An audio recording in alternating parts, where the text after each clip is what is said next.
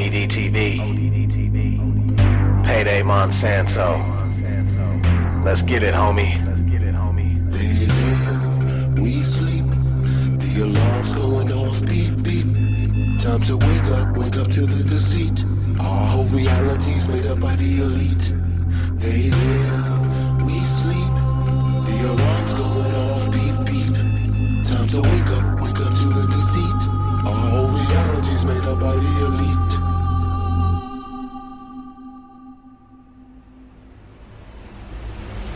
They live, we sleep. The alarm's going off, beep, beep. Time to wake up to the deceit. Our whole reality's made up by the elite. They live, we sleep. The alarm's going off, beep, beep. Time to wake up to the deceit. Our whole reality's made up by the elite. I came here to kick some ass just like Roddy Piper. These motherfuckers that walk among us, they got me hyper. But don't be chewing that bubble gum, it's got aspartame. It's a chemical directly targeted at your brain, just like the fluoride that they put in the water supply and all the geoengineering we got in the sky. I'm trying to tell you, and I hope that you're hearing me clearly, this ain't no bullshit speculation conspiracy theory. They live and they're controlling every move you make, from the apartment that you live in to the juice you drink. They give you television to help you ignore this prison while feeding you genetically modified organisms. They want us like the Walking Dead, just obey and consume. Don't worry about anything, keep awaiting your doom. To all my warriors out there, this is indeed my call. It's time to put a fucking end to this elite cabal. They live, we sleep. The alarm's going off, beep, beep. Time to wake up to the deceit. Our whole reality's made up by the elite. They live, we sleep. The alarm's going off, beep, beep. Time to wake up to the deceit. Our whole reality's made up by the elite.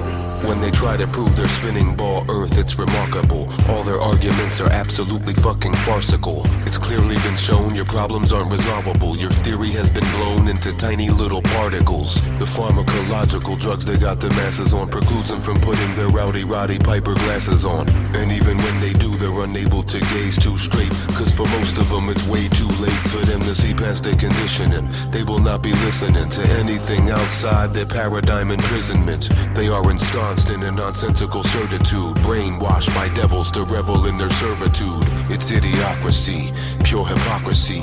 Waking these dummies up, it used to mean a lot to me, but nowadays I wanna tip their canoes, and as they drown, tell them this is what you get when you snooze. They live, we sleep. The alarm's going off, beep, beep. Time to wake up to the deceit. Our whole reality's made up by the elite. They live, we sleep. The alarm's going off, beep, beep. Time to wake up to the deceit. Our whole reality's made up by the elite.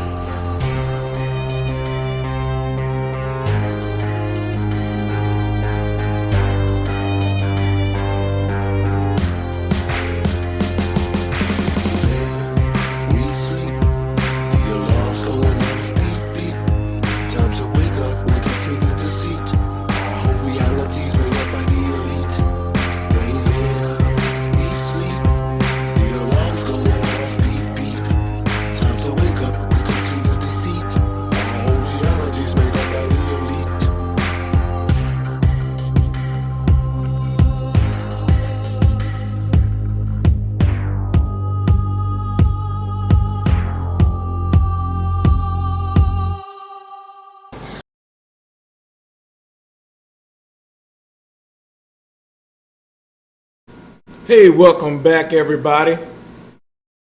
I got a very special show for you today. Something I've been wanting to do for the longest. This is when I'm at my best.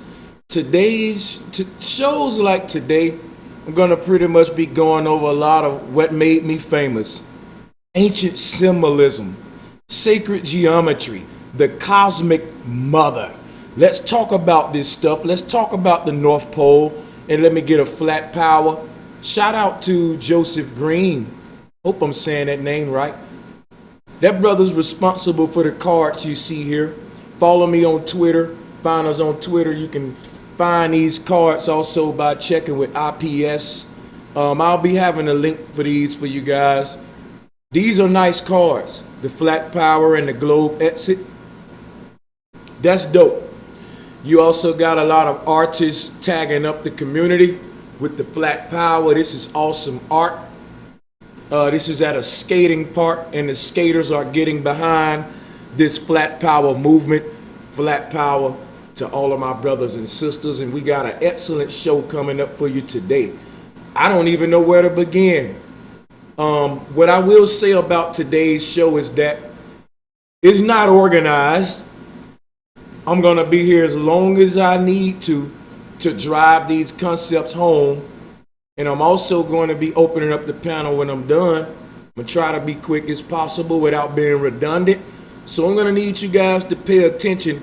We're going to be dealing with the moon. We're going to be dealing with eclipses, what's called the black hole sun and its symbolism, and how and why it's being hidden. It's a few of my beliefs about this black hole sun, and also why it's important.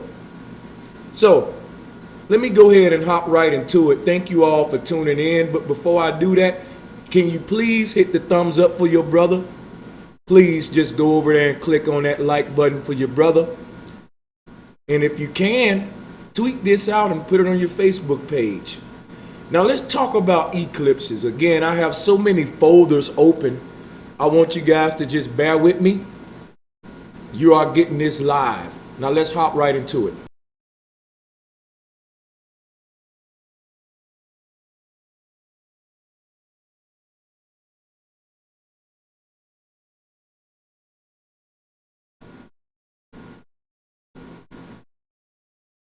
So, give me just a second here. Let me explain something to you guys before we get deep into this. And before we get deep into this, let me also give a big shout out to my brother Copastatic. My brother says the truth is spreading. Thank you, Bro Sanchez, for everything that you do. That just warmed my heart up and gave me a boost of encouragement. We about to have a good show today. Thank you, my brother Copastatic, for that donation.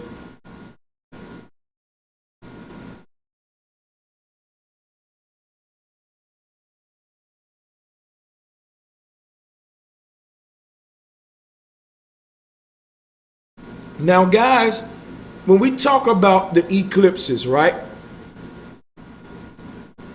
I think it is important for us to understand the etymology of the word eclipse.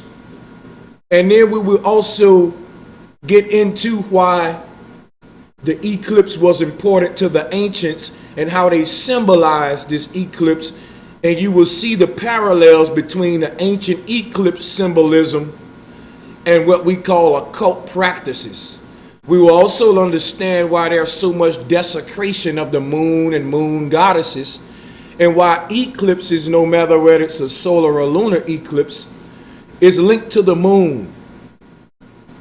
Now, in the Western world, what's supposedly responsible for eclipses or plays a role in eclipses is what's called the lunar nodes.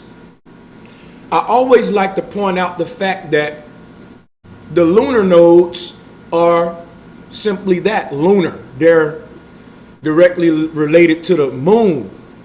So whatever causes the eclipses between the sun or moon is related to the moon. That's where it get interesting, because the moon was always said to be the mother. We say that the world is backwards, but they tell you that the sun gave birth to everything there is, that the sun gave birth to the moon. But if the world is backwards, then we understand that when you look into a little bit ancient cosmology and moon reverence, you will see that in so many ways the moon gave birth to the sun. So it's the darkness that predates all, and the moon is the representative of that. That darkness was called the cosmic womb and was personified as a feminine deity. Just like you see in this collage with the goddess Lilith, who represent this black moon or this black sun, this black object that's mysterious that we just today lack so much knowledge of. But It plays a role in our spirituality. It plays a role. It's the missing link to a lot of things in our life and our reality that we're disconnected from. They're giving us a synthetic cosmology, also a synthetic spirituality. Synthetic spirituality is called religion. So what's true spirituality? The magical part of the spirit is directly tied into what we're going to be talking about today, this black moon or this black sun, this black being that's neither the sun nor the moon, but as spoken by the ancestors, the mother of them both. So we are living in a triple star system. What I mean is we are on an infinite plane called Earth, but there is more than the sun and moon above you. There's another object called the black sun or black moon that we're not being taught about. And this is the parent of the sun and moon, according to the ancients.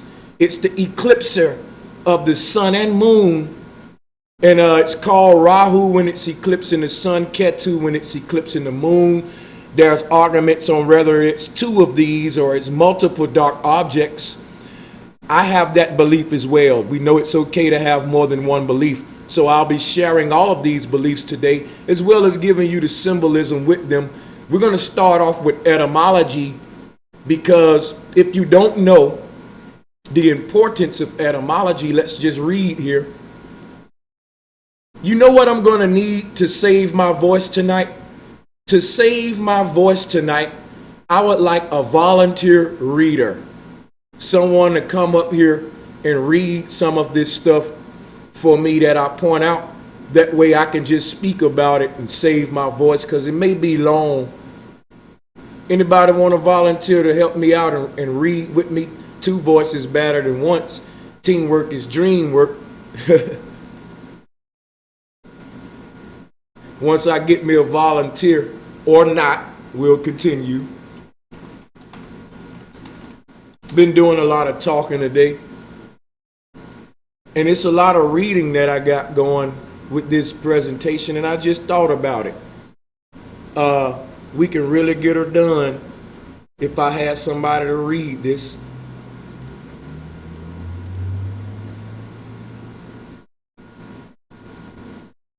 Hey, that's okay, J. Alex. We'll get someone. I thank you for volunteering. Hey, I'll just read it myself. How about that? It's all good. So I'm going to go hard tonight. Let me start off with the etymology of eclipse here. So when we talk etymologies, I want you to read to this one line. Pay attention to this one line. Etymologies are not definitions. They're explanations of what our words meant and how they sounded 600 or 2,000 years ago. This is one definition of what etymology is. When we talk about sound, we're talking about atoms. When we talk about etymology, we're talking about atomology. This is when we go into the sound of the word and go back to the root essence of how it was originally conceived at its first beginning. We understand that the ancestors had a pictorial symbolic form of writing, and that the sounds associated with the picture actually became words. And that's the whole spelling trick, which separates you from the truth about what everything means today. So when you get tied up into the words, especially the definitions, it's not you who's defining your reality. It's Webster or some other power. Etymology takes you back to the original origin of the word. With that being said, let's look at the etymology of eclipse. And if I get anyone in the chat room that wants to get up here and help read, let yourself be known and we'll get you up here to help your brother out. And we can do this thing together. If not, it's just going to take me a little longer.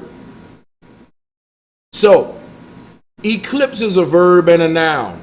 The late 13th century, meaning to cause an eclipse of. From Old French eclipser, from eclipse the noun. Figurative use from 1570s, also in Middle English, in intransitive sense, to suffer an eclipse, now obsolete, related, eclipsed, or eclipsing. Now, let's look at the noun. Okay, from Old French eclipse, eclipse, darkness. From Latin, eclipsis. From Greek, eclipses. An eclipse, an abandonment. Literally a failing, forsaking. From eclipine, to forsake a usual place. Fail, to appear, be eclipsed. So we understand that when we say fail, we're dealing with a negative etymology of this word, because we're coming from, again, when we do any research, understand that the people that's giving you this is going to desecrate this stuff, all right? And they're going to associate it with negativity, because this is what we've been taught to do. I teach this all the time about how the feminine was desecrated in the Garden of Eden and how all of this knowledge got desecrated. The divine feminine is also the energy behind the eclipse and is represented as this dark object, again, this sacred womb. And to get a more understanding of how this symbolism relates to the feminine, let's check out this. Now, when you Google Kemet black sun beetle, this is what you'll find. There's a lot going on this search. We're just going to deal with a couple of these at a time. Right now, we're going to deal with this particular picture right here. Now, this is the sky goddess Nut, very famous in Kemetic cosmology. We know that in most ancient cosmology, you have a flat plane with the sky goddess enclosing the life upon that plane, giving you the cosmic egg as spoke of by many ancients. We'll be looking at some pictures of those as well. Most of us familiar with that. So just so we stay on subject here, how about we go ahead and we pull that up. Let's pull up Nut and Geb, or just Kemetic cosmology. And the reason for that is so we can refer to this while we look at this symbolism. I'm gonna give y'all a lot of good stuff today, gonna blow your mind. Let me also say that, not to toot my horn or nothing, but when you search Kemetic cosmology, I am the #1 search. And that's because I coined the phrase Kemetic cosmology. A lot of people don't know that. Again, a lot of people don't know exactly who Bro Sanchez is and exactly my work and what I've done. So again, there was no phrase called Kemetic cosmology prior to Brother Sanchez. So if you want to know why I'm so important, hey, there go another reason. I actually created this phrase called Kemetic cosmology because I was the first one to search these words. Well, I'm not the first one. I'm just the first one to really make it public. But basically, when I searched these words, I had nothing but vague images. And till I started making the videos, doing the research, there was really nothing you can search and get out of the phrase Kemetic cosmology. You would have to search Nut and Geb or Egyptian cosmos. So that's the deception. When they get you to search for Egyptian cosmos, there's a lot of deception in terminology. I narrowed it down by saying Kemetic cosmology, and it encompasses so much. And you notice that if you Google that word, Google that term, Kemetic cosmology, it'll take you to those videos where I broke the groundwork for what I'm about to show you today. The first couple of videos talking about Nut is what you would get from that search. And I went on to go into the black hole. Now, when we talk about a black hole, we're basically talking about this black object that's responsible for eclipsing the sun and moon. But the concept of a black hole is given to you by NASA heliocentrists, who are hiding the fact of this other object. So they give you black hole to give you something familiar with this, because this science resonates with us. What we're calling a black hole in the heliocentric cosmology is really what the ancients call the mother goddess, or the divine womb. Now, I said all that to say this. When you look at this picture of Nut carved on the ancient Egyptian walls, what you would see is in one hand the sun and the other hand the moon. You say, Brother Sanchez, who messed the picture up? Somebody carved the moon out. Yep, Egypt was ran by sun worshippers after a certain point, and they desecrated all of the teachings behind the moon, which is the mother who brings in the night, or the Nut. You see, it was taught in Vedic cosmology that the moon is the head of the night, and that the stars was her tail or trail. So in other words, the moon leads in the night, dragging her star trail behind her. And the word dragging became dragon. And this goddess who brings in the night, or this goddess named Nut, became the devil, the great dragon. I want y'all to pay attention to what I'm telling you here today. That great dragon is what you see here. That is the serpent that eats its own tail in some cultures. Also, you will see this story of, damn it, I forgot the names of these dragons. This is a ancient Europe story similar to Rahu and Ketu, but it doesn't predate Rahu and Ketu. We know that Rahu and Ketu are the Vedic lunar nodes. And like I said, there's arguments on whether it's one object or two of these objects, because these things just seem to appear out of nowhere, causing eclipses. So whatever it is, it's very mysterious.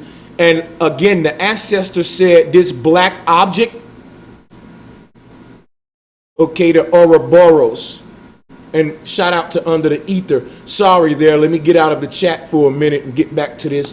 I will be going back to the chat, but let me stay on subject here. Pay attention to the picture in front of you. Lock it in your head. We're going to flip back to it. But first, let's go back to our goddess. Let's go back to our goddess.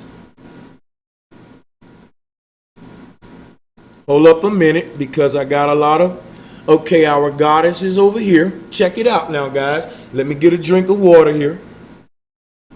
Let me quit lying saying a drink of water. That's really a drink of coffee. Now let's get back with this video. I want you guys to pay attention. This is the goddess Nut on this picture. She's always depicted black, the color of the night sky that she represents.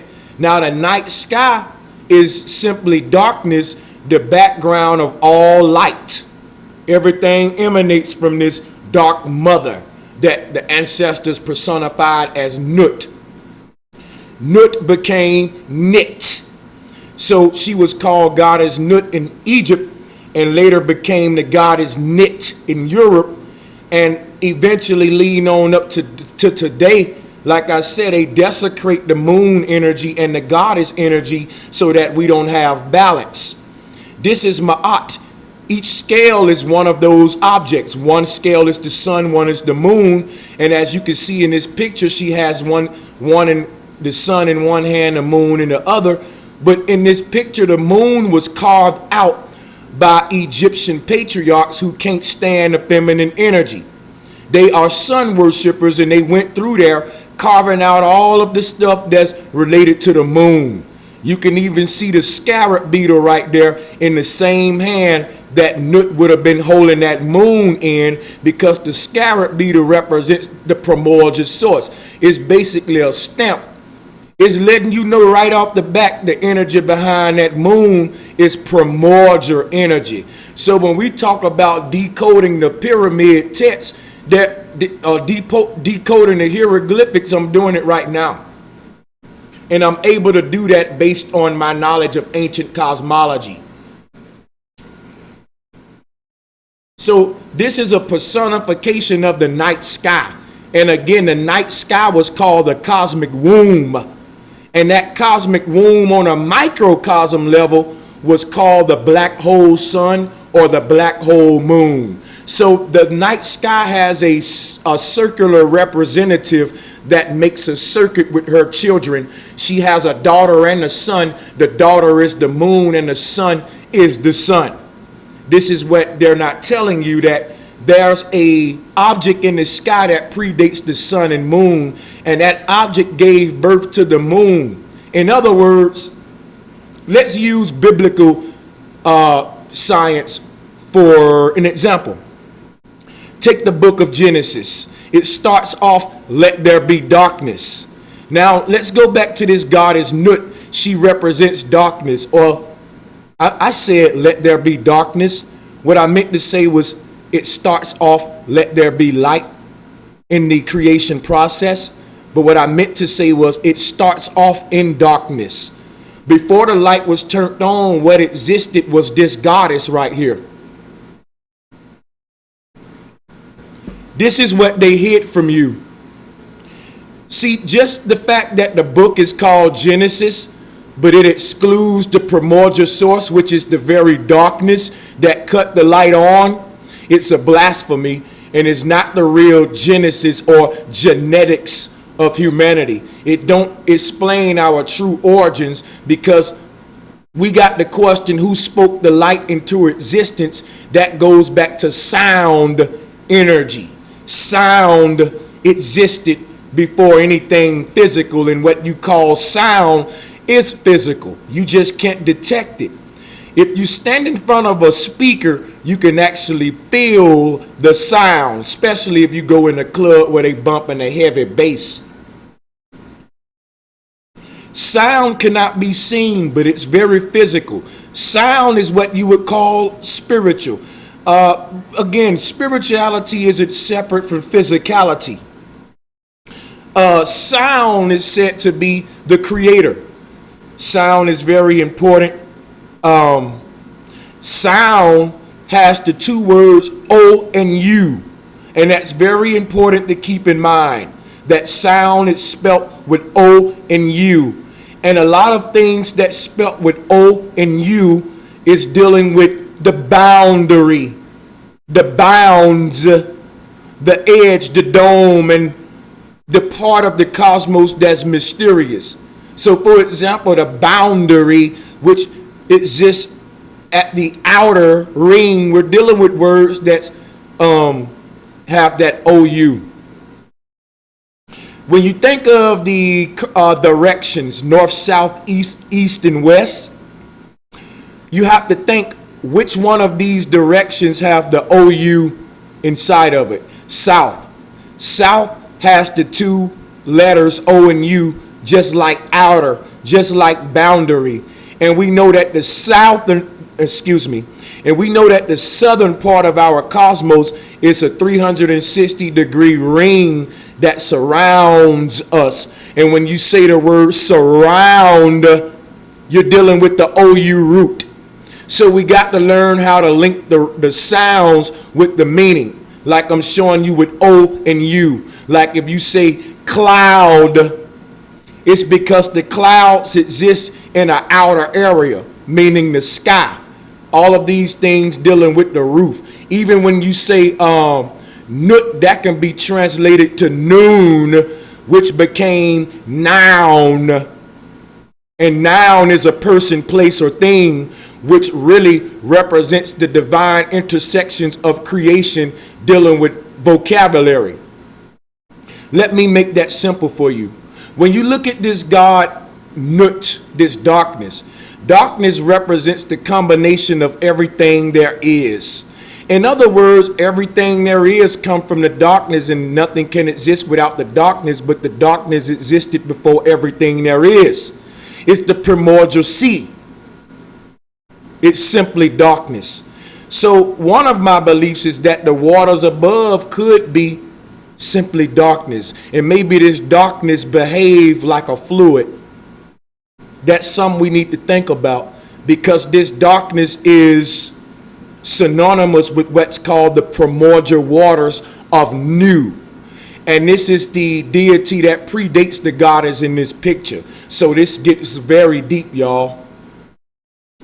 In other words, to simplify everything, what I'm saying, everything originates from the stuff behind your eyelids that you must tap into every night during sleep. Now, I can get more into the OU root and how it relates to this thing, but I did a good job of showing you how the OU is related to outer. For example, you have a mouth because it's on the outside of the face. For example, a dog have a snout because it extends outward. So things dealing with outer has that OU. But now I'm just giving you so much in one video to show you how words tie into symbols and sound, which has the OU root as well, because sound existed in outside of infinity. There is no outside of infinity. But what we're saying here is the creator of it all would be perceived as what we would say outside, but there's really no outside. In other words,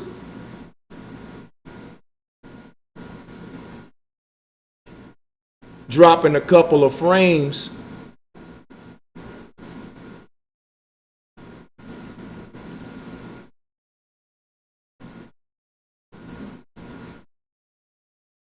bear with me, guys. I'm dropping a couple of frames. Let me make a couple of adjustments.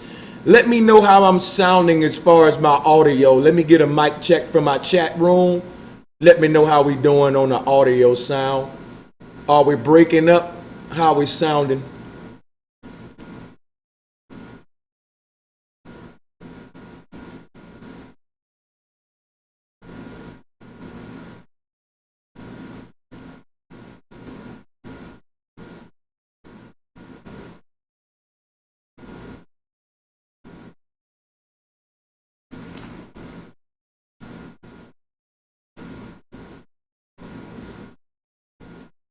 Okay, I'm gonna make a few adjustments and hoping we could get the stream back the way it needs to be. So give me a minute to troubleshoot and I'll be right back with some more of this knowledge. Thanks for bearing with me. Please hit the like button.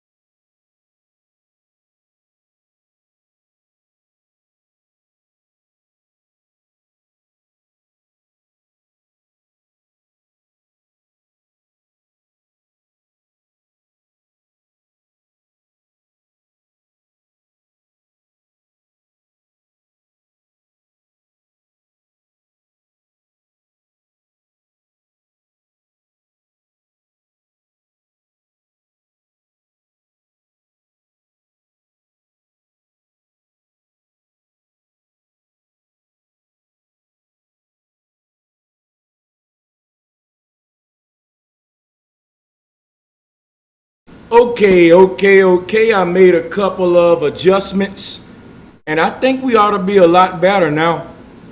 Every now and then I have to stop and troubleshoot because the signal is just not consistent.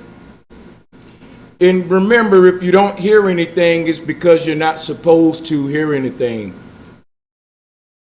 I just said I'm muting the mic to troubleshoot a minute.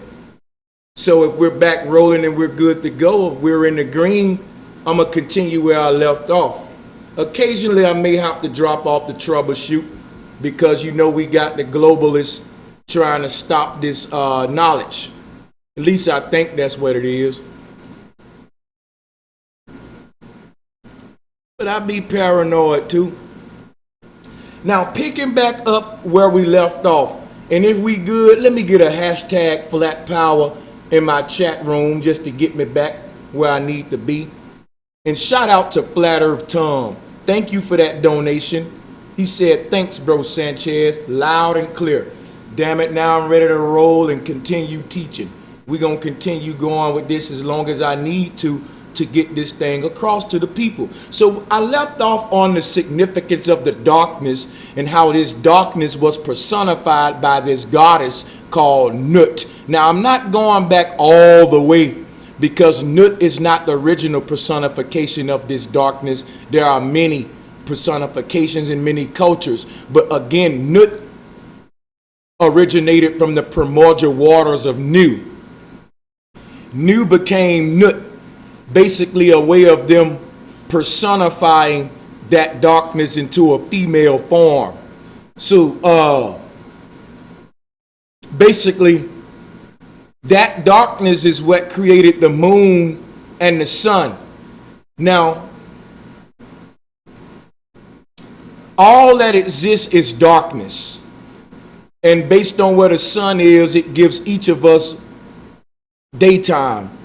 But the darkness predated the sun. And what I'm saying here is this is why you see this female deity portrayed black, representing that darkness, the night sky. Again, night used to be Nut. The ancestors didn't have words that did not personify. When we talk about personification, it's very beautiful. This is the way the ancestors spoke. This is the way they passed down their scientific concepts in science.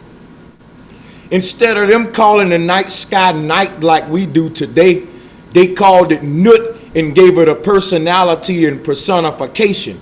So they didn't exclude a supreme being from their science like we do today.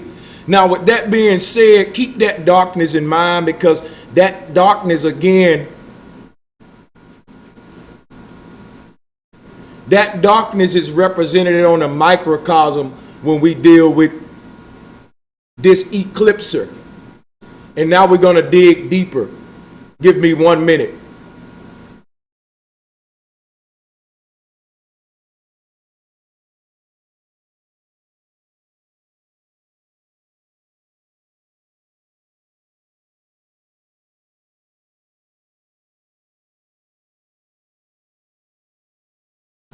All right, so now that we understand the significance of this darkness, let's check out some more images, because this darkness is also, so when you look at Nut, she's also a scarab beetle. The scarab beetle is the queen bee.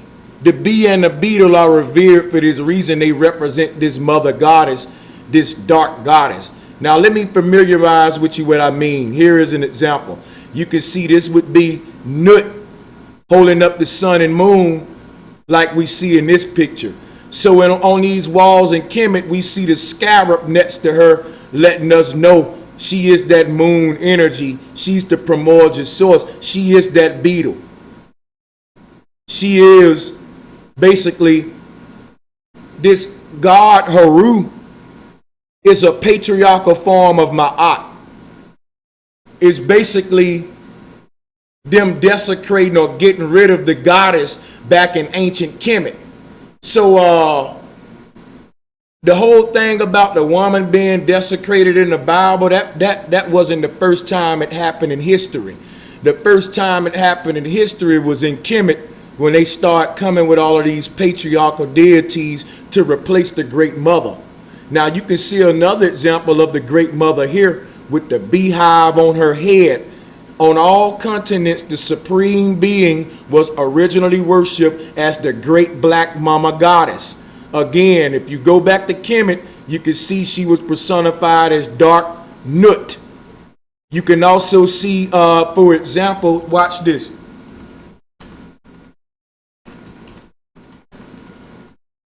Watch this, hold on. You see in this picture here, the Pope representing the Black Madonna. Again, that black mother has nothing to do with race. It's a personification of the night sky, darkness, okay? So we can see how this concept was stolen throughout time. And we can see the dark mother here. Sky goddess Nut, that anytime you see the female, what's called a Madonna. And oh man, hold on, let's get back to our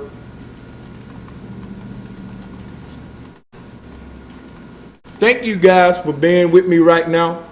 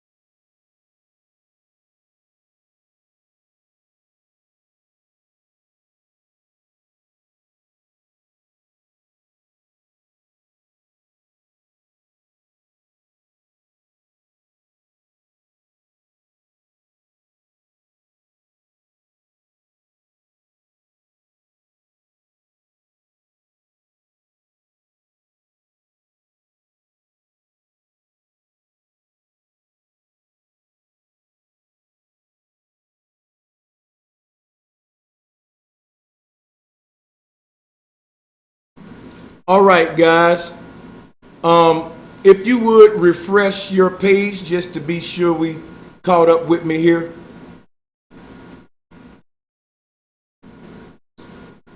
Every now and then I got to troubleshoot because for some reason I'm dropping out. My internet service provider is clearly playing a game with me because I'm a flat earther. Flat power, we're going to continue this thing and hop right back into it. So, again, everyone worship this divine feminine darkness energy where all come from. And whatever this energy is behind the night sky, this darkness, it appears in a circular form, just like the sun and moon causing eclipses. Now, the sun and moon are the same size, but they're different light sources. They are polarities. But what they both have in common is they both have eclipses. So, and during this time, they actually transform completely into this dark object before they go back to themselves. And it's kind of like a renewal, sort of like you blinking keeps your eyes moist.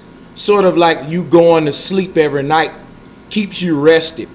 The sun and moon have to blink or take a breath, for lack of better words, and that would be represented as an eclipse. And it's a renewal, time of renewal, like a snake shedding its skin.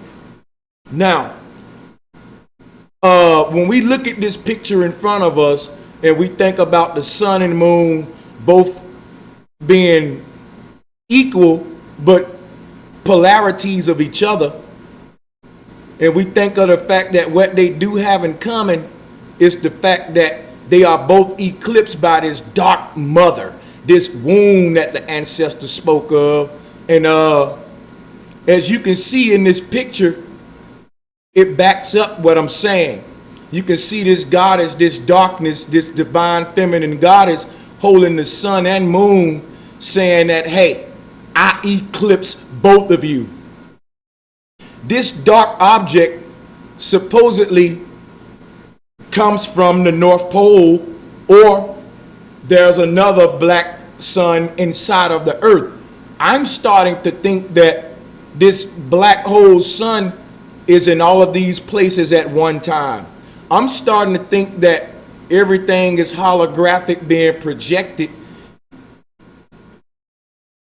and that it's very possible that this object can be in all of these places at one time, and I'll explain that deeper. But it's a mysterious object I'm still looking into. And when I dig deeper on what the ancestors, how the ancestors spoke of this object, it gets very interesting. So I just wanted to point this out, that it's personified that way, also personified as the great black mama goddess. Now, you guys can start researching these Venus figurines to understand how all of this tie into that. But the whole concept of fertility and the concept of the beehive originating from this darkness, which became Ma'at, because the balancing of the scales would be the sun and moon.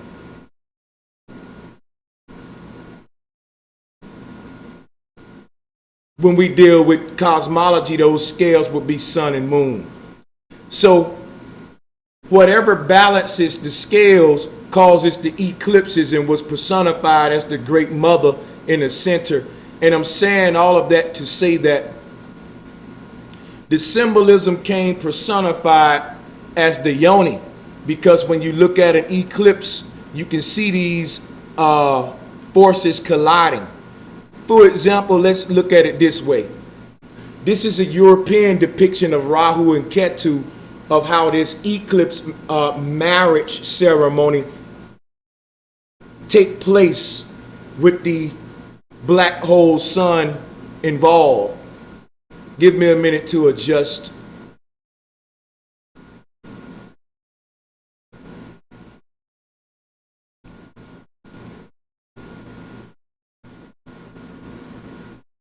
So the picture that you're looking at now, again, it's another version of Rahu and Ketu in an ancient Europe culture, I believe. And you can see that these two dragon heads are opposing each other. One is facing toward the sun and one is representing the moon. All right, but at the bottom, you can see that black hole sun. At the bottom, you can see they're foundated, they're resting, they're standing on that black disk. That would be Nut. So in the first picture, you see the sun and moon being balanced by the black goddess, the night goddess, the Nut goddess. She's that black hole sun. Here it is on an ancient map right here. This black object is associated with the moon, and I'll be explaining why that association is there in the future. Just want to stay brief here. Now you can see here that in this map in the middle, you have the sun and moon. Also, you have that black object that I'm speaking about. Now, yes, there's other land beyond the ice ring, and there's a second sun beyond the ring, and there's another object that is accompanying that second moon, and that's a black object. Again, we don't know whether it's two of them. We don't know whether it's one of them that's projecting itself in all of these locations, because that's very possible. That also sheds light on the multiverse theory. There can be so many things. Oh, let me just say hello to Mark Sargent. Just noticed that Mark Sargent joined us, and Mark Sargent is in the chat section. I make all of my big channels that I learn from moderators so I can identify when they join in. Shout out to the one and only Mark Sargent. Make sure you guys subscribe to Mark Sargent. If you ask me, a modern pioneer of this great community. Now, guys, this black object has been seen in a lot of ancient art. And what I'm telling you is our elites are not telling us that there's a third object besides the sun and moon that's responsible for them both. And we see this object when eclipses occur. And again, if you see this map, you see that this object is often depicted traveling with the moon. That's where you get the term lunar modes. When we talk about Western astronomy dealing with eclipses in the Western world, they call this black object, these two black objects, the lunar nodes. And on this ancient map, we can see these two black objects travel with the moon. So we can see they're not just naming it that for no reason, that they're actually in alignment with Vedic astronomy and a lot of ancient astronomy. But when they give you the lunar nodes, they exclude a lot of the ancient concepts from this thing. So that's why they rename it and re-give it to you as the lunar nodes with a different science to hide the great mother. So let me take this map away now that we got that. That black spot, that black object is representative of this dark goddess right here. Okay? So you got sun, moon, and black object. Instead of saying black object, let's just call it the black mother goddess or the North Pole. In other words, the sun and moon is making a circuit around the North Pole, and this object that's responsible for spinning them around was personified as this goddess. So not only is she's a personification of the night sky above, she's a personification of the North Pole. This central energy, this energy that we find every time we look inward and every time we look outward, was personified as this dark mother. It's very deep when you think about it, because when you close your eyes, you see darkness. And when you open your eyes, you see darkness looking out at the night sky. So to go within is to go without. When you study something about the earth, you studying something about the human. And when you study something about the human, you study something about the earth, because it's essentially one thing. Nothing is separate in this reality. Everything is connected. Everything is everything. And the force that connects it all is simply darkness, the primordial sea. It's this force called darkness. Darkness is not a color. Okay, black is a color, but darkness is a force. Take the movie Star Wars, for example. If you look at the movie Star Wars, what gave birth to the light? Think about it. Luke Skywalker represents the light, but his father, the one that gave birth to him, was the darkness, Darth Vader. Darth Vader is really the narrator of the whole Star Wars series, is centered around the Death Star and Darth Vader. But you know, in the movies, they got to make that the bad guy, because the feminine energy is always associated with the bad guy for desecration and for subconscious programming.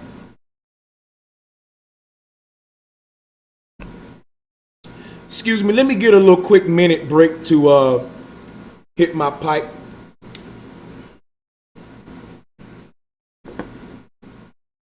So darkness is desecrated. When you were young, you had shows called Are You Afraid of the Dark? And think the whole stigma about being afraid of the dark, and you shouldn't meditate, because to meditate is to mediate. It's to speak to that dark feminine energy that created us all. Today they want you to be in fear of it. Now when eclipses happen, there are cosmological alignments taking place visibly, invisibly, which presents themselves visibly in the form of an eclipse. And during this time, when these alignments are happening, where all of these energies are intersecting, portals are opening. And when they speak of black holes and heliocentric cosmology, they speak of them very spooky. Again, they want this stuff to be desecrated. They want to put you in fear of it. Now, the black hole they give you in heliocentrism is really this black hole we see during eclipses. Let's show a picture of it. A lot of people say that the real sun is black. We do know that there's a black hole at the center of the sun, and that there's a black object that was said to accompany the moon like a bride. Marriages are a form of Rahu and Ketu, being that the man represents Rahu and a woman represents Ketu, sun and moon. But you can see The tail of the wedding dress is actually the star trail that the moon drags in. Again, it's the dragon. And when I say the dragon, it goes back to this picture here. It's the serpent that was wrapped around the tree. And you can see those dragons' neck are wrapped. It's wrapped around, showing you that marriage that you see during a wedding. The man and woman represents Rahu and Ketu. And to understand why I say that, you will have to catch up on my black hole videos. I'll touch on that briefly before we shut down. Again, the sun and moon emanates from this black object what this dragon sits on. The dragon is a personification of this black disk that eclipses both sun and moon, the parent of them both, representative of the dragon or Satan wrapped around the tree of life, the one that was desecrated. Again, and you can see the parallels here in this picture. On one side you would have Adam, on the other side you would have Eve being the moon, and you would have that serpent wrapped around that tree, which is the necks of those dragons wrapping each other, showing you the marriage between that polarity, but emanating from a primordial source that created this duality and balances the scales.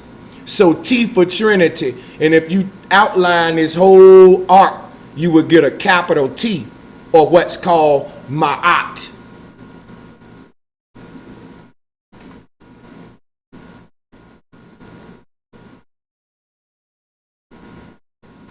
So T for truth, T for cosmology, T for tree, and a T shapes like a tree.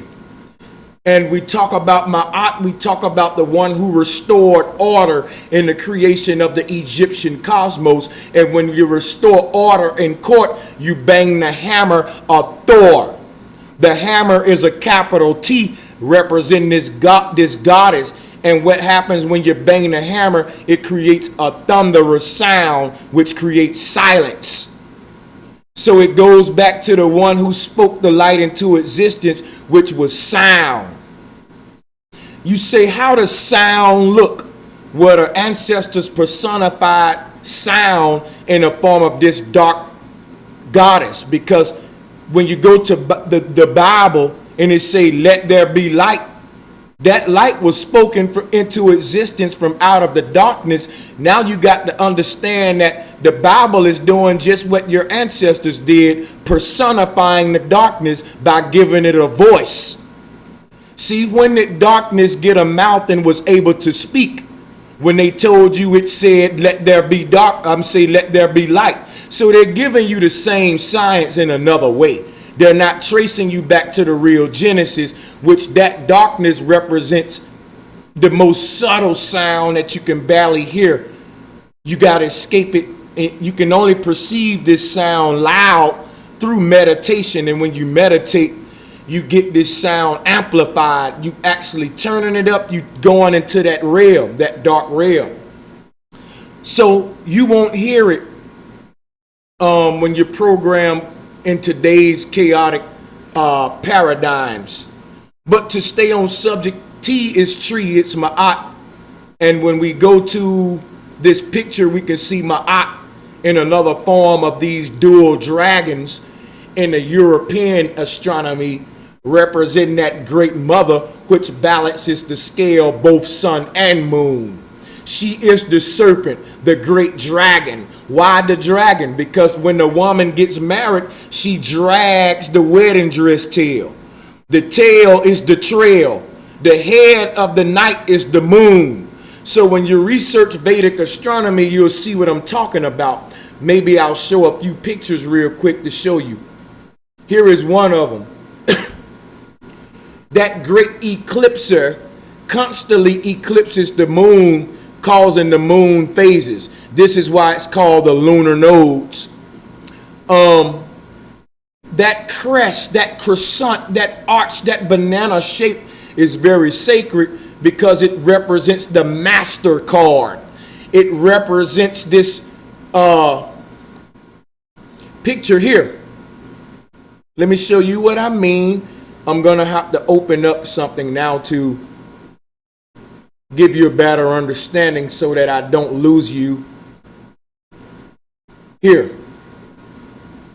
You notice that you just saw a picture with one dragon facing left for the sun, one dragon facing right for the moon, and in the middle was that black object that exists because of their marriage, predated them, and is always reminded of that primordial source when you look at the sun and moon. When they eclipse each other, they also reveal that black object that gave birth to them both. Just like when red merges with yellow, it creates orange. When two things marry themselves, you get something new. And this is why the eclipses are associated with renewal and doing rituals for renewal, like a snake shedding its skin. So someone said the Vesica Pisces is another example of this, and they are exactly right. This is the Vesica Pisces, and it's strange that they call this the master card. Now, I did the etymology of the word master. You take the word ma, which is dealing with the goddess, and the word stir. All right, that's dealing with a number of things, including the steeple and a lot of things. I don't want to get deep into the etymology of master and get off subject of why I put this up.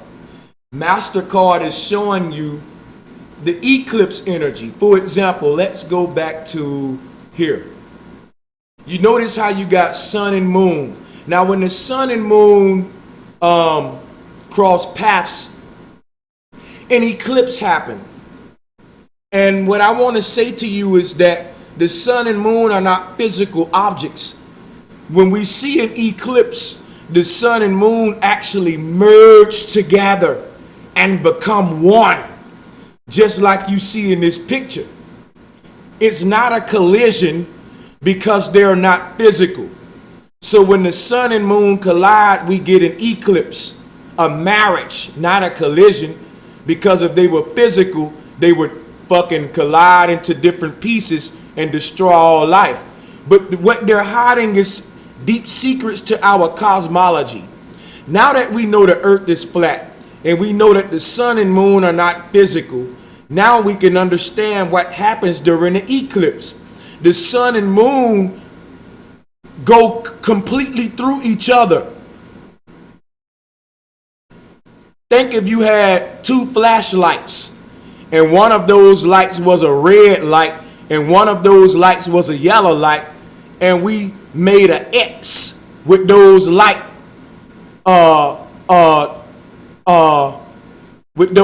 rays. Think if you had a yellow flashlight and a red flashlight and you made an X with the light rays, where they collide or where they marry themselves, the color would turn orange, because red light plus yellow light will create orange light. Now think about that experiment and realize that the light is not colliding, because light is a spiritual, for lack of better words, let's not say spiritual. Let's say light is a less dense substance. We all have light bodies. I'm showing you what happens with the sun and moon. They are light bodies. And when these two light bodies marry each other, they create a new color. And I'm saying this for lack of better words. They don't create a new color. They actually reveal the source behind them both. Okay? Just like red light and yellow light would reveal orange light, sun and moon would reveal astral light, or the most primordial source of any form of light would be darkness. Since we are taught that darkness is the absence of light, we're confusing this stuff. Darkness shouldn't be said as the absence of light. Darkness is the creator of light, the absorber of light, the one that light can't escape, because light was created by this primordial source. So darkness is a form of light, but it's the most purest form of light. You can't even, I mean, it's almost like it's inexplicable. That's why it's called a black hole. That's why when they speak about black holes in heliocentric cosmology, they tell you that they can't explain it. This is where you lack the words to explain infinity, and you lack the paper to write out what infinity would look like. You lack any explanation to define this great primordial sea called darkness. It is what it is, or I am what I am. It's the one who cut the light on. Zero represents mystery, represents X, this divine feminine source, which was personified by Ma'at, or the great mother goddess, which balances sun and moon, because all things emanates from darkness. So take a minute and ponder deeply on everything being said while I show you some more symbolism and parallels to this as it relates to as above, so below, microcosm, macrocosm. So Ma'at is also the womb. Again, that night sky, that darkness was called the divine womb on a macrocosm scale. And on a microcosm scale, Ma'at became the Ankh. The key of life is the tree of life. Okay, a key shapes just like a T or a Ma'at.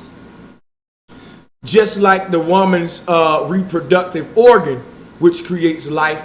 Again, this is the womb of all worlds. So when you go back to the MasterCard symbol, all right, for example, when you look at Lilith, she represents that one that's causing that crest. It's actually a force called darkness and can be personified as the lunar nodes on a microcosm. On a macrocosm, again, the night sky, the stuff behind your eyelids. And when you were inside of the womb of your mother, it was dark. All right? When you came out of that womb, it was symbolic to the darkness speaking the light into existence.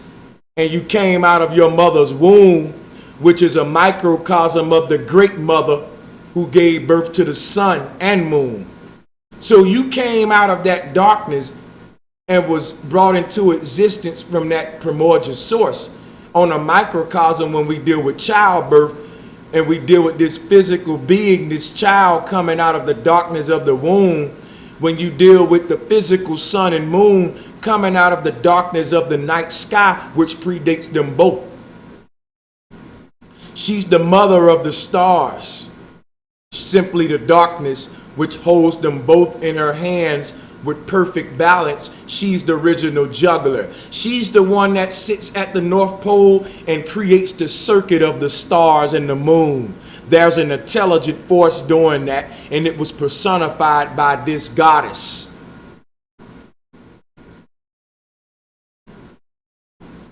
Now, we can't escape this darkness. We go to it every night when we sleep. You're going to go back to it in death. So think of your eyes like we think of the MasterCard symbol. Let me pull it back up.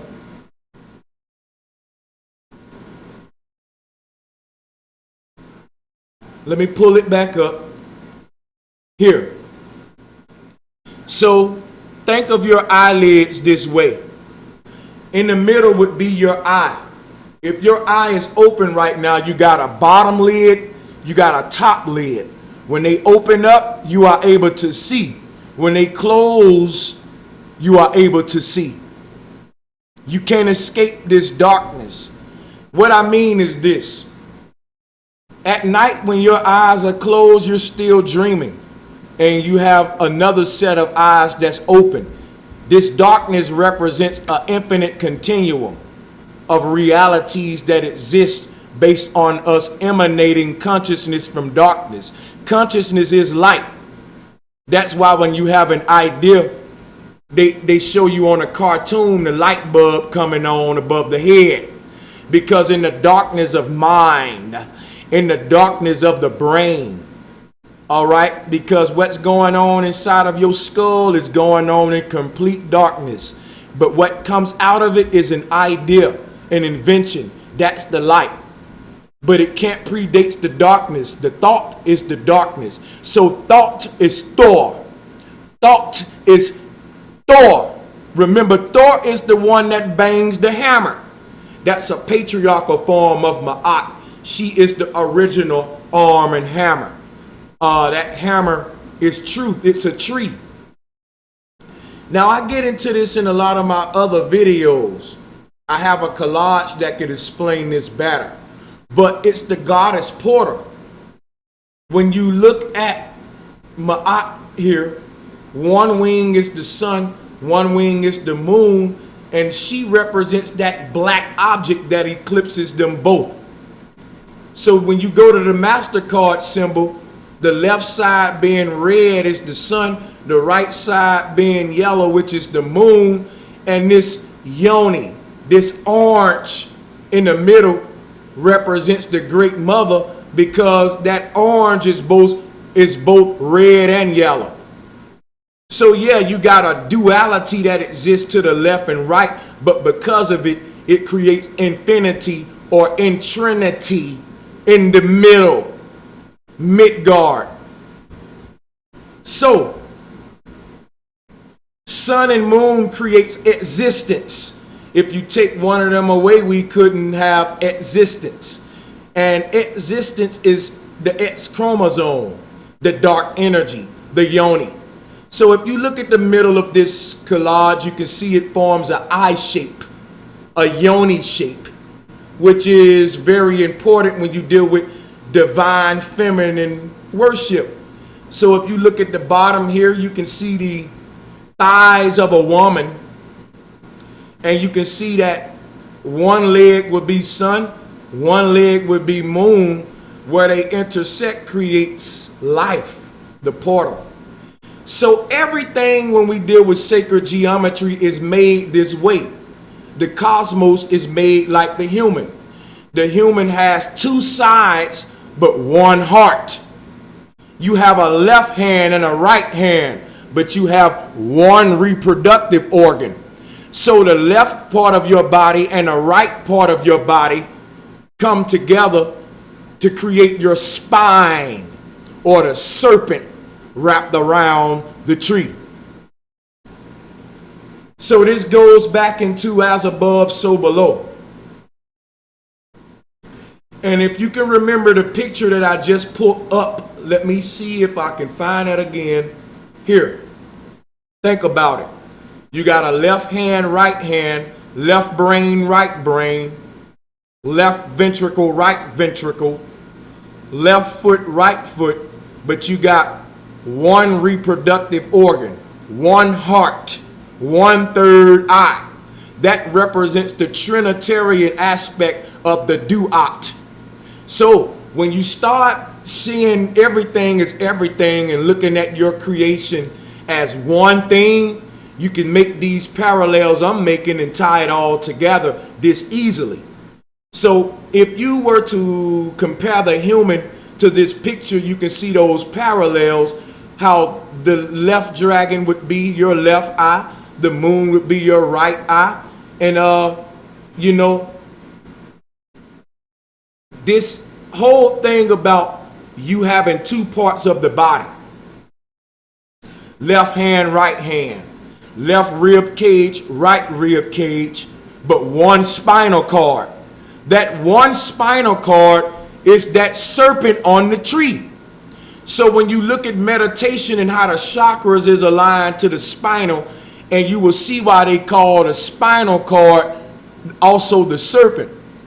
You will see that the spinal cord is connected to the brain stem, and that if I hit you in your spinal cord, I can paralyze your entire body, because your spinal cord is just your spinal cord is just an extension of the brain stem.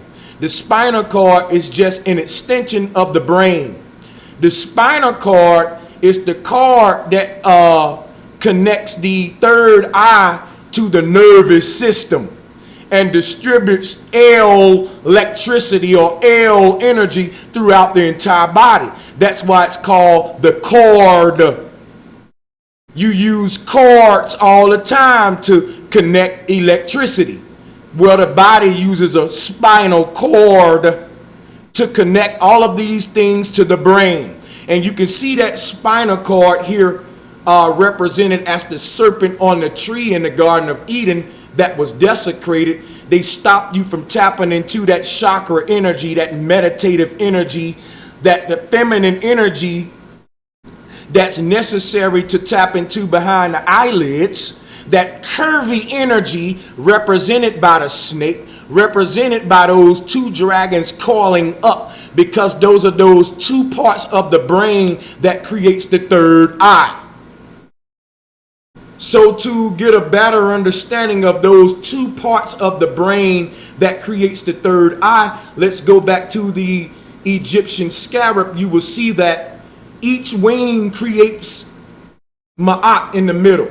Now this is a patriarchal version because we're dealing with Haru, but it's no different than Ma'at having sun and moon, and she being the black hole sun and moon that eclipses them both and accompanies the moon which sits above the sun.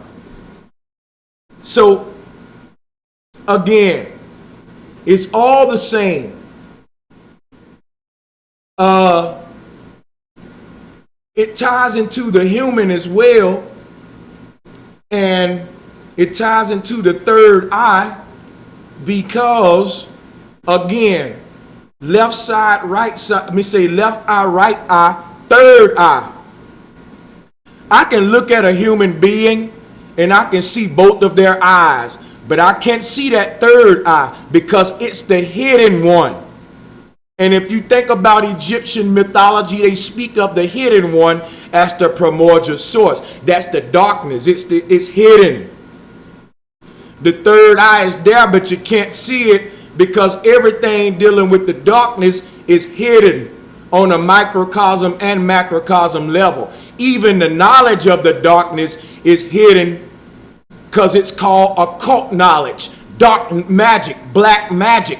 So it's really hidden on all levels, and you have to learn your way through the darkness in order to find your way out. X marks the spot. Where is X on this picture?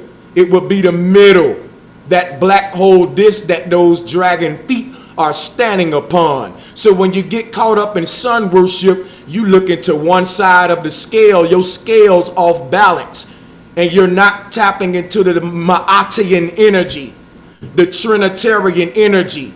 You're being victimized by the Hegelian dialectic. The people who define your reality based on these truths get you caught up into the polarity instead of the pole. The root word of polarity is pole, because both of these polarities come from the primordial source, which is the North Pole. In other words, what creates the circuit of the sun and moon is the magnetic energy at the pole. So you shouldn't be too concerned with sun worship or moon worship. You should tap into that dark energy at the pole that's responsible for creating the circuit of the sun and moon. Don't get caught up into the polarity. Understand the pole. The pole is the tree trunk, what the serpent is wrapped around, and in this image you can see that serpent is the neck of those dragons, and that pole is this black hole energy that balances both sun and moon, and that is Ma'at. Now back to the human experience. How does it relate to the human? Let's take Mama Kali for example. Remember when I told you that your left eye and your right eye is the polarity, but your third eye is the actual pole. So again, in this picture, you can see what I'm saying, that if you look at Mama Kali, you can see her left eye, right eye, and in the middle, her third eye is like a yoni. It's a football shape. It goes back to that divine feminine energy that we see in the MasterCard. You see the MasterCard company trying to tell you something. They trying to tell you what Brother Sanchez telling you here today, that the red and the yellow creates the orange, and the orange is the primordial source of the polarity, because it encompasses them both. All right, if you only got one, you ain't got them all. It's literally that simple. Nothing can predate the Great Mother, because darkness encompasses all things.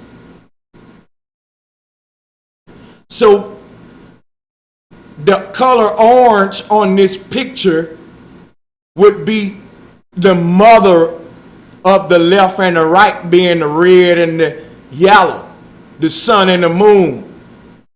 You say, in this picture, they didn't create the mother, they revealed the mother. Just like when we look at a real eclipse, again, the sun and moon is not physical. So when we see the sun align with the moon, and they tell you that they're in alignment, that the moon is closer than the sun, they're lying to you. All right, the sun is not 93 million miles away, and you're not seeing that perfect alignment based upon the sun being bigger than the moon and the distance create this perfect alignment. They're both equal size, and they're not physical. And every so often the sun and moon catch up with each other and they collide. But it's not a physical collision, so it's called an eclipse. And when you do the etymology of eclipse, you will see that it's an ancient word for marriage. And a marriage is not a collision. It's a union that creates something new. This is why eclipse energy is associated with renewal energy. So when the sun marries the moon, it exposes new. Remember, Nu is the mother goddess. Nu is Nut. N-U is how you spell new. N-E-W is how you spell something that's new.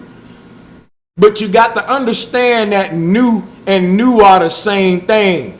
Every time an eclipse happens and they tell you that it's a time of renewal, it's a time for you to, like a snake shedding its skin. It's a consciousness renewal. It's a time of graduation in consciousness. Also, it's a time of Nu, the mother goddess, who makes all things new again. So the word Nu, N-E-W, comes from the goddess Nu, who makes all things new all the time. Every day is a new day based upon the one who spins the sun and moon and creates every day. Her name is Nu. And every day you get a new day. All right? And what I want you to do is interchange the words, because these days belong to and are being created by a deity that the ancestors call Nu. So when you say every day is a new day, you're saying so many things. You're saying it's a brand new day, but you also saying it belongs to the one who creates renewal energy, Nu. So it is a new day because the day belongs to the goddess. It's her day. It's Nu's day. But it's also a new day. So microcosm, macrocosm, as above, so below. The words we use have so many meanings, and I just gave you an example of that. So again, left eye, right eye, third eye, which balances the scales. If you can't see clear with your third eye, it don't matter what you seeing out of your left eye or your right eye, you will misinterpret your reality. Let me repeat what the hell I just said so you can soak it into your brain, brothers and sisters. If your third eye is not focused correctly and your third eye is out of whack, everything you see out of your two eyes will be distorted. So the third eye is the interpreter, the messenger, the one that balances left eye and right eye.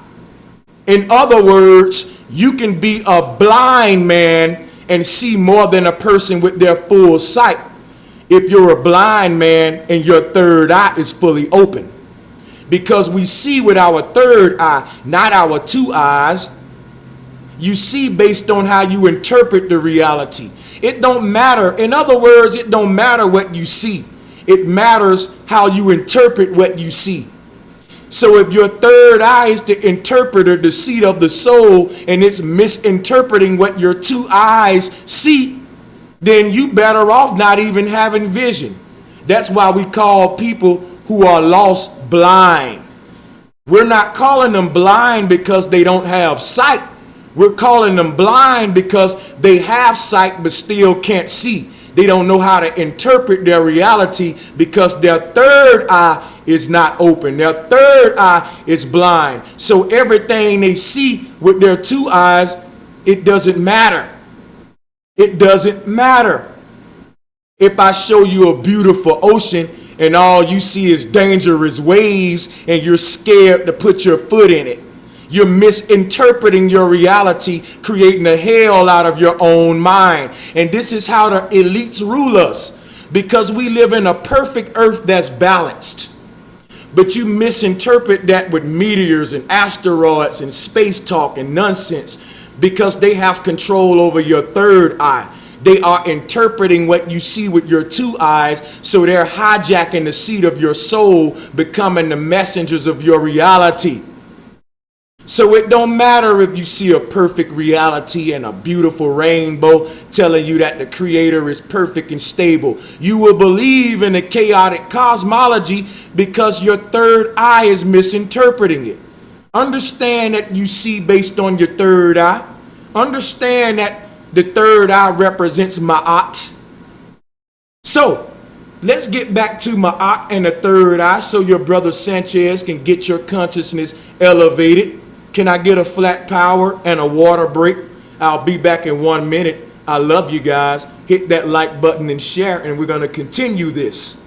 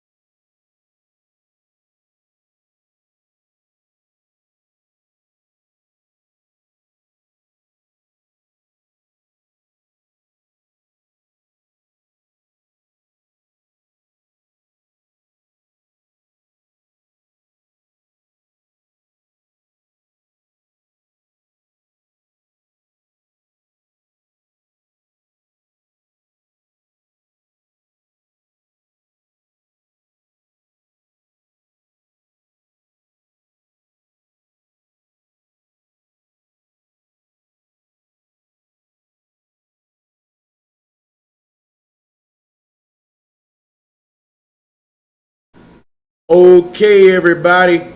I just want to say thank you for bearing with me. These presentations, you know, when you do them live, it's awesome.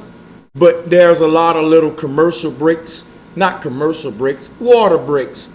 Because I'm only human, baby. Now let's get right back into it. I was talking about how this relates to the human body. How microcosm, macrocosm, we're made like the cosmos, and eclipses remind us of this biology.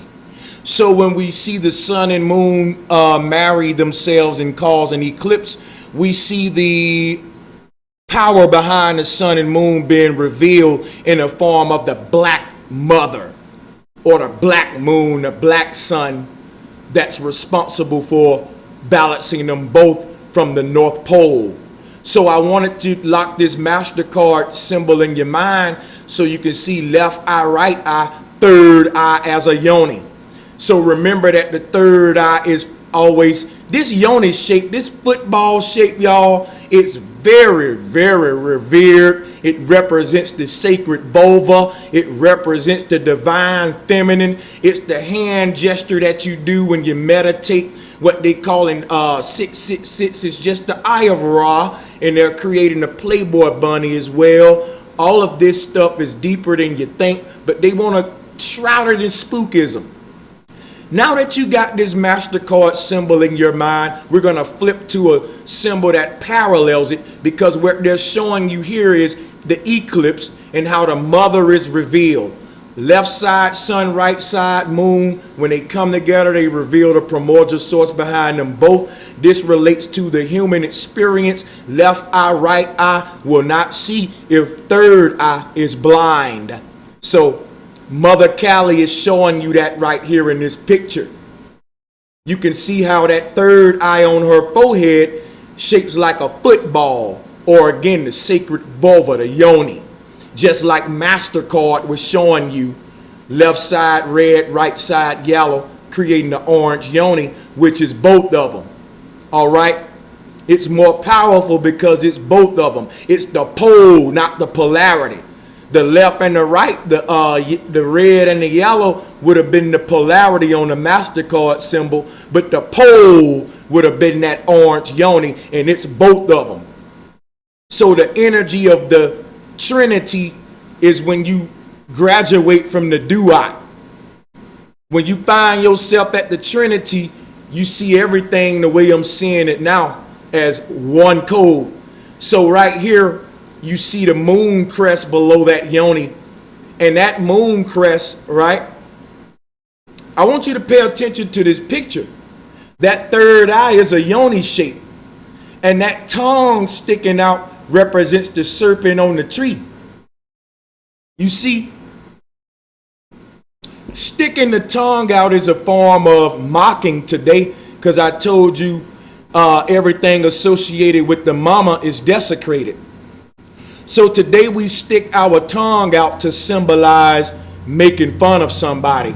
But back in the ancient day, when you stuck your tongue out, it was to scream.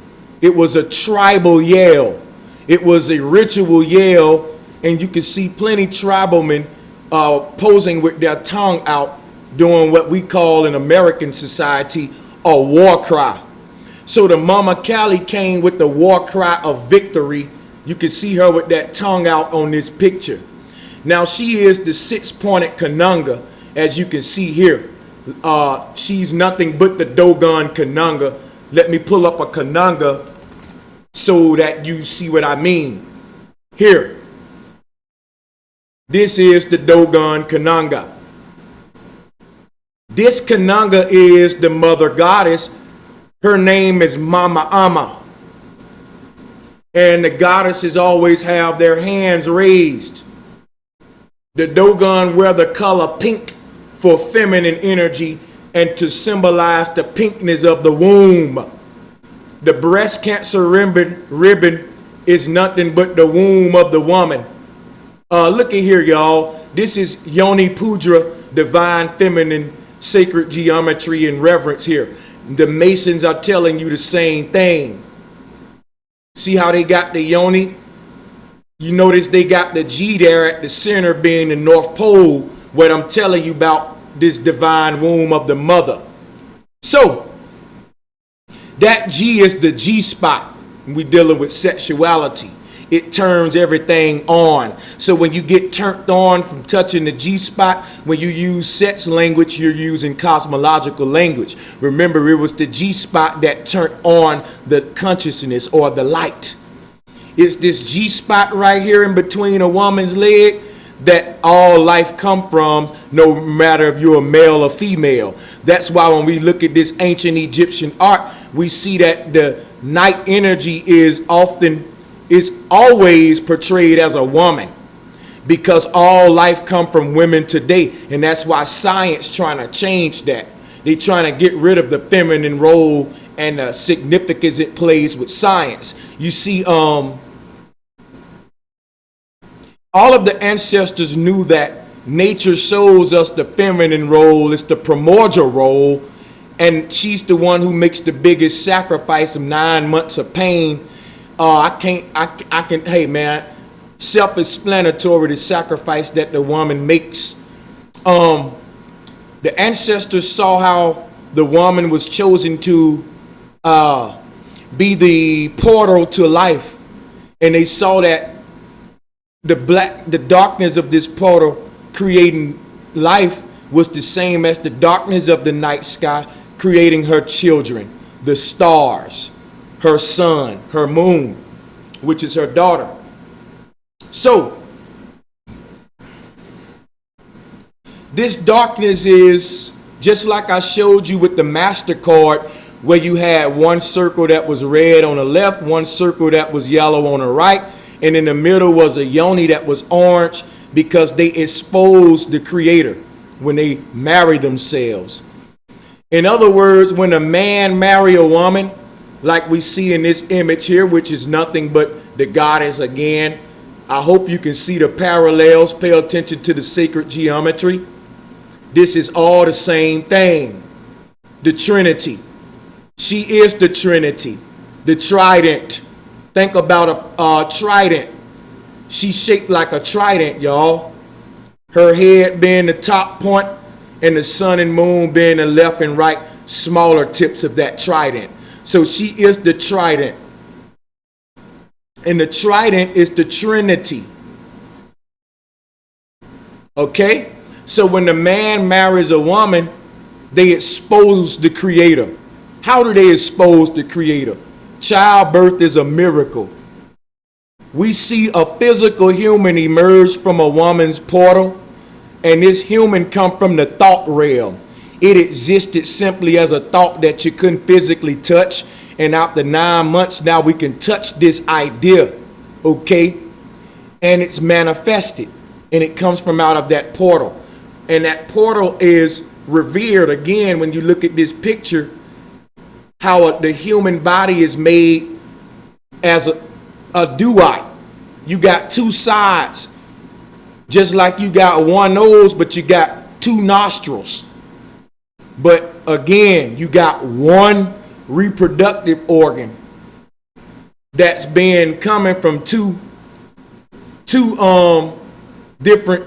For example, if you look at the woman's reproductive organ, it's got two sides to it that marry themselves to make one exit. Just like a man got a scrotum sac and he got two balls. I know I'm being a little vulgar with my language, but I don't feel like wasting your time. A man got a nut sack and he got two balls, all right, inside of that nut sack. But those two balls are hanging from one shaft that comes to a peak to burst out that L energy in the form of semen. I'll get into that in a future video. But it's all a duality that comes together to form a trinity, which is the peak. So we can see this acted out, microcosm, macrocosm, and the pink ribbon, breast cancer ribbon, is the yoni fish, and the pink is for the vagina. The G-spot the Masons use, they giving you the same thing, and it's all cosmology, where you can see Nut and Geb coming together to form the earth plane. So when I say a marriage happened, you expose the creator, because the creator is nothing but a trinitarian force, which is a result of a duat, the sum of all things. You see that in a microcosm level when a baby come out of the womb. That baby is nothing but the end result of a 9-month journey that happened in the womb or the fetal sac. But the journey before those 9 months happened from the law of attraction, with just that baby's energy existing in reality and being the apple of the father eye. Because like the ancients teach us, parents don't choose their children, children choose their parents. So the Cupid is the child using that law of attracting energy, choosing them parents, spawning itself into being from the realms that we can't see, and now that child finds itself into the womb visibly. This is alchemy. This is science that the ancients knew of. Let me take a break and give a shout out to my brother, Flat Earth Tom, for another donation. I just want to say, guys, these donations really help this show, really help me continue to spend hours upon hours doing what I do. Again, I'm not at the mercy of some elite corporation. I'm supported by you, the people, and I'm at your mercy, okay? Do I work? Yeah, I work. Only the elite is not my boss. Y'all are basically my boss. Y'all are the ones who support what I do and make it possible for me to feed my family telling the truth as opposed to working on a job, keeping the lie going. So, my brother Flat Earth Tom also said with that donation, Bro Sanchez shows reverence to our ancestors while the mainstream media tries desperately to wipe them from our history books. We're going to pause a minute and let y'all ponder on how deep that is. Very simple, but in context to what I'm teaching you now, very powerful. And I couldn't agree more. I love you, my brother, Flat Earth Tom. I love all of you out there in this chat room. All of you tuning in. Much love to all of you. Even if you disagree, you're here and you're being open-minded. I'm also going to open up the panel here in a second so we can discuss this awesome show. Discuss this awesome show. So can I have just one more minute to drink some water and we'll get back with the teachings.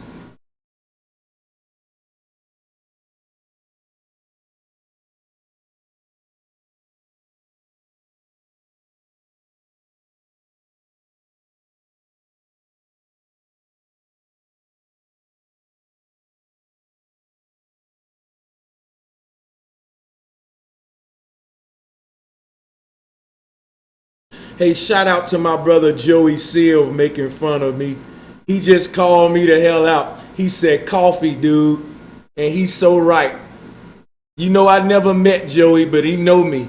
Yeah, I never met y'all, but y'all know me like a book, boy. You know when I say water, I just mean coffee. Hey, that's my vice, and I'm trying to shake it. A lot of people been telling me about different teas that can do just what the coffee do, but I tell you, ain't nothing like a shot of Joe.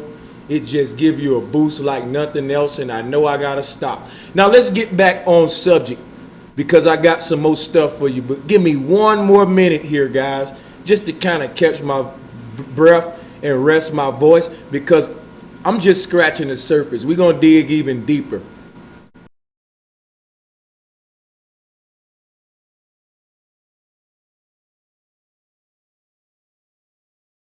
Yeah, I'm not just drinking water, Christian. I'm also, you know, tapping into the herbal side of things, if you know what I mean. But bear with me. Can a brother get just a brief break? We finna go deeper.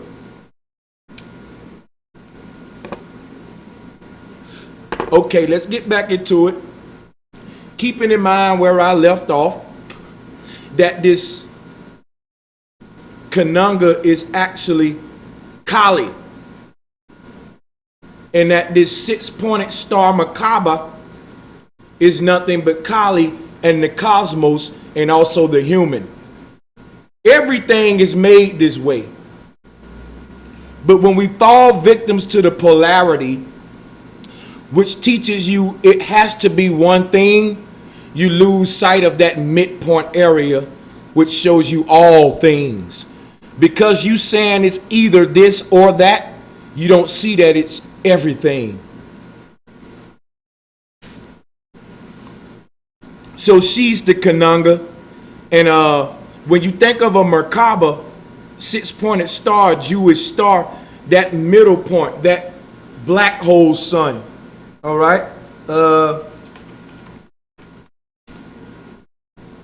would be the hex in the middle. So here you see a box. It's a hexagon, but it's also a cube. And again, one triangle pointing down would be the sun. One triangle pointing up would be the moon. When they marry each other, you get the creator. And they're calling the creator a hex today. They're calling the creator a trap, a box, a cube, because they're desecrating the science that I'm giving you, and they want to keep you away from it. They're desecrating the center, and the creator represents the center. So that hexagon would be Ma'at, and the triangle pointed upward would be the sun in one hand. The triangle pointed downward would be the moon in the other hand. When you put them together, you get an eclipse exposing the primordial source behind them both, the one that's responsible for creating their circuit at the North Pole, which is where? At the center. We can't escape the center. All life comes from the center. Life comes from the center of the human body, being a reproductive organ, and life is sustained from the center of the human body, being the heart. As above, so below. This is a code that we can't escape. So the center represents that night goddess, that mother goddess, the North Pole, that football-shaped yoni, that third eye, this hexagon at the center of the marriage. Think about it, okay? At the center would be the new life. And again, when I say new life, don't get so caught up in the saying N-E-W, new life, but new life in you. This goddess is named Nu.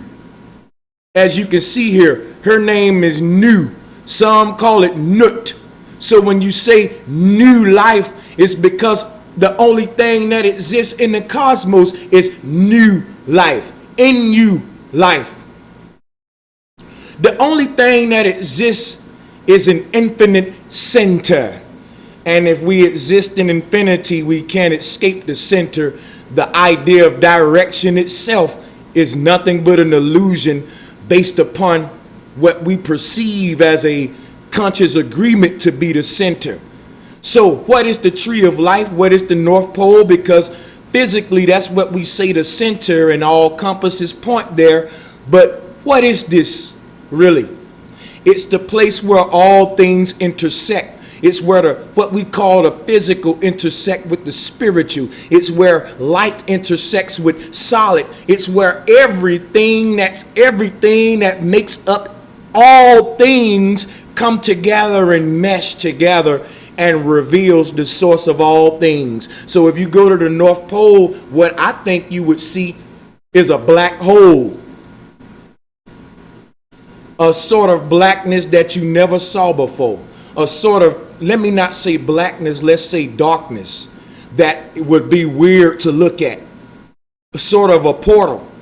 Because darkness is a force, it's some kind of, it's a form of water. That's sort of like light because it's so less dense. Everything moves in waves. Water moves in waves. Light moves in waves. Sound moves in waves. So everything is a different vibration of everything. There's even a liquid version of yourself. All of these different things that moves in waves are different parts of matter. Water, sound, light, all can be detected within this one realm. All come together to create this one reality. So if there was a place in this reality where we could see them all marry themselves, that would be called the North Pole. Now, why is this important? Because the North Pole would also be a representative of the collective consciousness of all human beings. Every thought that ever could be or have ever been would exist in a visual state at the North Pole. The stuff of everything is there. And if you can scoop it up with a spoon, you would have to go to the North Pole to see what this infinite stuff looks like, what this new water looks like, you know, what infinity as a substance look like. So the center is only the center because we've collectively agreed upon it. The moment the collective consciousness of the masses shift to another place on the plane, the center shifts. Again, no matter where you are, there you are, and you can't escape the center of infinity. X marks the spot, and no matter where you are at that dot where those two lines intersect to create X. So when you come into existence and then you exit reality, you don't go anywhere. You just exist, and then you exit, and then you exist, and then you exit. So to exit and to exist is what we've grown to known as living and dying, which is simply breathing. Inhale and exhale. There is no ending, only new beginnings. Again, we can't escape new, the primordial source. There is no ending, only new beginnings in you and new experiences.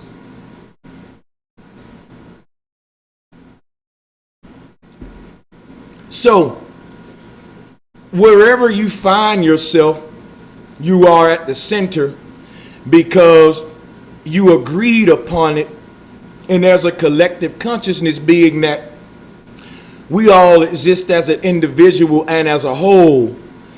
And wherever we exist as individuals, we also exist as a whole, meaning that you live in one city that's composed of many individual houses. So the concept of individuality is an illusion within itself, sort of like the glass being half full, which can also be half empty, sort of like the person that says you die when really you live. And these are just different cycles of the polarity that creates the trinity or existence. So what am I saying? You inhale and you exhale. That's not okay. Let me stop for a minute and take a break so that we can buffer.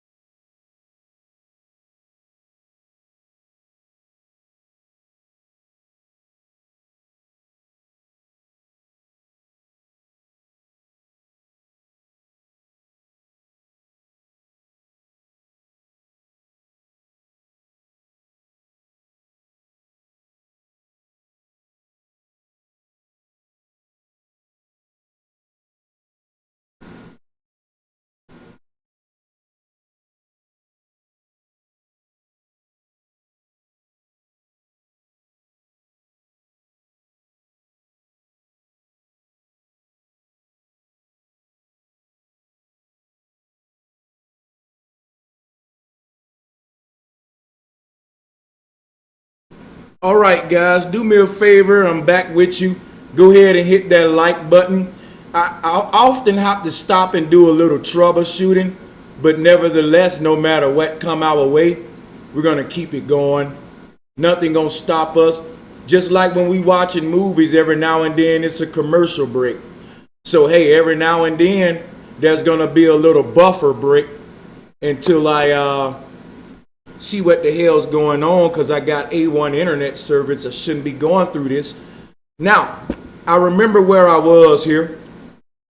I'm telling you, basically, you can't escape infinity. You can't escape consciousness. You can't escape existing.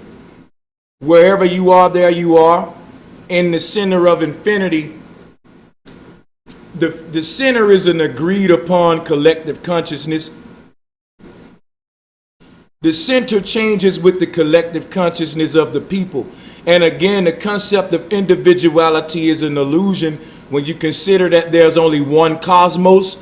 No matter how many individual things that are in it, they are parts of that one cosmos. There are many individual parts of the human body, but the body is one thing.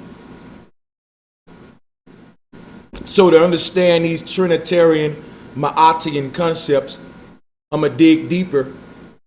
And now that we see how the center has been the cursed, the center is the hex. When they say that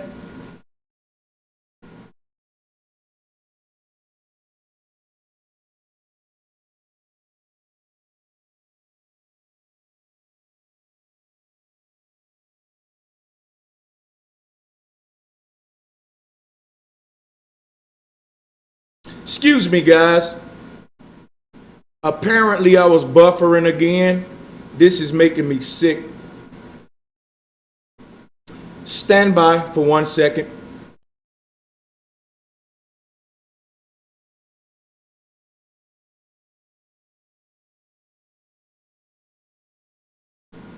Hey, guys, if you've been patient with me, just want to say thank you, because we are having a couple of buffering problems here and there. But nevertheless, let's keep it moving. So, again, when they say you are born into sin, you are really born into Zen, Z-E-N. So, sin is really Zen, and Zen means center. And when you meditate, it's called Zen because you're supposed to be centering yourself. Now, we know that the neutron is at the middle, and that's why we want to be neutral and we want to be centered. You don't want to be too much of anything. You want to be balanced. This is the Goldilocks theory. This is dealing with ancient cosmology. The center has been cursed. That's why the tree of life, that center of the garden, was cursed. So part of them kicking you out of the garden was removing you from a centered way of thinking and getting you off balance, putting you on a tilted axis. Because if you can see with this six-pointed star in the cosmos, the pole point vertically upright. And there's a duat that gives birth to a trinity. 10 is Zen. That's important because 10 is the binary code representing this infinite energy, the 1 and a 0, which are the building blocks of the Trinity. 0, 1, 2, 3, 4, 5, 6, 7, 8, 9, 10, which is 1 and 0 again, the alpha and omega, beginning and end, in reverse of each other. So you start counting 0 and 1, then you end it with 1 and 0. Everything in between is life. You perceive it as amounts, but it's really nothing but 0 and 1, something or nothing. And that choice alone creates the Trinity. When you don't choose, you experience them both. And you don't fall to either side of the scale.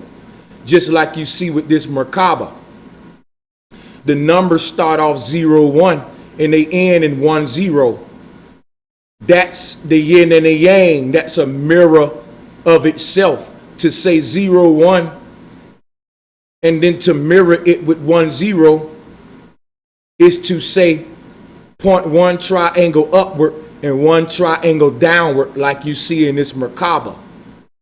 Is to say 1 wing for the sun, 1 wing for the moon, and these dualities create the Trinity in the middle, or what we call life. All we have is the present, and the present is the serpent.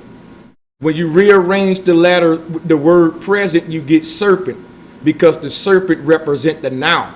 And what's the now is in the middle of the past and the future, just like the serpent is in the middle of the tree. So the middle is where it takes place. And again, you're not a center, you're a center. Each and every last one of you is a microcosmos, and the cosmos is an infinite center. So each and every last one of you is a walking cosmos, a continuum. Just like a drip of water from the ocean is a representative of water. No matter where you take that drip of water, it's still a part of the ocean and will find its way back there through evaporation. Just through transitioning through gas, liquid, solid. No matter where you take a glass of water, it'll find itself back to the ocean. The ocean is one thing. They name all of these different oceans different names, but it's really one ocean. It's one body of water. Now, I'm basically trying to get y'all to see the cosmos as one thing, and that we are centers, not centers. You know that a center can be a building, and that the human is a temple or a building. There are churches called faith center. There's medical places called, the health center. A center is a place, a dwelling, a temple, a mosque. A human is a center. So all of us are centers. All of us should strive to remain centered.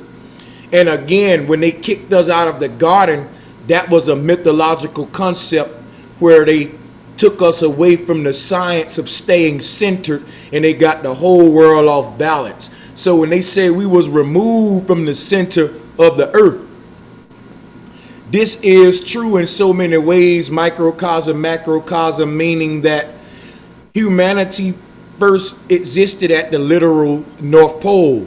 The ancestors said humanity originated from the North Pole and we started to travel outward.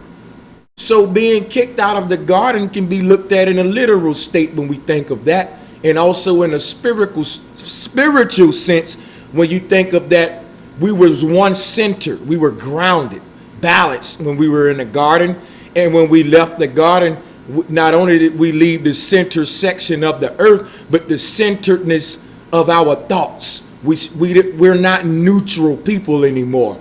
We're dynamic people that go from 0 to 100, and we're not balanced. So we're not centered anymore, and we don't teach meditation. We now pray. And when you pray, you're tapping into a divisive polarity type energy. When you meditate, you're becoming centered, meaning balance. And what happens when you meditate? You close your eyes, go to that darkness, and you make your hands into a yoni, just like that yoni I was telling you about, which is this cube in the middle of this Merkaba. It's the same thing. Anytime you create a polarity and marry that polarity, you create an entire new object. And remember, when you say a new object, you're talking about new.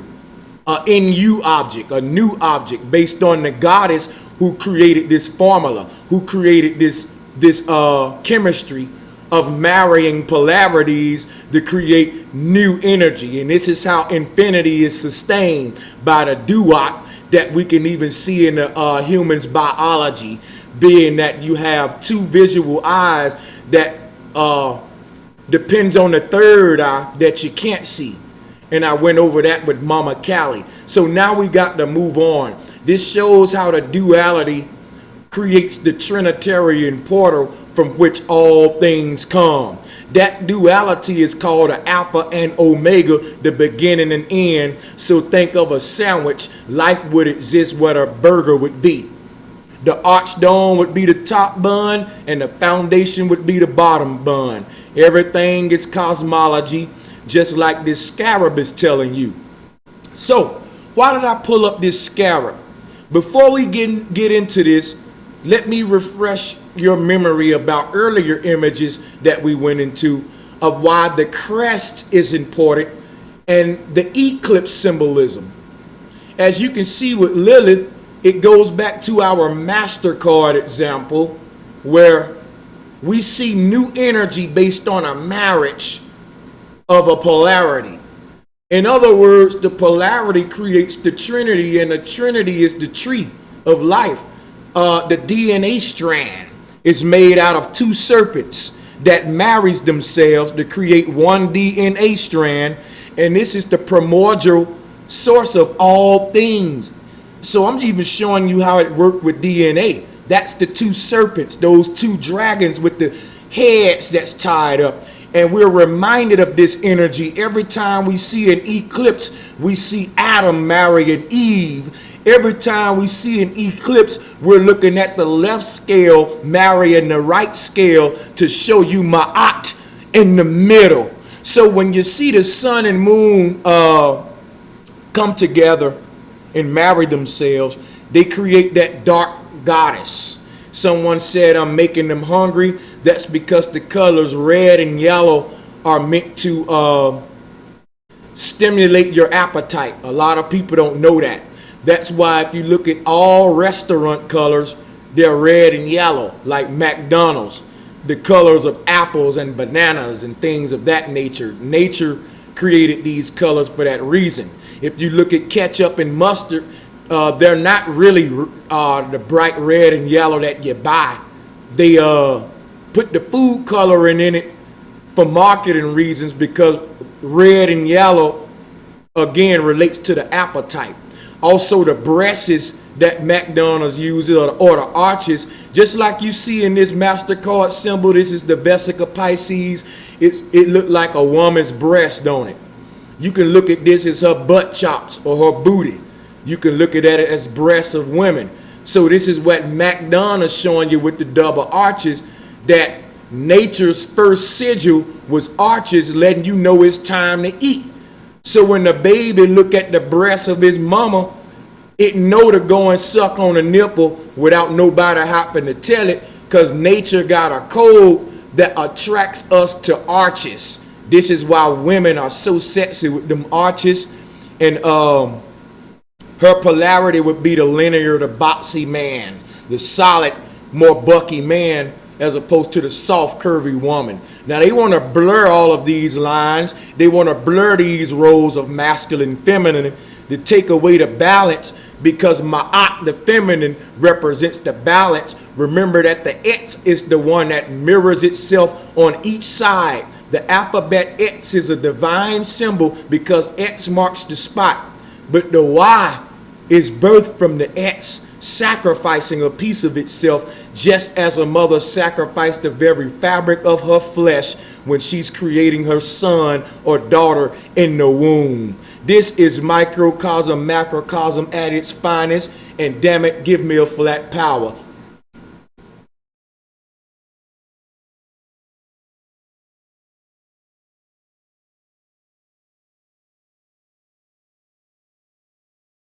So what we have in this image, when we compare back to our MasterCard logo, how you have the goddess with sun on left hand and moon on right hand, but she represents the one that balancing them both. She's holding them in the image. She's painted dark for the night sky, which is the background of them both.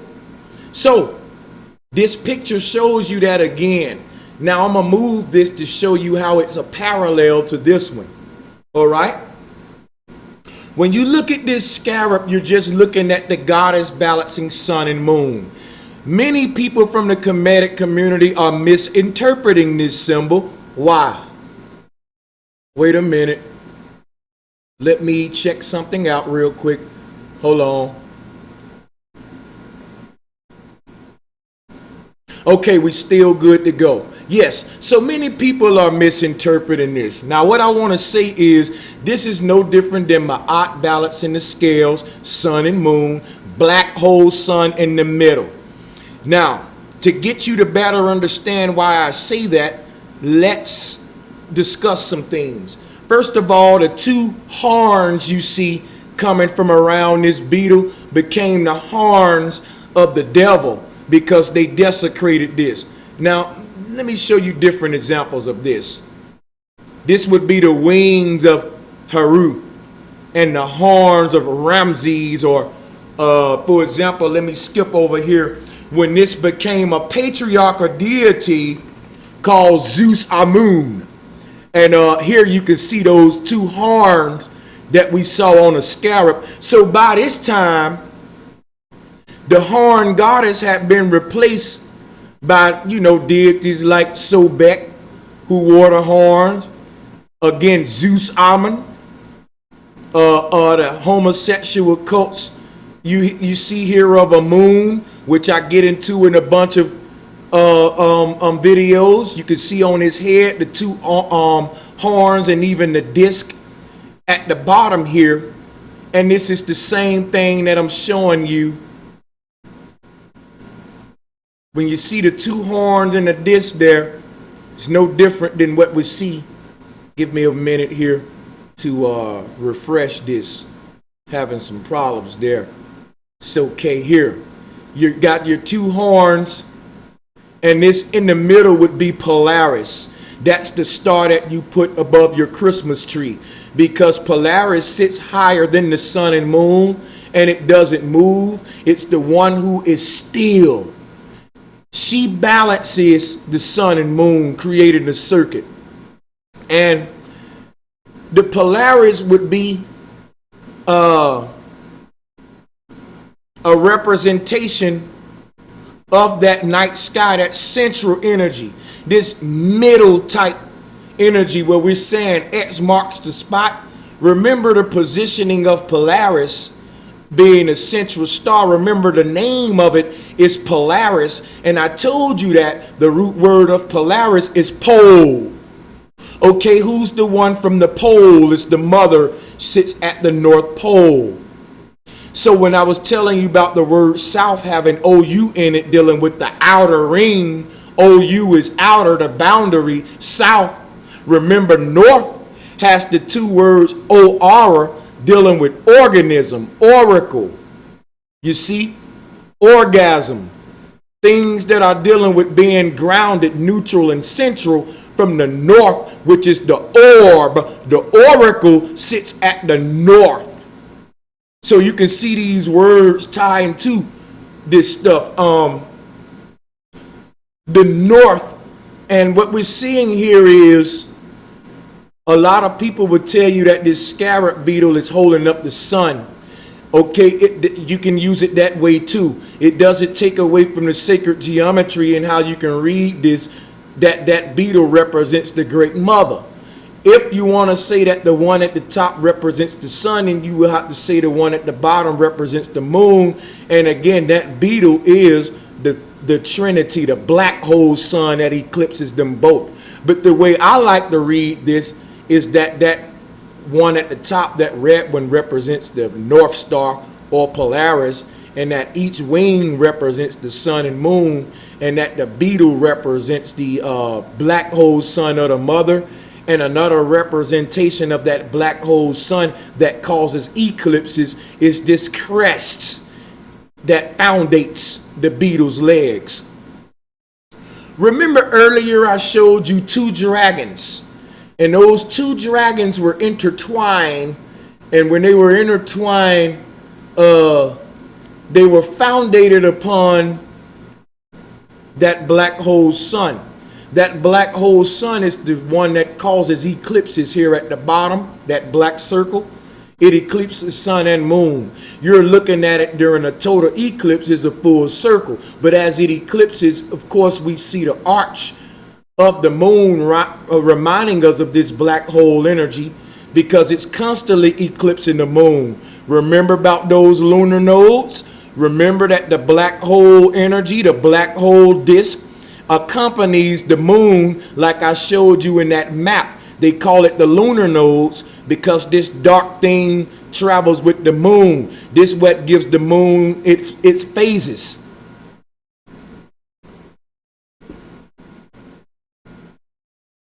So, to draw a symbol representative of this dark object, you draw a half circle or a bowl. If you look at the Kemetic symbol for net or nut, it's this bowl. It's a capital D, which is for dome. The capital D actually shapes like the dome because the alphabets are hieroglyphs.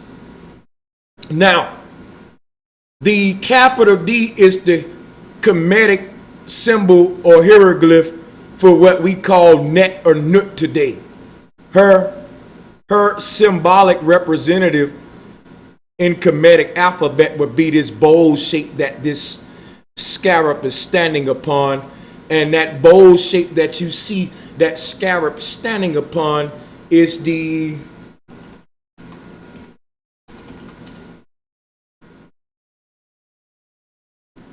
same dome shape that we see the Pope on their head. The hat that you see the Pope holding in his hand represents Saturn, and Saturn represents the binary code 0 and 1, or balance. When you say balance, you're saying ball lanced. Here is a mosque which has that dome shape, and when some people meditate, they say Om.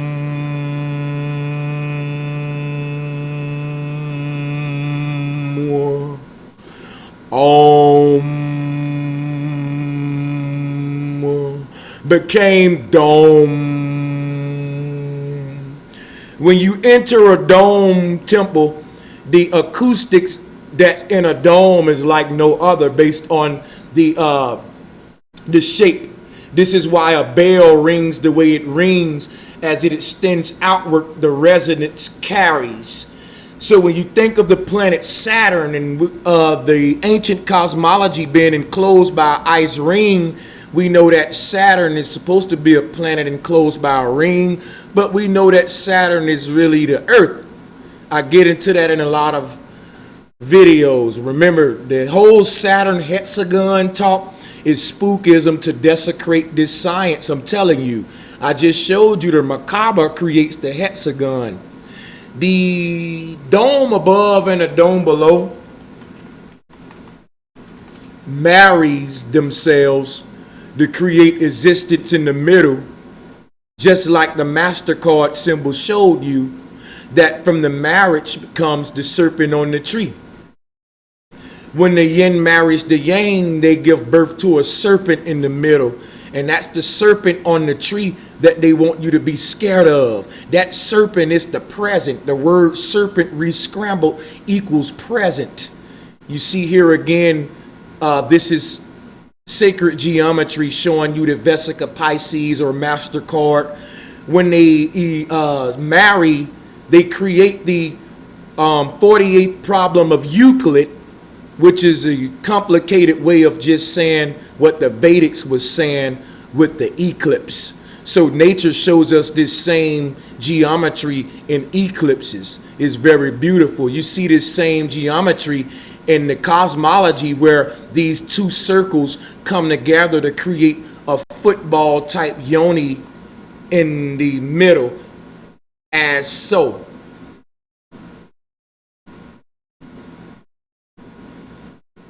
When you blend these things together and you have a circle and a circle giving birth to a football shaped circle in the middle. And this is when you perceive this sacred geometry from 2D. This is what you get. I'll show you another example. This is what happens during an eclipse. So when an eclipse happens, this is what we see. Now let me do something here. You take this here, right?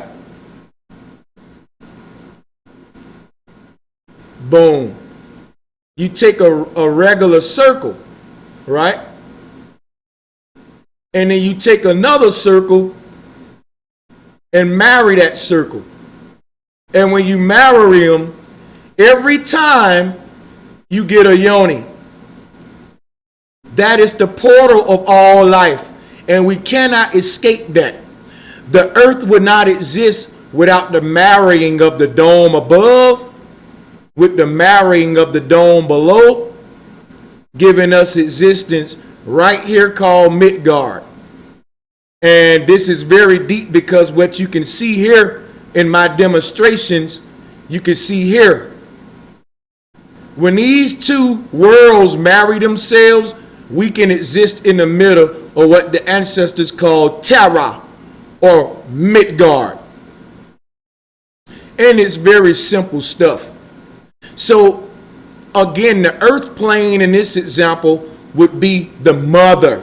This is why we call Earth Mother Earth. In other words, the mother is always at the center of everything, and she dictates everything. So no matter what you're looking at, when you're looking at it, when you find the center, you find the support system, you find the mother. In other words, it's so simple that, for example, here is Nzinga of the Sumerian deities, and this is an ancient concept that became Adam and Eve. You can see that these two polarities, or these two lions or griffins, come together to create those dual serpents that we keep talking about, who wrapping themselves up to show you that's the mother. All right, same thing here. This is a smaller picture. You might not be able to see this. Let me see if we can't blow it up. Nope, we can't. We won't worry about it. This is the sacred bird that sits in the center of all cosmologies. If you look at the Christian Trinity, Father, Son, Holy Ghost, they give you the Holy Ghost in the middle. That bird is representative of the North Pole. You will see it at the center of many ancient cosmologies. Now, what's interesting is, before I lose my train of thought here, let me go back a couple of steps. Why did I bring all of that up? That center deity, the one that represents the center energy. Remember, center is a location, but also a driving force, meaning you can be the center of attention. That don't mean you in a geographic location. It just means you're at the center of a concept. So it gets hard for me to explain, but the concept of center or middle is so much more than location. Even when you say someone is centered, you're not even dealing with location, you're dealing with proper spirituality. Middle or central energy is grounding, it's balance. And remember, balance is ball lengths, which goes back to the whole example that I just showed y'all about the whole lancing of the ball. This is an example of balance being ball lengths. When you lance a ball with a plane based on a marriage, it goes back here. It's a lanced ball. Remember, when you take a ball and then you lance it, right? You create the yin yang. Also, you create the binary code. Because remember that the binary code is just 0 and 1, 1 and 0. So when you look at the cosmos, or what they call Saturn, is nothing but 0 and 1 marrying each other, creating a binary code. The binary code is the duat.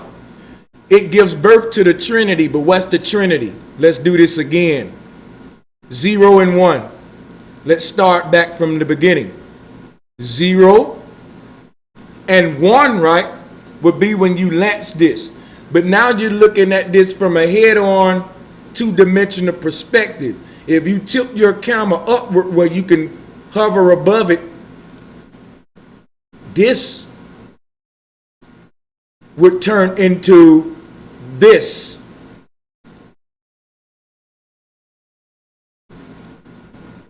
Can you see what I'm saying? They're the same thing. This is the binary code. And this is also the yin yang. All right, this is the yin and the yang. This is Pepsi Cola. This is balance. And again, what is balance? Excuse me, I forgot how to spell, right? So, balance is ball lengths. Remember, Baal is a deity that represents all of this sacred geometry that I'm showing you. Baal is a deity. So Baal lance, if you pull up the deity called Baal, you can see his lance as well. Baal lance in its original form was goddess bow. Baal lance was archbow goddess. This was the goddess carrying the archbow, represent balance or Baal lance. So you can see that this is also an archbow, and the same concept we get of the bow and arrow is nothing but the bow is the bowl, the arrow is the linear. The duality creates the trinity, which is the energy that gives the arrow its ability to fly, and that energy is invisible. You can't see the energy that's making that arrow fly from the bow and arrow, but you can see the apparatus that's channeling the energy, being the stick and the string, being the bow and arrow. The whole gun itself is made like the binary code, but it's a physical object that taps into a spiritual side. And remember, spiritual and physical aren't separate. So in other words, Baal lance is balance. And let's do this real quick so we get an understanding. Let's do that. And let's take that here so we can see Baal lance. All right, let's copy that. We need a visual here. Baal lance is balance. You get the same thing with the yin yang. And I know this ain't perfectly lined up, but it's 50-50 is what give us our cosmos. So as you lock this into your mind, we'll flip back to here. And you see that our cosmos is created by the principles of Zen, which is 10. And remember, what is 10? 10 is 0 and 1. It's 0 and 1. It's, God dog it, it's just what I just showed you guys. 0 and 1. 10, Zen. It's the binary code. It's balance. All right? 10 is basically infinity. A small way to write infinity. Whatever the number, if you can look at the number infinity, or if you want to call it a number, to me it's the birth of all numbers, because infinity is an amount. Infinity gives birth to the perception of what we call amounts, because amounts don't really exist outside of the perception of the human. This is why everybody have different amounts. In certain countries, they measure things by the inch. In certain countries, they measure things by the meter. They measure by different things because everyone measure according to their own act of balance. If I tell 10 different people to measure up something, it won't be the same, but it'll be balanced based on that individual creator. All of us are individual ma'ats. And we balance according to you is this concept of free will, where ultimately there's one state of balance, but we all have the ability to create different form of balance, because balance is a ritual. Balance is a verb. Balance is an act of chemistry, meaning that when you take different things in your reality and make concoctions and balance them in the right amounts, will create new things. If you take 50% ammonia and mix it with like 50% hydrogen, for example, you will get something new. When you take different chemicals and based upon you measuring and balancing them, creating new things. So basically, just to give you an example of balance, Baal lance, the binary code, which is 10, which creates the trinity, us right there, the earth circle in the middle. When we think of left and right and up and down, there's a place in the cosmos where they intersect. And that's the center, or the center, represented as this mountain in the center of this Mayan cosmos. That would be the Great Mother. That's where up meets down and left meets right. That's where sun meets moon and cause your eclipse. That's a vertical intersection as well as a horizontal one. So it's the divine intersection, the crossings of the divine crossing of all worlds, as said by many, where microcosm meets macrocosm, where X marks the spot, where you can see in this so-called Mayan cosmos, where X marks the spot. In the middle, you see the face of the Great Mother licking her tongue out, just like Mama Kali, because our Mayan ancestors were aware to the same thing that our Indian brothers are practicing in the form of Mama Kali, which is just a form, she's just a form of the cosmos and the tree of life. And you can see Mama Kali, again, the center is the hex. That girl is poison, okay? Because they desecrated the center and kicked her away from the goddess, meaning they took away all of these teachings, I'm telling you, and hid it behind sun worship so that they can rule out of chaos and take away the balance of the mother. Look at how beautiful she is. And don't you just love that tongue out? So Michael Jordan practiced this ritual on you guys. Understand that Michael Jordan is aware of this stuff. Michael Jordan stick his tongue out like the mother. He's not original. He's actually a Freemason who hides this science in the form of Omeganism, is what I call it, because he was a Q dog. And if you don't believe me, just watch. Hold up a minute.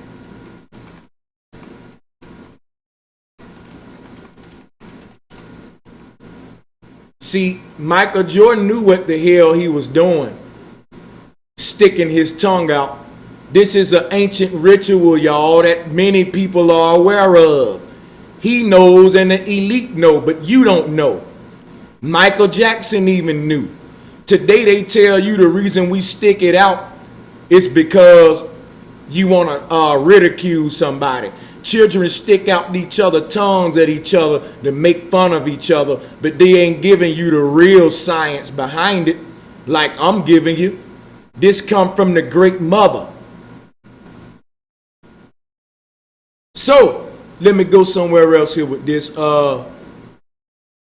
Remember that Michael Jordan number was 23. And when we talk about 23, we're talking about 2 threes. 2 threes, 2 sets of tridents. And remember, that's what the Mama Kali who sticks her tongue out represents. She represents 2 tridents. As you can see here, both of her sets of arms raised high with her head represents the trident pointing upward, and her 2 arms below that in her legs represent a trident pointing downward.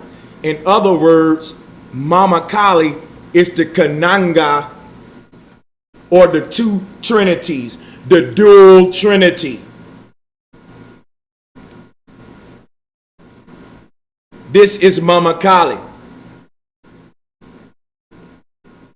So the trident of the devil, all right, you can see here, here's Dogon symbolism.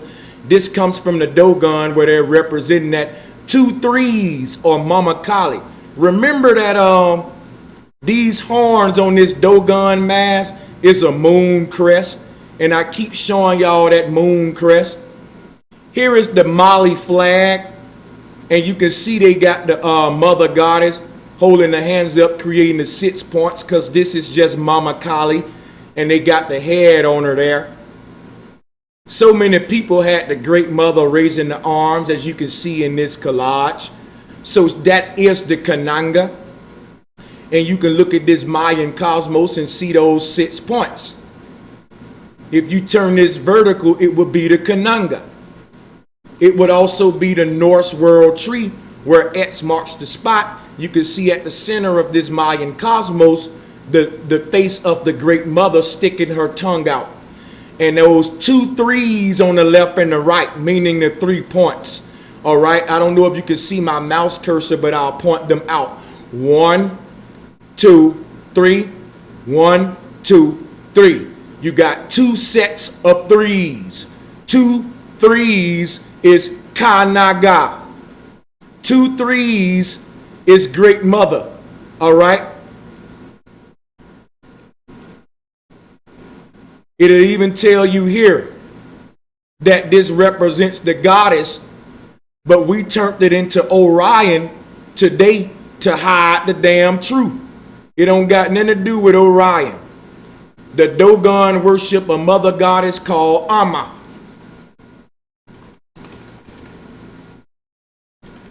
Her name is Amma, dealing with the sounds of the the temple, the dome, refreshment and water. Okay, her name is Amma. And you can see her here with her arms raised. Today we raise our arms for worship. And the word ship is there because of the waters. When you raise your arms, you are surfing that darkness, which is the cosmic waters, that wave, and you worship. Your body becomes the ship. All right. And the word is the silence.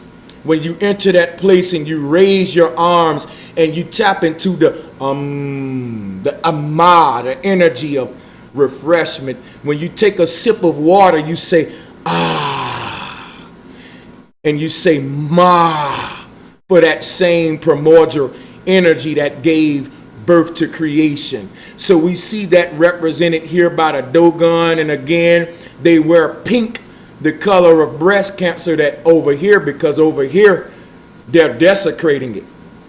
But yeah, Dominique Otep is putting some in the chat that's very interesting and very deep, giving you the sound and how it relates to all of our deities: Jehovah, Allah, Ptah, Ra. This is dealing with Ma, which is Ka, Naga. All of this stuff is the sound. You rip it to its primordial source and it's simply the sound of refreshment. Often when you take a sip of water, you can't help but say because that darkness is a form of water or a wave that when we raise our hands like Mama Amma, we're tapping into her essence and her energy, like the Dogon is showing you. It has nothing to do with Sirius. Our Dogon brothers are telling you about the cosmic mother. Okay? On this carving, you can see the cosmic mother right here. And she's often got these long arm legs. You see these in parades and circuses today to make fun of it. But the Great Mother has those long legs representing the North Pole, representing the tallest star, which is Polaris, and that central energy. So this is called a triple goddess, and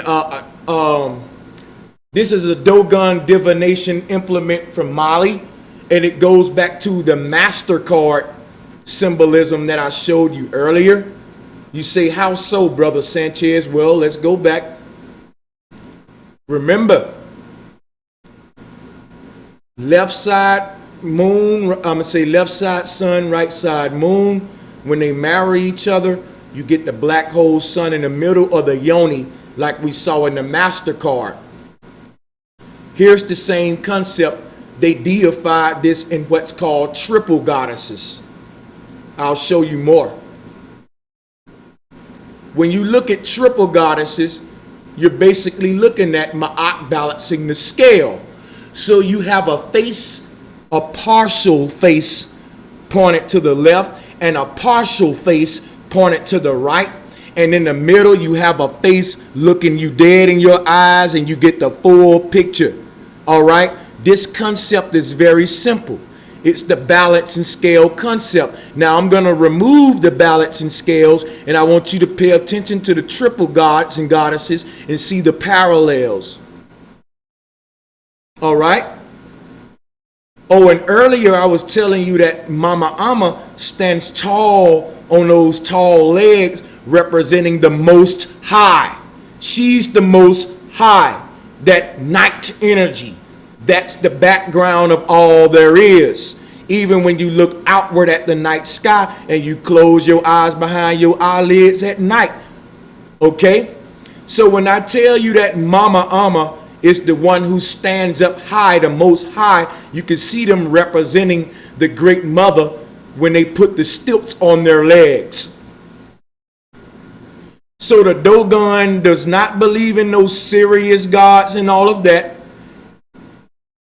People are misinterpreting the beauty of what they believe in to get us keep looking into space, talking about some serious, when really we should all be looking at the North Pole, focusing on what's going on in the center of our cosmos, because our ancestors knew something. We're not tapping into it because we caught up into spookism and serious talk. And this is a perfect example of what I'm talking about. I'm proving to y'all that this ain't got nothing to do with serious, but yet when you research this stuff, all they got it shrouded with is a bunch of serious talk. We know it ain't got nothing to do with serious because we can see the mama goddess right here in this Dogon art with the long legs representing the Most High with her arms raised. And we can see her right here forming the Kananga. Just like in India, they got Mama Kali. We know it ain't got nothing to do with no Sirius. The Dogon wear the long legs to represent the mother to this day. Here it is right here. You can see them with the mama on top of their head, y'all. Look at this picture. You can see the goddess on top of their head raising her arms. Here she go with sun and moon.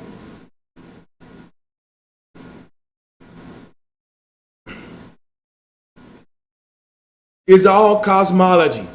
Again, it's the X chromosome. Because the X is a divine symbol. Because the X is as above, so below. It's the beginning steps of the macabre. When these two V's connect, they form the X. And remember, they are two polarities that marry themselves to form a point in the middle. X marks the spot, and that's the child. But if you keep on moving them X's into each other, what you would get is this. If you keep taking those V's right here, and you keep on pushing them into each other, this is what will be created. Right here.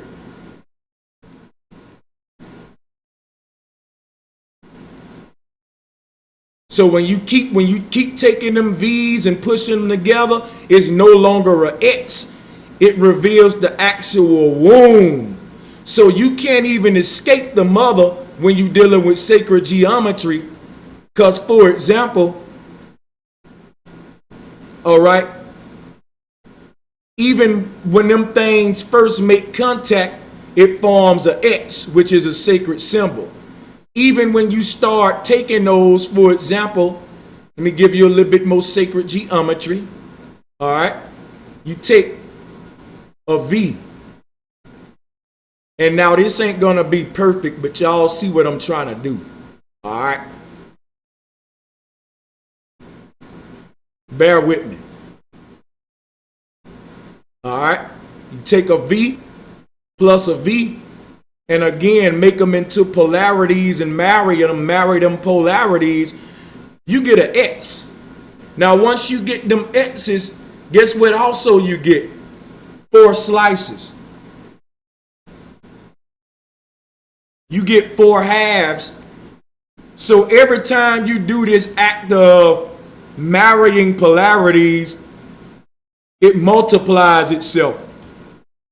It multiplies itself every time.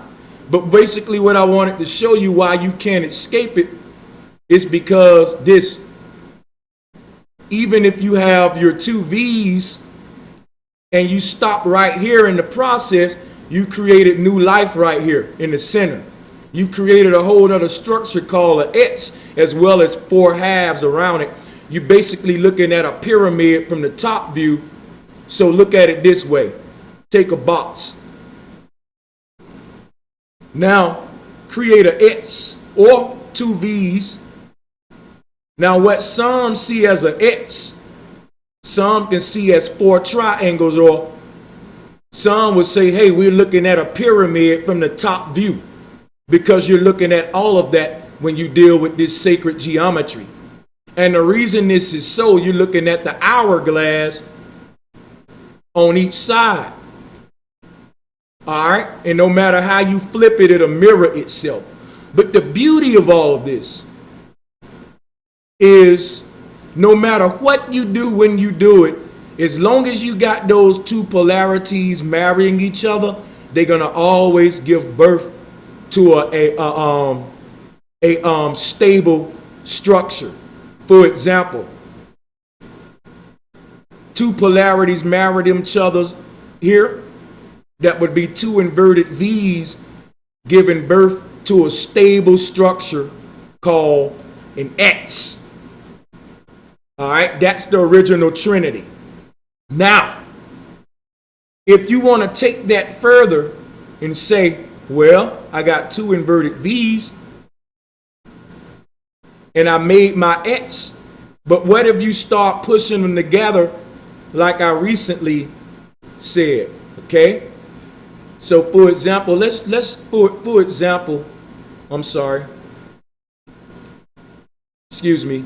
for example, let's do this. I think a better way to do this, let me find a pyramid. Let's do this, right? So let's take a pyramid. Let's point one that way. Let's make it blue. And let's take another one, making it red. And let's flip it.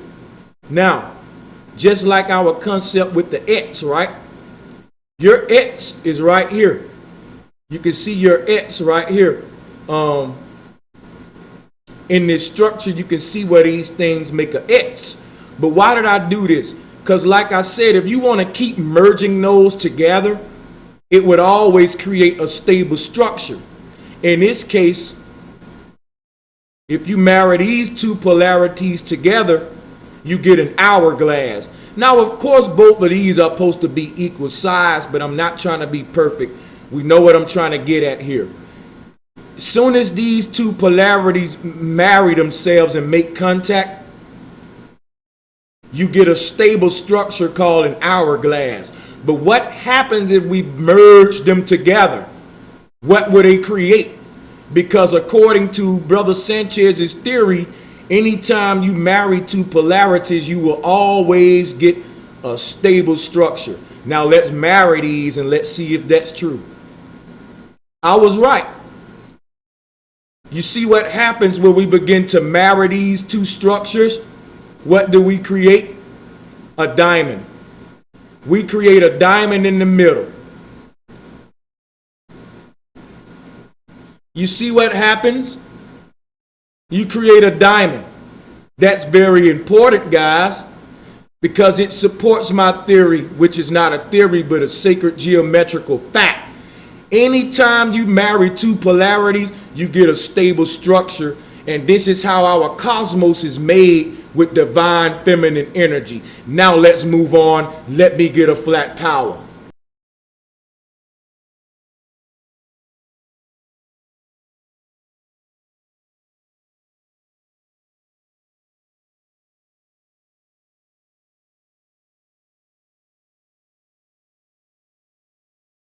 So with all being said, we understand that when we talk about the divine mother, she's the invisible force that marries the sun with the moon.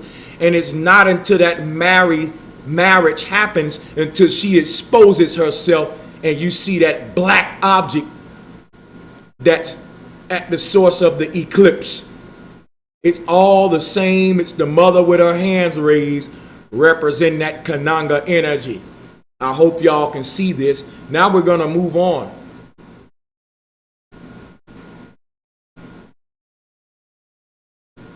So now let's deal with a little etymology. So we know that the eclipse is an ancient way of saying marriage. We've already read these forms of, we read this etymology earlier. But I'll read it again. It's from Latin eclipses and from Greek eclipses. Now, why am I reading this again? Because I want to deal with some of these other interpretations of it. For example, eclipses. Guess what happens, y'all, when you do a Google search of eclipses? Check this out. This gonna blow your mind. Eclipses is a goddamn corporation that builds lamps. And if you look at the goddamn lamp that this company Eclipses build, it's showing you an eclipse, y'all. It's showing you the black hole sun in the middle of the sun and moon. So the corporations know this stuff.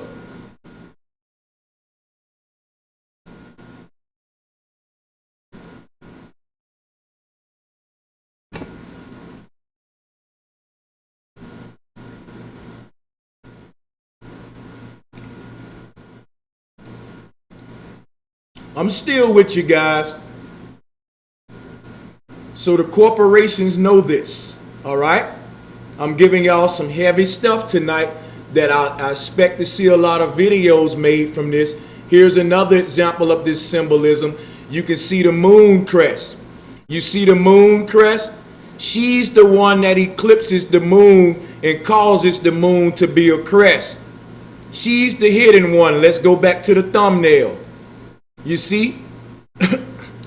You see, this is the whole thing about the witches riding across the night sky on a broom and the cow in front of the moon, and the moon thing dealing with the cow and the witches, because the first witches were your first examples of the triple goddesses. This is why they said witches roll in trinities. This is why in Hollywood they give you the three witches, which is really the goddess portal. And if you understand what the goddess portal is, it's nothing but this sacred geometry that I'm giving you of marrying polarities. For example, here's a picture of the goddess portal right here. So think about what I showed you earlier, right? As you keep that goddess portal in your mind, doesn't it look like a trident? Doesn't it look like that triple goddess? Wait a minute. Let's go back to the triple goddesses, right? Here are the triple goddesses, or the three witches. They call them the three witches in Hollywood.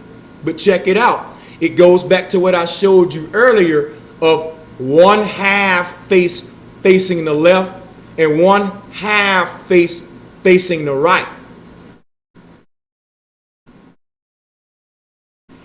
And in the middle, you have the full face facing toward you, central. This is called a triple goddess. This is the same concept of the goddess portal, of marrying polarities. When you take the two polarities, being sun and moon, and put them together, you reveal the source of it all, which is that black hole sun creative energy of the mother, creation energy. All right? It's that darkness. And that would be this witch in the middle who's looking at us in the face. All right, she is Ma'at, and each witch on the left and right is the balancing scales, or one being the sun, one being the moon. All right. So if you also think about what's called Brahma, Brahma represents the triple goddesses. As you can see here, a half of a face facing left, a half of a face facing right, and one directly in front of you. This is your triple goddesses. This is your master card. Let's go back to it one more time. Bear with me.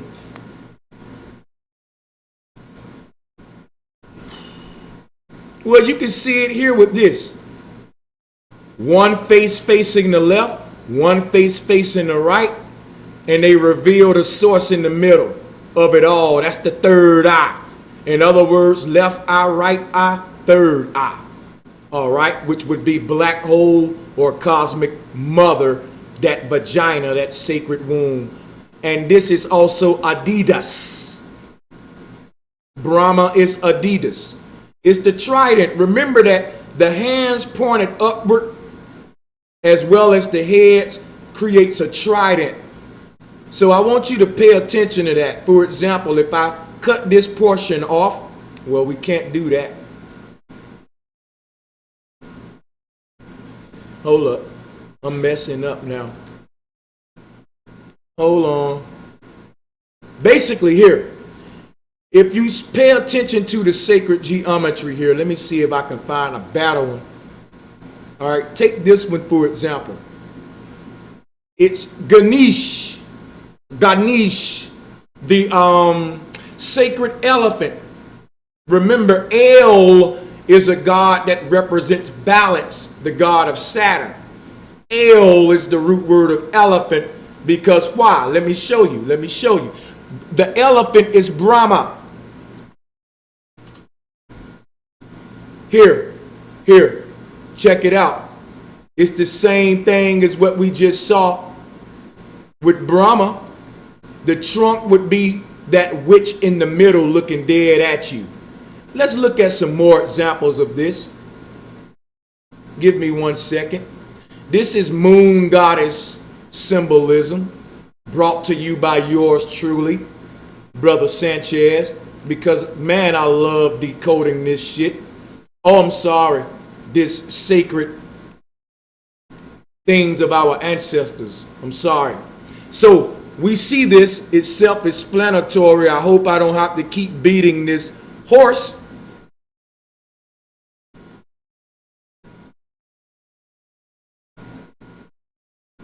All right. It's the same concept. But what I want to point out is it's the phases of the moon. The moon phases are so balanced that you get this same geometry or this same phenomena where polarities marry themselves to even make your full moon. The moon show you every dimension of this concept when it goes through all of the phases and go back to full moon again. In other words,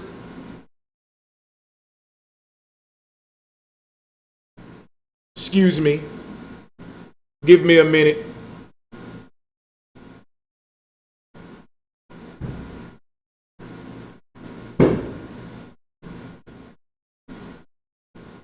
So yeah, they got fireworks popping out there, and I want to make a few adjustments. So let's move on while I'm streaming good.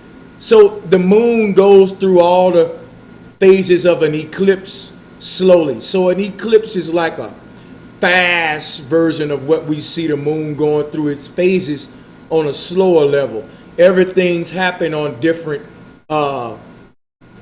levels, microcosm, macrocosm. A blink is the same representation of sleeping.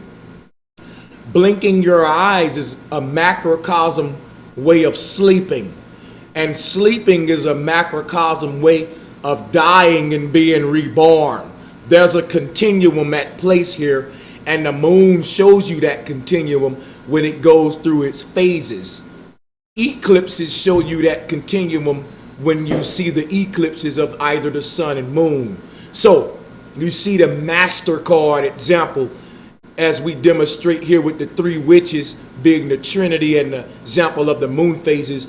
And you also have Ganesh representing this same thing, but understand that the Trinity is the trident, which lead us back to Adidas. Excuse me, that was so not polite. We shouldn't burp on camera. I'm just human, guys. Nevertheless, here you see the same thing as the triple goddess. I'm basically tying all of this stuff in for you. Let's go back to it and we can see again with another picture. Remember, Adida. Remember, things that begin in A and end in A, okay, are dealing with primordial. The primordial sound of everything, the alpha and omega. The S just makes it plural. But what we show here is, first of all, the Trinity stripes. Adidas give you 3 stripes for the Trinity. Those 3 stripes, all right, are these 3 goddesses. Are we following? The Adidas symbol is the lotus or the goddess portal with your partial face facing left, partial face facing right, and the black hole sun in the middle. Again, Ma'at balancing those scales. So let me see here.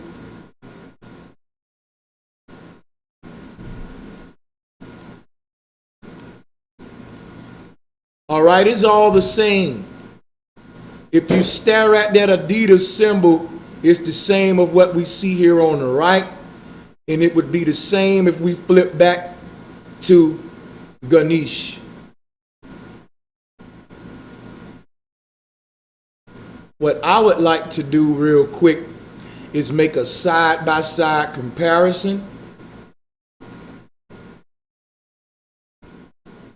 And before I do that, let me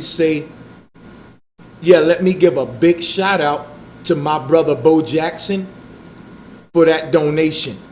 Thank you, my brother Bo. Gave me lucky sevens. I love it. My brother Bo says it's simple. Everything is everything. Black motherfucking power. Appreciate you guys. Let me do something here. Okay, what we'll do real quick, because I want to cheat this thing, make it quick. Let's pull Brahma up. Now, let's pull up Adidas and paint. And you can see the parallels. I'm going to try to do this real quick so y'all can see. All right, bear with me. You are live with your brother, Bro Sanchez, and we going in, not leaving no stone. In other words, let's do this. Hold up.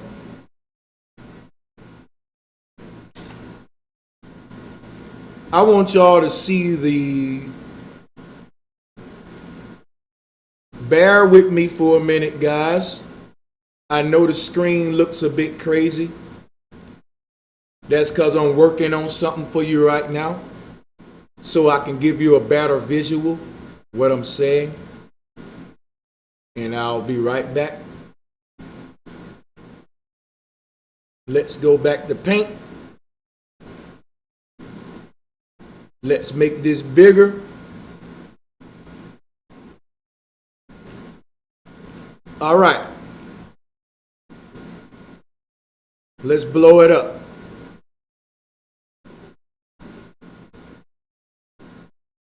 Let's blow it up. Flat power, flat power. Can we see the parallels? I know many of you already saw them. I just want to be very clear while we're doing this. Okay? So you have your trident. Let's get a brush out, point that out, and we'll move on. We can't escape this Satanism. Let me quit playing with y'all. But yeah, don't be scared of it. I mean, they call it Satan is really Saturn. Satan is Saturn. Why do you say that, Brother Sanchez?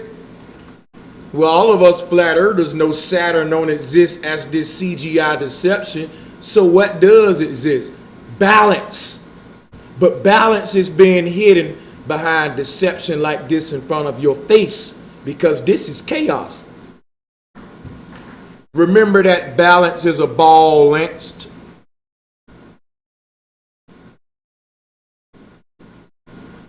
All right. When you look at balance, think sun, moon, and black hole sun at the middle. Now let's move on. We got our etymology. We understand that the crest is associated with the goddess, and that crest became the bitten apple in the goddamn garden. Again, to desecrate this stuff. So, don't be scared of no bitten apple. The ancestors said during an eclipse that this black hole object was biting the sun and moon, because our ancestors were very creative people who told stories to teach science. But today we allow the stories to be tainted and we're ruled out of fear. So part of you unlocking your brain is being brave when you research. Let nothing when you research scare you. That's why I say stay away from YouTube channels that's giving you fear-mongering information. Now let's check out some more triple goddesses and show you a little slideshow of why it's all just the phases of the moon. Now, before we get into that, let's keep this in mind. Hold on. What you're seeing here on that picture with the witches. Hold on. Okay, here we go. It's all the same. So when you personify the phases of the moon into one goddess, you get a female with two horns on her head. Like in the picture to the left, you got the lady inside of the moon. Each phase, each polarity of the moon phase would be a horn. That became to be the horn goddesses of the old days, represent what became the triple goddesses at a certain point, but representing that cosmic mother that's responsible for the moon phases and the circuit of the sun and moon. So it's all the same. And since we understand its connection with the moon phases and the North Pole and eclipses, let's check this slideshow out. And I'm going to mute my mic while we go through this slideshow. And I'm not going to talk. I'm going to let y'all look at each image, and I'm going to let your mind do the rest based on all of the knowledge I've given you. You can tie in the parallels. Let's see how well your mind do. Now let me take a break while you check this slideshow out. Flat power.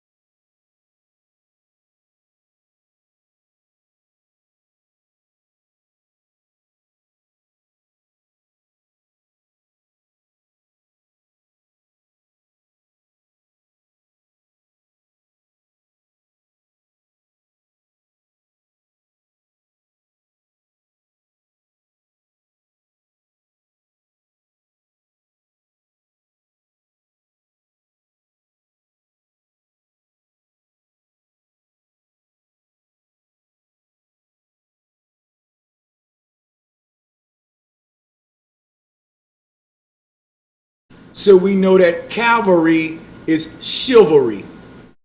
Chivalry never died. Remember, cavalry is chivalry.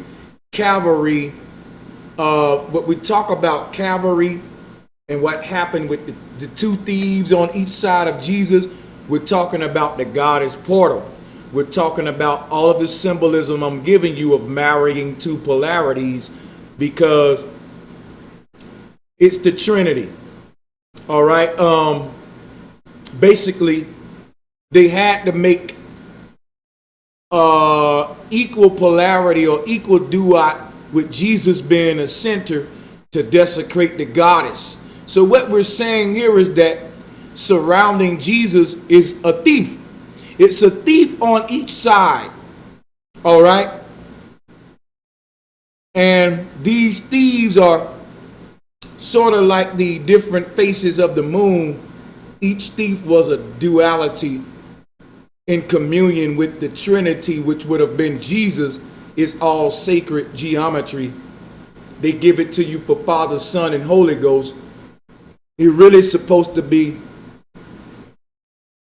sun, moon, and mother in the ancient cosmology.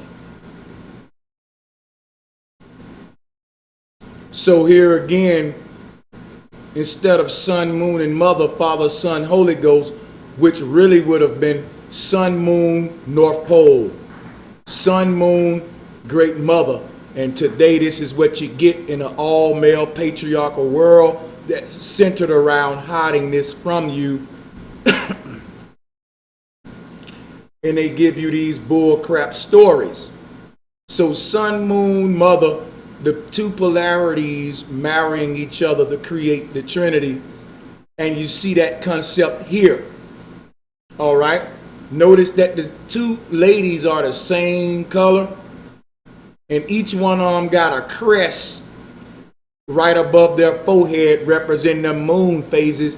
And they're holding bowls representing the bow, representing the net. Remember I told you the Egyptian Kemetic symbol for net is bowl, capital D for dome. Look at what they're holding in their hand. This is the great feast.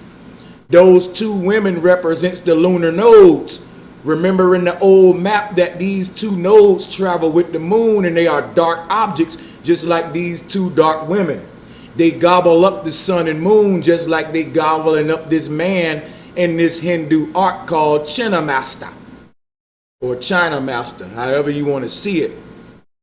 You see they're laying on a flower of life where two people are making love, symbolizing that all of this creates existence. So this is a beautiful art here. They're holding those bowls. Remember the bowl. The root word of bowl is bow. And if you look at sumo traditions or any kind of tradition, you bow before the event and you bow after the event, symbolizing the archdome above and the dome below, or the underworld bowl below. So it's a bow at the top and a bow below. That's why we say stuff like bow tie. A bow tie represents this. Each side of the tie is a face of the goddess, and the bow in the middle, or the little spot in the middle where the knot at, represents that middle goddess who's looking at you face on. All right. It's called a tie. And remember, Ma'at shapes like a bow tie. Ma'at herself would be the knot in the middle of the bow tie. Each wing would be the side of the bow. And remember, we say something a tie, we raise our hands out like Ma'at. We spread our wings to break up fights and to keep peace, to restore balance. Because in a fight, someone gets the upper hand on the other person, and that's not balance. Someone beat the crap out of another person and takes their health away. That's not balance. But if two people don't fight each other, and you stand in the middle of them and spread your wings like Ma'at, you restore balance, and you don't let any one of them take the nets with health. They both get to keep 50-50 health, and you make it a tie. No one wins because we're not fighting. We're practicing the law of Ma'at. So this ties into our reality in so many gestures and ways. Even when we stand in between two people and spread our wings like Ma'at to keep the peace or the balance. This is very deep stuff that I'm giving you.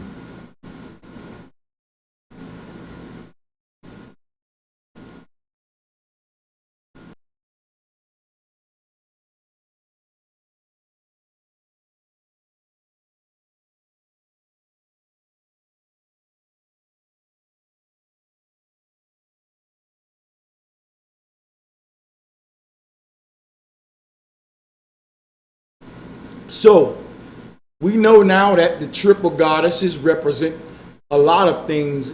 Eclipses, the moon phases.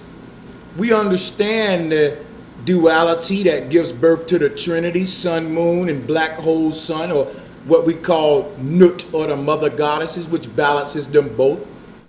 Now, how does that tie into our next portion of the video? If you bear with me just 1 minute, let me access that information.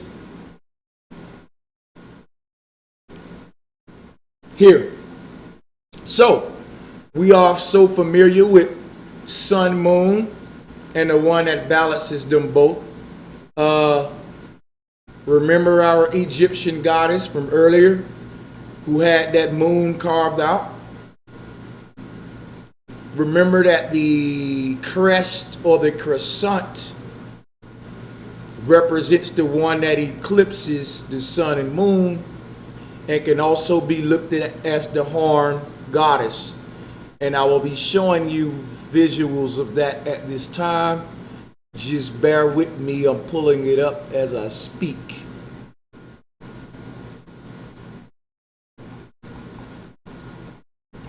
I want to say thank everyone for tuning in once again and for getting the information. Awesome information. Here we have an example of what I mean by the goddesses are often portrayed with horns, but those horns are really a crest. The horns are really a crest. And it shows the phases of the moon that became the devil. Remember that they say the devil is often a beautiful woman. They're desecrating the mother goddess, y'all. Here's another form of those horns. This is the mother goddess in the form of a Venus figurine. Now, in this hand, you have a bull horn, and this is an example of the moon phases and another form of ancient art and carvings. This is nothing but the bitten apple in the garden. It's carried by the Venus of Waldorf, symbolizing the moon phases or the crescent moon. You can see that crest above the mother goddess in this art right here. You can see that her shape resembles the hourglass, and the mother goddess, the X chromosome, the curves, what we say we like, fellas, the Coke bottle figure, that's the mother goddess. Remember that the number 8 is really a symbol, and it symbolizes eternity.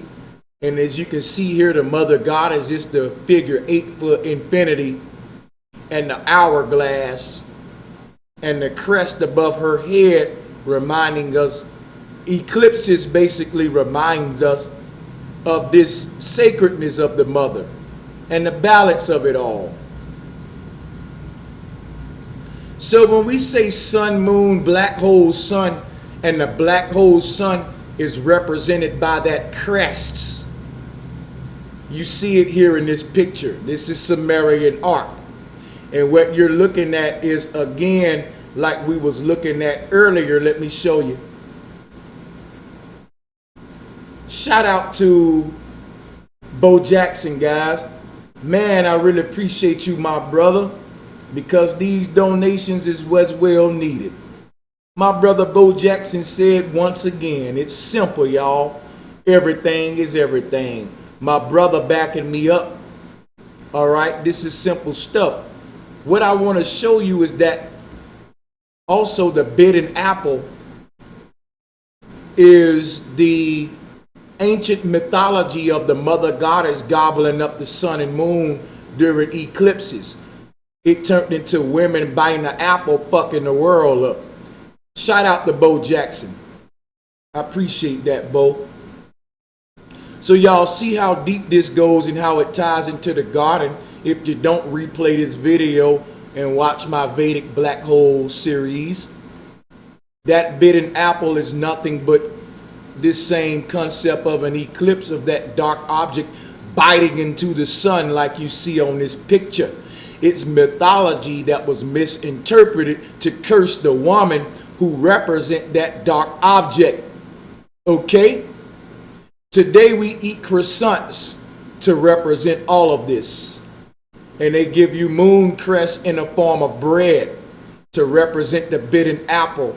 And this woman also receives an apple if she's a teacher to represent this desecration story.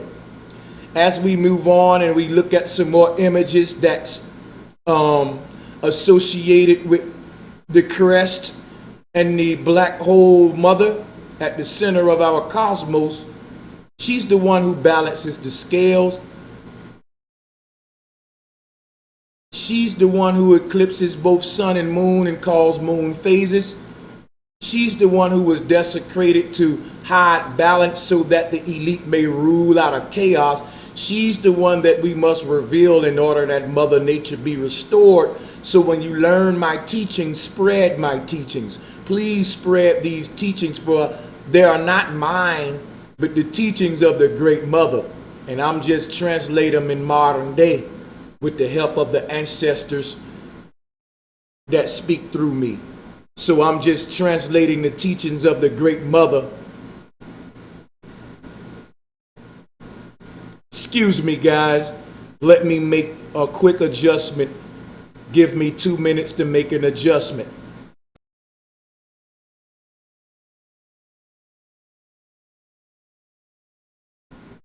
All right, guys, we're back.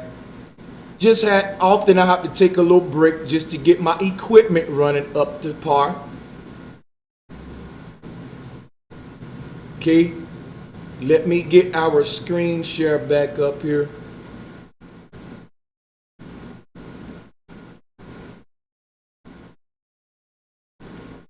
All right, so remember that the crescent is the crest, and it represents the Great Mother at the center. In Egypt, if, for example, let's do this. Pay attention to the collage while we go back to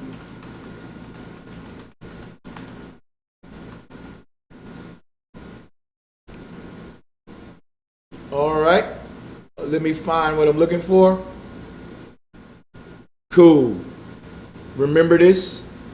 So this beetle represents the Great Mother, and the bowl that it's standing upon represents that crest. That's the Egyptian symbol for Nut, or net, or dome, being a D. You look at what it's standing on, it's an arch. And I'm pointing that out because that became the crest of the goddess, or the crescent. They show us this in a lot of ways, all right?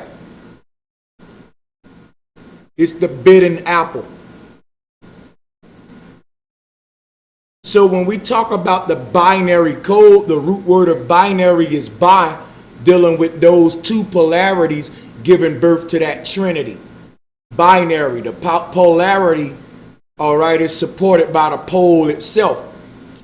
So think about the two words bi dealing with bi or dual, and you'll see why we say we bite, because you use two lips and two sets of teeth that's pointed opposite of each other, just like negative, positive, yin yang. The opposites, the polarity, give birth to the trinity. Your upper teeth and your bottom teeth can't be facing the same ways, otherwise they won't be able to act like scissors to make the eclipse or the splicing. So when you say eclipse, you're saying scissor. You're dealing with the binary code that gives forth to the trinity. You're dealing with, when you look at a set of scissors, those two polarities have to be reversed in order for them to be able to perform the act of cutting. That act of cutting forms a V, a vagina, a vortex, and that's where it all happens. Going back to those two V's that form the X marking the spot. So it's the polarity that creates the trinity, and the polarity is supported by the pole. And with that being said, the crest is very interesting. Remember, she is the pole that's sustaining that polarity. All right. Now that we have that up there, she is the crest. So in this arc, you would have sun to the left, moon to the right, black hole, sun in the middle. But again, you can represent that as a big black ball, or as you can see carved here, the symbol for net, which is a dome. So most people don't know what this dome symbol mean when they looking at Egyptian carving, but it just simply means net or dome. It's a symbol of this goddess. You can see that the scarab beetle is founded upon the net or the dome, the bowl, the underworld. Below and the firmament above would be the foundations. And the founder is the great mother, the one you see here. All right? So keep that crescent or that crest in mind, understanding that that crest and that crescent is at the middle of it all. Now, with that being said, let us now go to, bear with me, because when we talk about that crest or that crescent being at the center of it all, it goes back to our thumbnail. Who you see at the center of that crest? The mother. Now let me tie it all together for you real quick. We saying that the crest, that crescent, is at the center, calls it the eclipse, representing the dome, the great mother. Now let's go to a couple of Sumerian tablets. Here is Sumerian art, and you can see the reverence of that crest in between the sun and moon here. In this art, what you looking at with the god, I think that's Enki. You see the same concept that I've been showing you the whole video. The sun on the left, the moon on the right, with the black hole sun in the middle, represented as that crest or that crescent or that bitten apple that eclipses them both. That dome that the beetle is founded upon. All right, I don't have to go dig deep because I've laid the foundation. This should be easy for you guys. This is your goddess portal. This is your three witches with one head facing left partially, one head facing right partially, and that mother looking dead front center at you, because she's the trinity. She's the pole that creates the polarity. Just like you see in this picture, the mother would be this crest in the middle of sun and moon above this these deities. We have to know what we're looking at, okay? She calls this the moon phases. Here's a close-up example of it. Sun, moon, black hole, sun, in the form of the moon phases or the crescent, the crest symbol. So the crest is the Christ. I repeat, the crest is the Christ. What do you mean, Brother Sanchez? Well, what is the Christ? What is the Christ? Where was the Christ, and why are you bringing it up right now when you're dealing with this crest at the center of the sun and moon? Well, it goes back to this image that I brought up earlier. Where is Christ located on Calvary? At the center. I repeat, where is Christ located on Calvary? At the center. Now we get the point.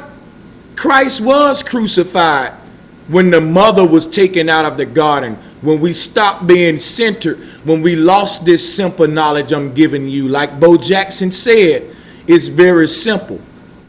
All right? The crest is at the center, and the crest is the cross. And we know that the crest is the Christ. The Christ was at the center of Calvary, representing the trinity of the goddess portal, the polarity that births, the polarity that's being emanated from the source, which is the black hole energy at the center. So again, the crest is at the center. Just like the Christ was at the center. The sun to the left would be one thief. The moon to the right would be the other thief. And that crest in the middle is your Christ in the middle. Or your hero. Or your Haru. All right. Nut is net. And you can see that symbol all over the carvings. Again, we're just scratching the surface today. I have so much to talk to you about. In the future, this lays the foundation. Now, you can see that crest above the center deity in this ritual, showing you the reverence of that.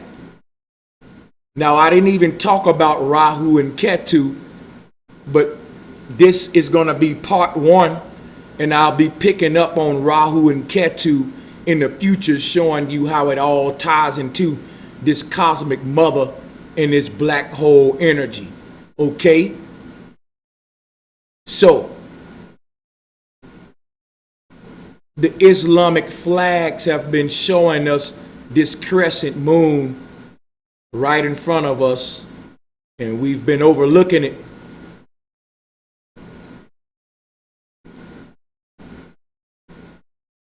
She's the North Star. That's called Polaris because she's the pole. Now, I can go on and on with this, but I wanted this to be the foundation. Because if I open up the next can of worms and go into Rahu and Ketu, that's another couple of hours. And that's so much that I have for you. But this video lays the foundation. So now when I go into Rahu and Ketu and those polarities that emanates from the Trinity, you see, because there is no polarity without the pole or the mother at the center. And that's why they're called the lunar nodes. And in some cultures, as you can see here, they're called the head of the dragon and the tail of the dragon, represented as the Ouroboros. So this stuff can go real deep. That's why I say I'm only scratching the surface. In the future, we'll be going into the etymology of Rahu and Ketu and the tail of the dragon, the etymology of the dragon, and the reason the women be dragging their wedding dresses. Because real briefly, to show you what you're going to be getting in the future presentations, when I tell you that the black mother goddess gobbles up the sun and moon, the ancestor said that during the eclipse, the cosmic mother, which is depicted as the night sky all black, the ancestor said she gobbles up either the sun and moon. And in Vedic astronomy, they call it Rahu for the sun, Ketu for the moon, but it's a black entity, just like you see in this art. It's a black entity gobbling them up. And when we talk about the lunar nodes, it's the same thing, but they're throwing us off. So this is Lilith art. This is art that's dealing with the divine feminine and Lilith. And you can see the moon crest above her head dealing with that black hole sun, that crest Christ renewal energy. So when I get into Rahu and Ketu in the future, this will make a lot more sense when we get into the esoteric and occultic side of it and how it ties into marriage. Remember that the witch who blacks out the moon is nothing but the black hole sun, the mother goddess, that's Nut. And now they're desecrating this stuff with all of this, the stories they're giving you about the ugly witches and all of that. Back in the day, it was so awesome to be a witch because witches were the ones who balanced nature. The patriarchs called it magic, and they burnt the women witches. They burnt them to death on crosses. Women, you were annihilated, and they didn't even write you into history. Did you know there was a time on earth where women were being killed? They were going around killing you women, and they never tell your history. They always talk about all of these other holocausts and all of these stories about people that's been persecuted, but they don't go back and talk about the time in history when women was being burnt alive, when women was being burnt at the stake because the male patriarchs was desecrating the feminine. It was a lot of homosexuality going on. But women, when I tell you that the mystery of it all lies within you and the womb of the woman, and that they're giving us this black hole eclipse symbolism in so many ways, even in the Batman symbol. This Batman symbol is the bee goddess. That's why it's black and gold.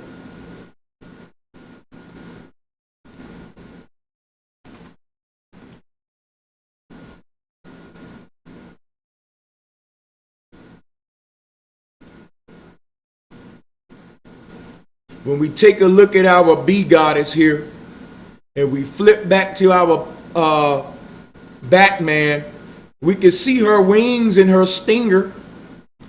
We can see the bee goddess right here in our Batman symbol.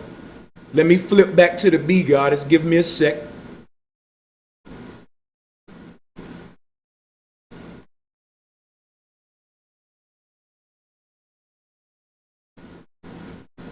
We know the bee goddess's colors are black and gold.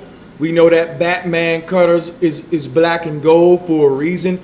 Batman is nothing but Ketu, or the moon energy.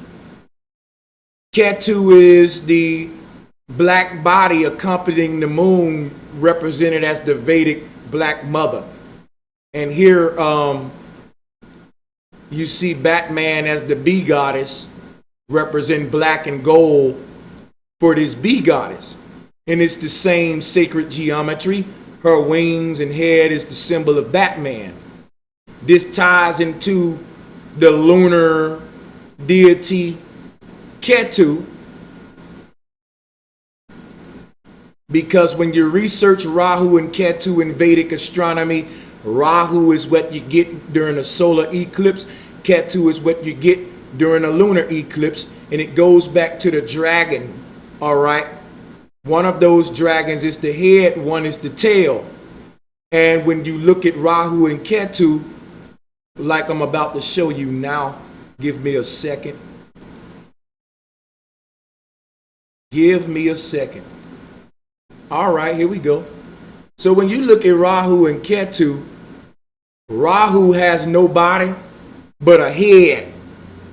And you often see Rahu as this head moving around with no body, eating up the sun. On the other hand, Ketu don't got a head, but Ketu has a body. And that's the woman. She represents the fact that the body foundates the head.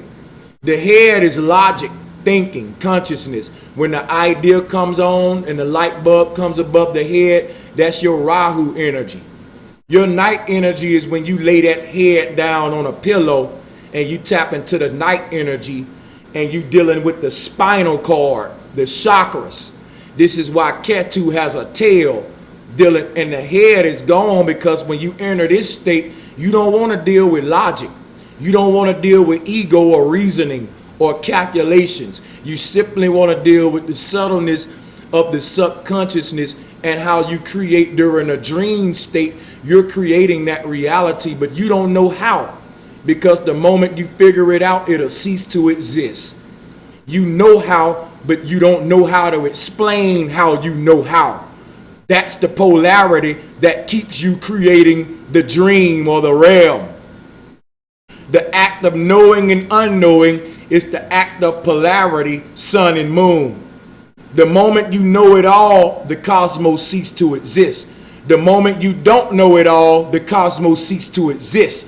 The fact that you know or don't know creates the balance. Mystery and mysteries revealed. All right, it's the question mark that creates life. Once you get all the answers, then the quest ends. So, back to Rahu and Ketu. Ketu represents, like I told you, the moon that drags in the star trail or the star tail. The trail is the tail, it's the gown of the woman during marriage, going back to that eclipse. When a man marries a woman, the man is the body. The man is the head. He is the Robin. Robin is Rahu. The male energy. Think of a marriage. The man don't have a long dress on dragging a tail, but the one that drags the tail also wears the veil. So if you think of Ketu Ketu don't have a head, but Ketu has a tail. Just like during marriage, the woman don't have a head, and that's represented by her wearing a veil over her face during marriage. If you look up here in the top right corner of this collage, you can see during marriage, the woman wears a veil over her face because she's a symbolic of Ketu without the head. The woman wearing the veil represents Ketu without the head, and she has the tail on her wedding dress, represents Ketu bringing in the star trails or the star tail. The moon drags in the night star, the night sky.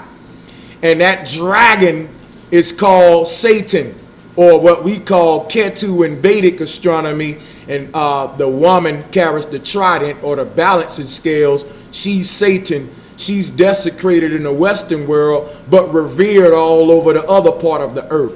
That's why in America they want to create it like them people are stupid and they worship the devil, when really them people like the Dogon and the rest of them are worshiping the divine mother, while we over here in America being ruled out of ego by sun worshiping patriarchs. So to keep a good example of how masculine, feminine energy tie into cosmology, remember that the robe is for the woman, not the Pope. When you see the judge with the robe on and the Pope with the robe on, that's their way of telling them they're the mother goddess. See, crowns are for kings and gowns are for queens. Let me say that again. The queen wears the gown and the king wears the cow. Let me say that again. The queen wears the gown and the king wears the crown. Just like the sun wears the corona and has all of the light rays bursting from it like you see in that picture. That corona is an ancient word for crown. The crown is the corona. So again, the king wears the crown and the queen wears the gown, just like the sun has light rays emanating from it called a corona. That's its crown. And the moon don't have a corona. The moon has a gown, a bunch of stars that trails with it. So this is a polarity. You have to see the balance here. The sun is brighter than the moon, but the sun don't have any children. It moves alone with its corona. And it goes back to this deity called Rahu or Robin. Remember, Rahu or Robin in Vedic astronomy is the one without the body, but has the head. So if you look at Batman and Robin, Robin would be Rahu. Why? Batman wears a veil and has a tail. Remember that the veil and the tail belongs to the woman. In marriage, the woman wears the veil and the tail because she's the one without the head and has the tail of the dragon, like we see Ketu here representing in purple or dark color. You have the sword cutting the head off, representing that crest. If you look at, for example, if you look at Rahu with the sword cutting the head off, that became the Shriners logo. You see this Shriners logo on the bottom right. You see the sword, you see the moon crest, you see the goddess, and you see the North Star. That became the symbol for the Shriners. All right, and we know that that's a Muslim organization, and we deal with the Middle East. They have that crescent moon and the star and all of their flags too. So everyone is hiding the divine feminine cosmology while desecrating the woman, because when you go to the Middle East where they hiding this stuff at, they're also killing the women and beating up the women and making them cover themselves up like Ketu with the black veil on and the black dresses on. So they got their women covering the head up doing this Ketu ritual, and they actually behead people in the Middle East. So beheading someone is ritual. Cutting the head off is dealing with the mother who cuts the head off the sun and moon during the eclipse. But it's not a separation. There's a difference between slicing and splicing. Let me say that again. That's a difference between slicing and splicing. When you splice something, you combine the polarity to create something new. When you slice something, that's a separation. But that's not what we get when we deal with Rahu and Ketu and eclipse energy. You notice that you can get the word splice from the word eclipse if you rearrange the word. If you rearrange the word eclipse, you'll get the word splice. But back to Robin and Batman. Batman is the woman that wears the veil during marriage and the tail symbolizing the night energy. Remember, Batman's symbol is the bee goddess, and it's black and gold, dealing with the divine feminine, just like I just showed you with the bee goddess. And the Batman symbol is nothing but an eclipse happening. It's the yellow sun being eclipsed by that black hole divine feminine Nut goddess, which was portrayed as a dark bird, which became the Batman symbol here on his chest. I know it's kind of blurred, but you saw it in the previous slide.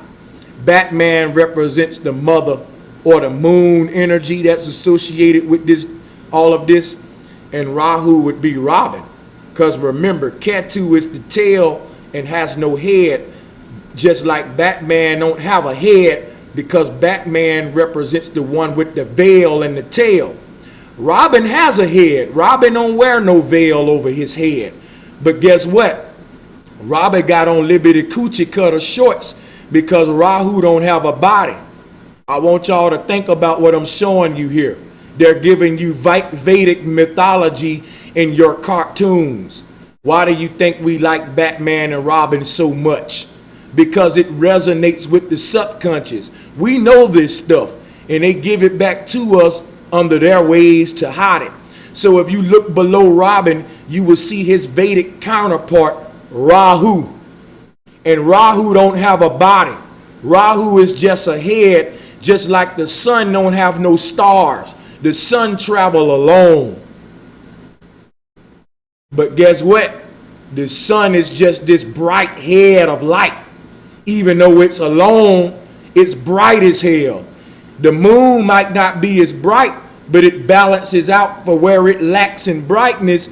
It has a bunch of stars that accompanies it. So they both balance each other out. The sun is brighter than the moon, but the sun travels alone and the moon don't. So we can see that both are equals, and these polarities balance each other out. So how you look at the sun and moon when we look at Batman and Robin and Rahu and Ketu, the sun ain't got no body because the sun don't travel with a bunch of stars behind it.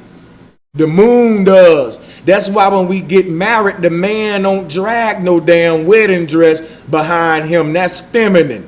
The woman does that. Again, the queen wear the gown and the king wear the crown because the sun travels as the head and has the corona, and the queen, which is the moon, travels behind the sun, escorting it, dragging all of her children behind as that trail or that tail. That dragon is the actual dragon or the serpent on the tree, which is responsible for balance. So the moon is the monitor or the monitor, the mummy. And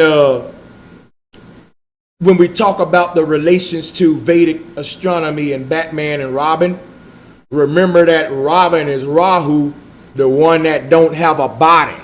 Remember that Robin ain't got no body because Robin got on Liberty shorts. Look at the collage. Batman got pants on and a long cape on because Batman represents Ketu. Look below Batman, you will see Batman's Vedic counterpart with the tail, just like Batman got pants and a cape on. And you will see Batman's Vedic counterpart Ketu without a head And you will see Batman representing that same concept, wearing the veil that the woman wears during marriage, because during marriage, the woman is Ketu's counterpart in the ritual of marriage. Remember that the etymology of eclipse means marriage. So when we have a marriage today, we're actually doing the whole marriage ritual based on the eclipses, y'all. That ought to make the hairs on your skin start standing up. Because when we talk as above, below, what I'm telling you is that the first university was the sky above. We learned how to do everything we do by looking at the celestial bodies. These are the gods that taught humanity how to have civilization. We don't have civilization today. We're in chaos because the energy of the mother and the moon has been hidden because everyone is blinded by the light of the sun. No one knows about Ketu, the hidden one, the moon energy, the lunar nodes, the black hole energy that eclipses them both and causes the moon phases. So, again, tying this into Vedic astronomy before we get out of here, just remember that Robin got on little bitty shorts because Rahu don't have no body, and that's their way of saying that Robin don't have a body by putting him in the little bitty trousers. They also saying that what the Vedic ancestors said, that Rahu is only a moving head, meaning that the sun is bright as hell, but it don't have no stars because we got to balance it out.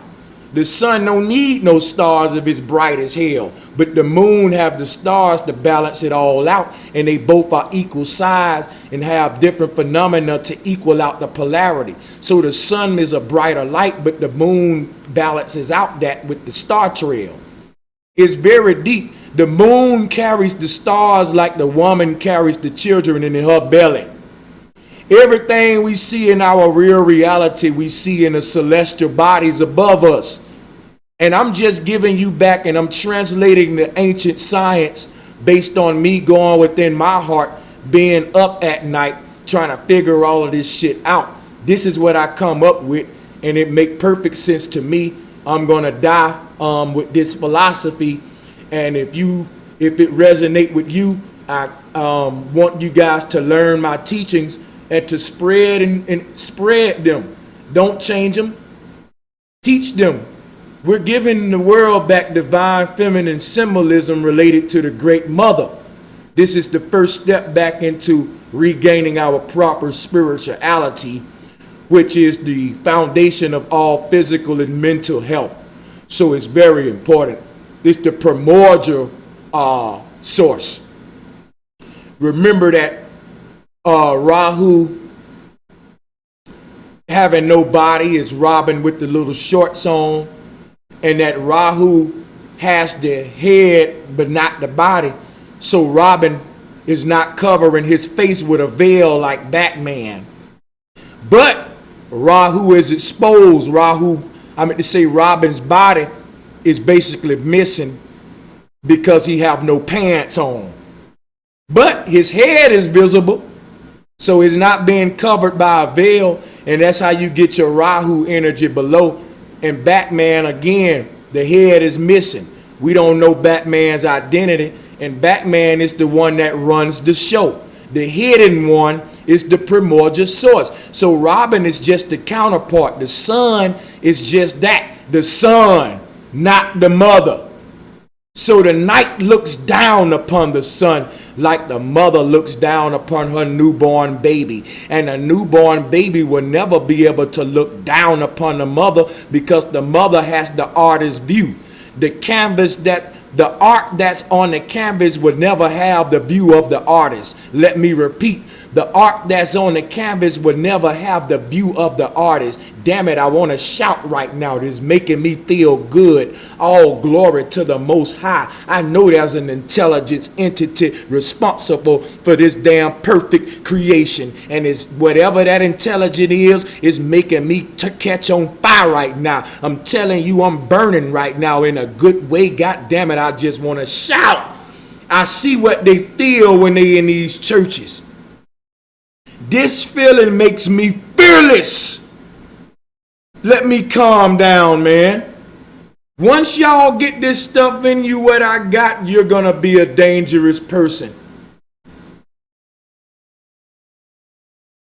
Everything is everything.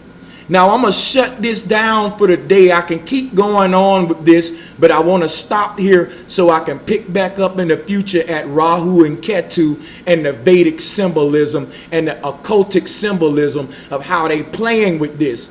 Because the occult are the ones create these cartoons. You got Batman and Robin, that's created by Freemasons creating these cartoons. But we know they're not original and they always copying from the ancients. So I'm showing you Batman and Robin to show you that that comes from Rahu and Ketu.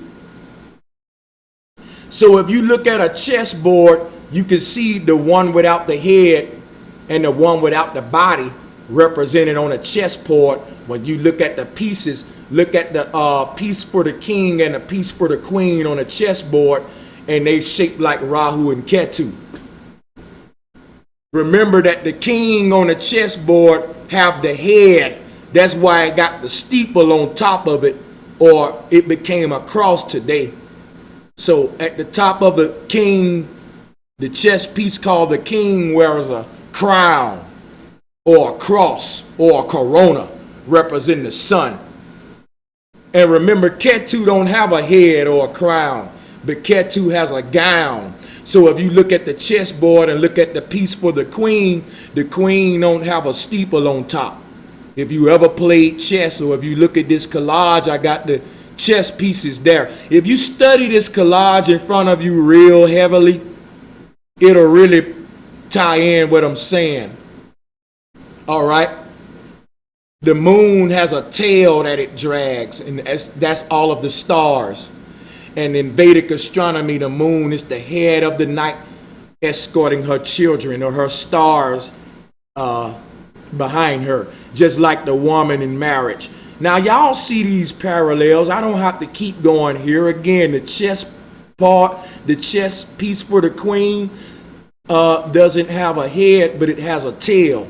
And vice versa for the king, it has the head, which is the crown, but it don't have the bottom part expanding as much as the queen piece. Now the pieces on the chessboard vary because everybody want to switch them around and make them into art. But if you look at the original pieces to the chessboard, you will see the cosmology, what I'm talking about. Now this is just an introduction. This is just scratching the surface. I'm going to be doing at least about 5 more videos that's very lengthy, just like this one, where we go deep into the rabbit hole, into the etymology and things that I'm telling you is going to blow you guys away.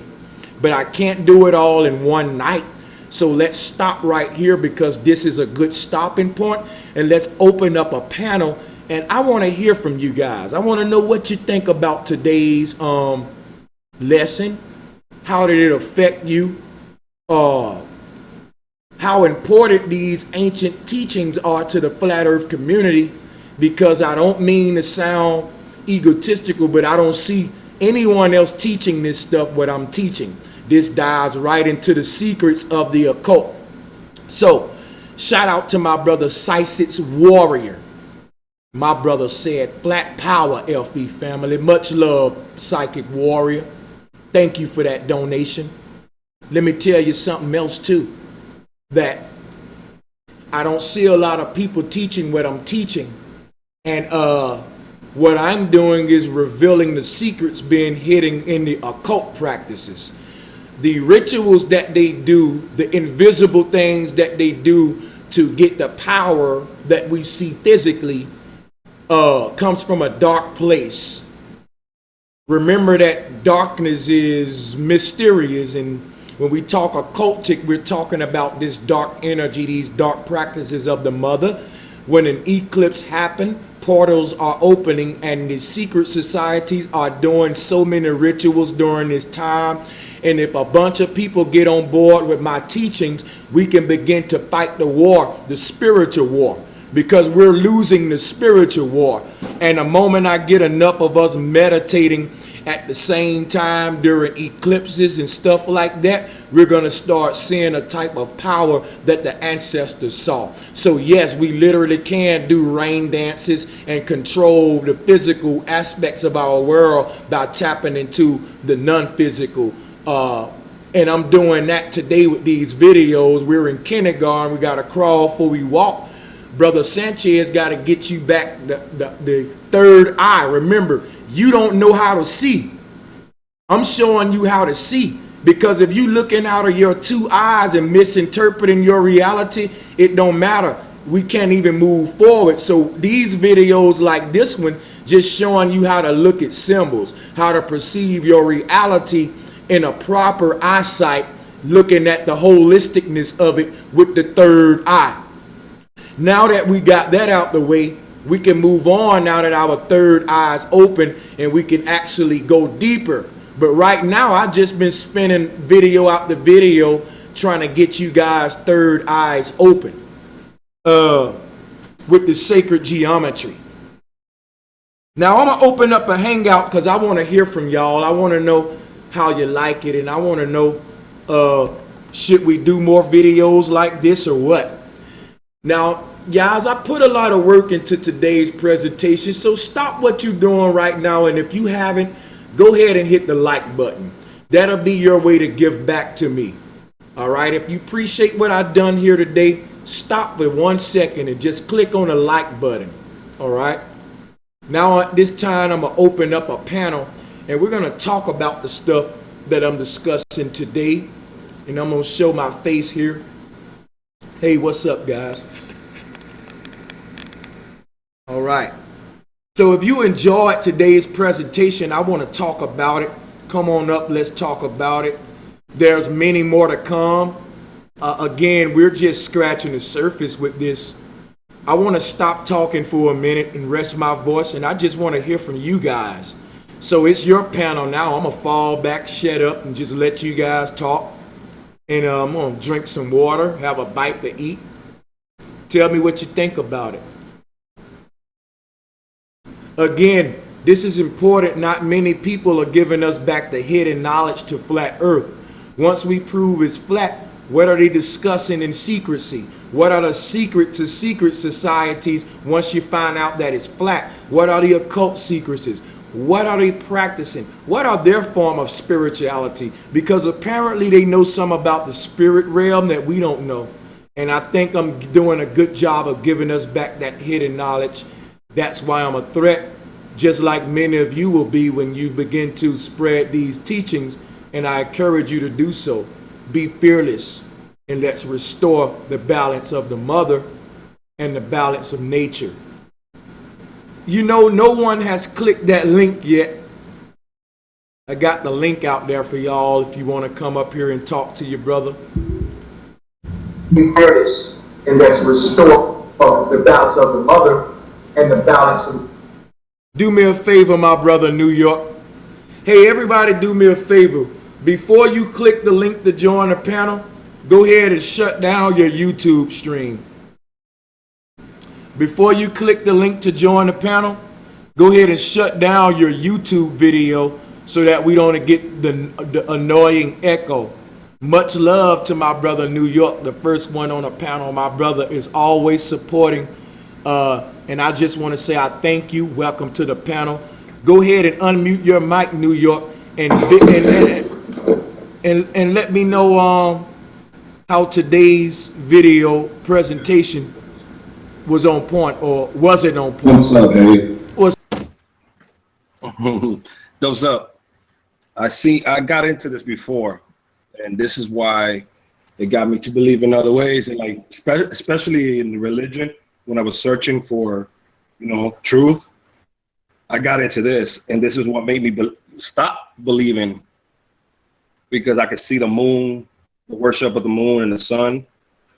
I saw the one of the guys who were talking about in the chat that if you look at the New Orleans Police Department, they have the moon with the half moon, their logo, in the front of their buildings. In their municipal buildings, city buildings, and the police department. So yeah, how do we get these symbols if they're not originally from here? So that's where my question of history really come from, and how you get it to deep and how do we decipher it. Not many people can do that.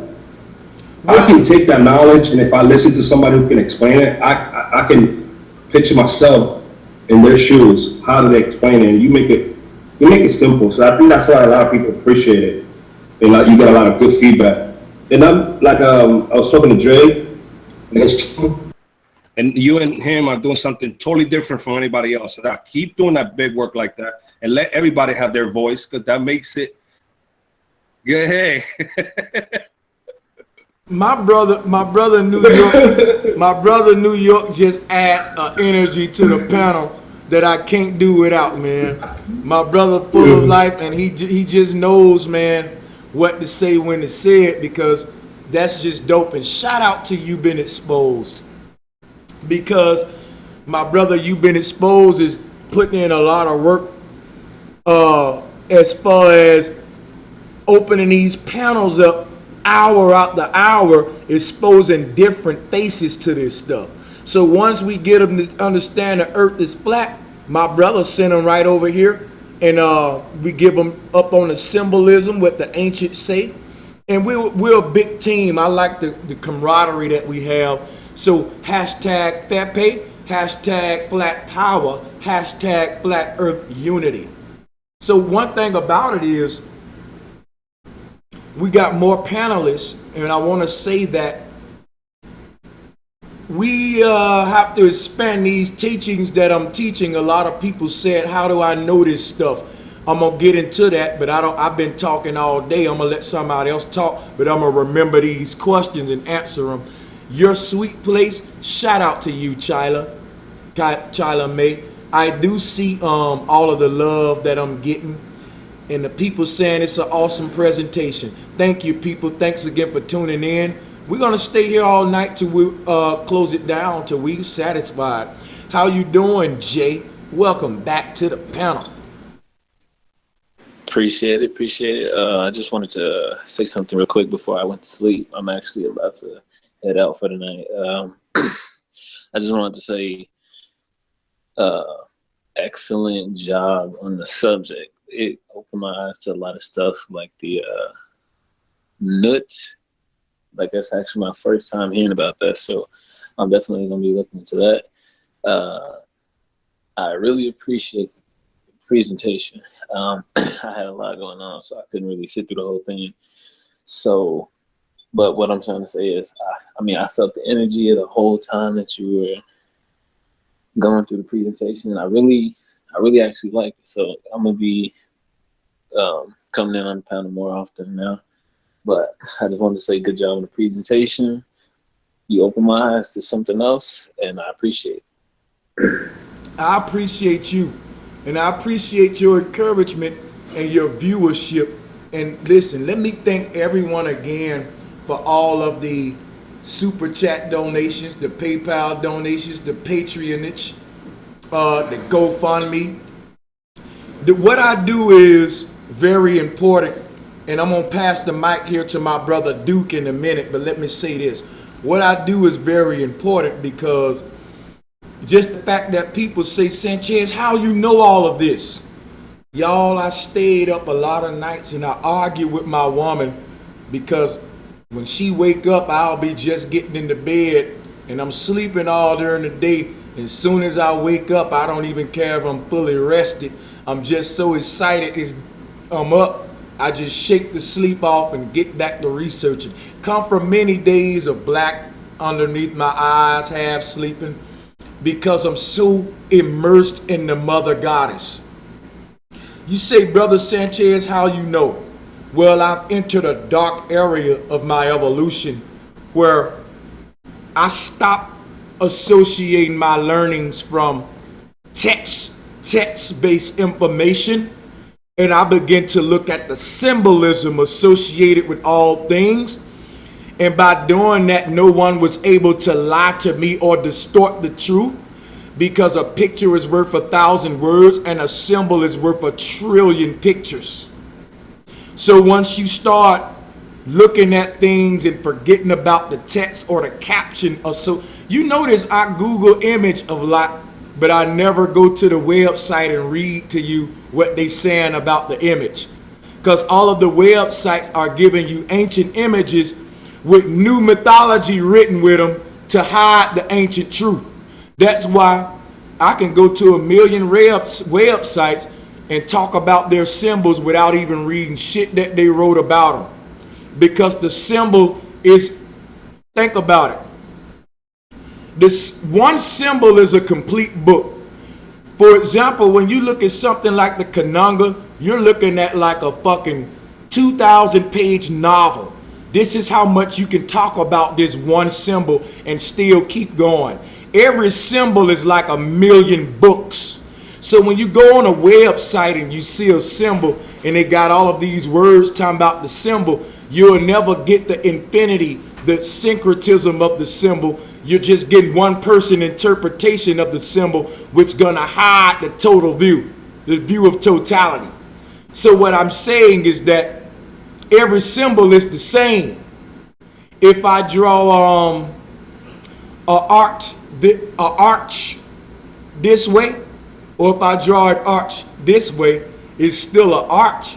Whether I make it a jagged edge or a smooth one, it's the same symbol, and it can be so many ways. I don't want to keep building for too long, but you asked the question, how do I know? You know by looking at a symbol and closing your eyes and saying to yourself, where have I seen this symbol before? You learn what I learned by looking at sacred geometry and the dimensions of things. When you look at a symbol and you start reading what the websites say, you never base your own belief. You never do no experiment. You just regurgitate. And then you share that symbol with somebody else and you say, this what it means. Why? Because you read it off a damn website. When really, the moment you say what a symbol means, you just said what the symbol don't mean, because every symbol means everything. And what I teach is the subject of everything and how everything is everything and the study of all. Sanchez. Uh-huh. I want you to take notice how many trolls are trying to come in here and debunk what you just taught us. Well, the fact, I know there's going to be many trolls do that. Good shots by my mods. They can't. They can't. I tell you what, too. Before y'all block the trolls, and shout out the Helio Skeptic, we finna pass this mic and let everyone speak their mind. But do me a favor. I gotta be fair and be a good host. So everyone, let me mute your mic. Before you do that, I'm not. All my microphones with my mic. Oh, I'm sorry, Helio. I muted you. You have to unmute yourself to speak again, Helio. Wait a minute before you do so. Oh, my bad. Jay, I was going to let you speak before you left because I know you had to go away. Shout out to Jay who just left the panel. Good night to you. I know you had to leave.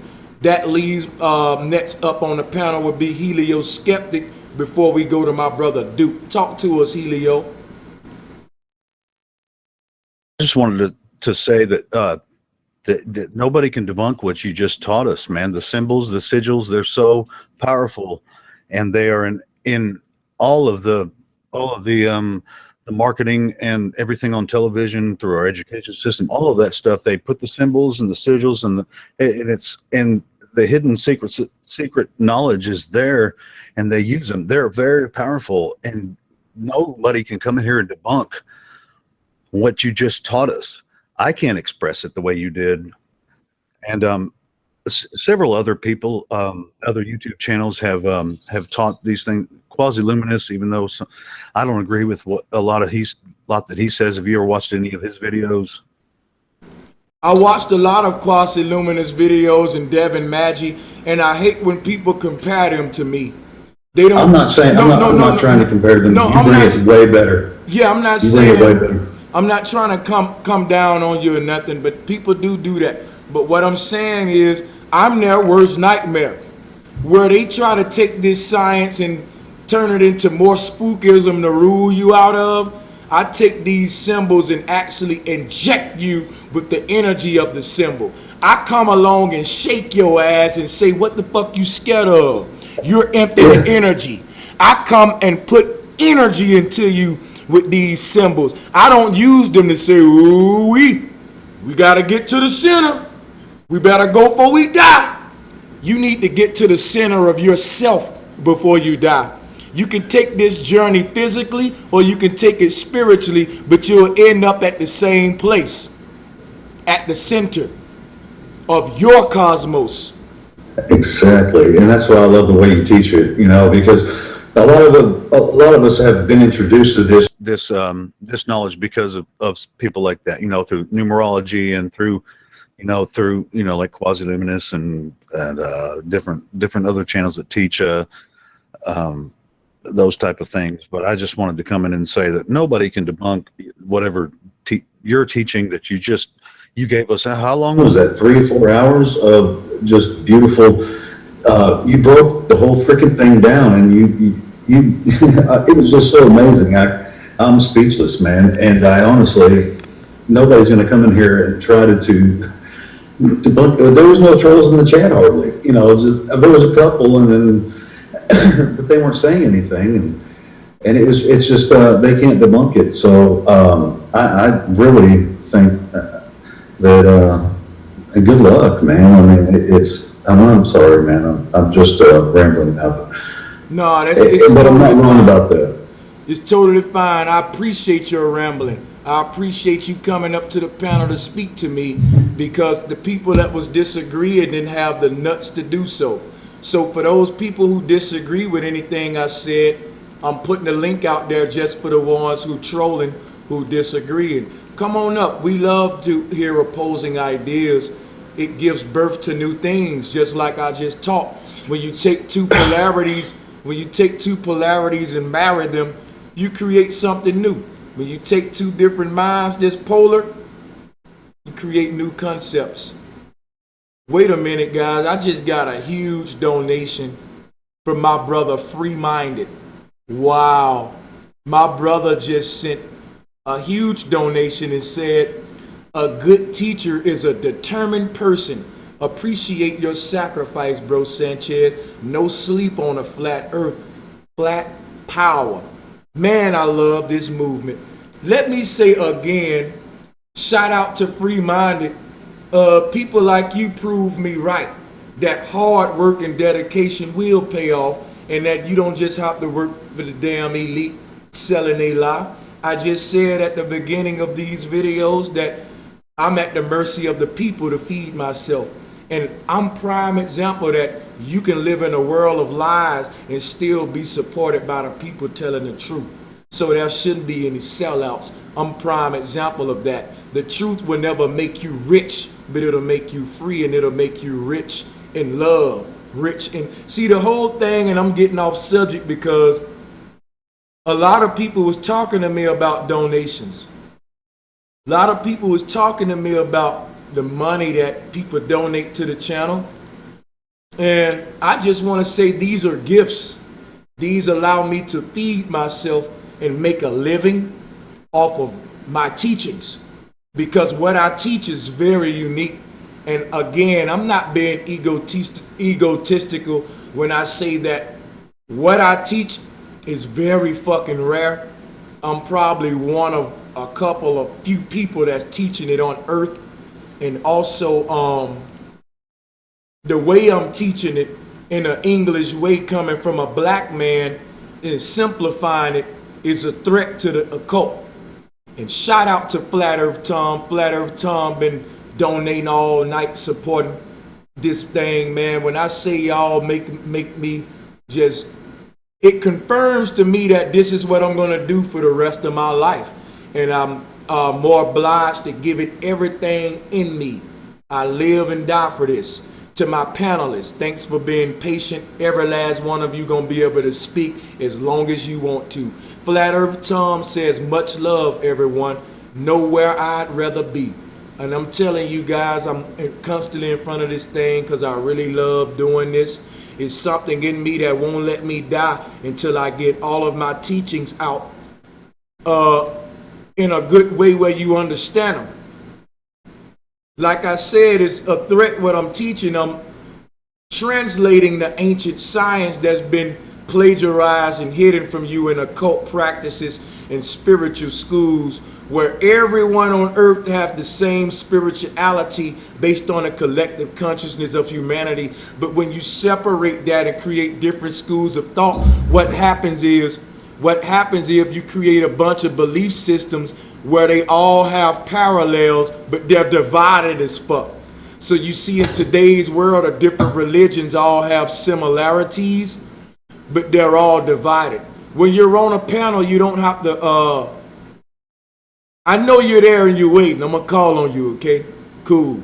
We can stream however long we want to. Talk to me, my brother Duke, and let me know what's good. I didn't even know I unmuted the mic, man.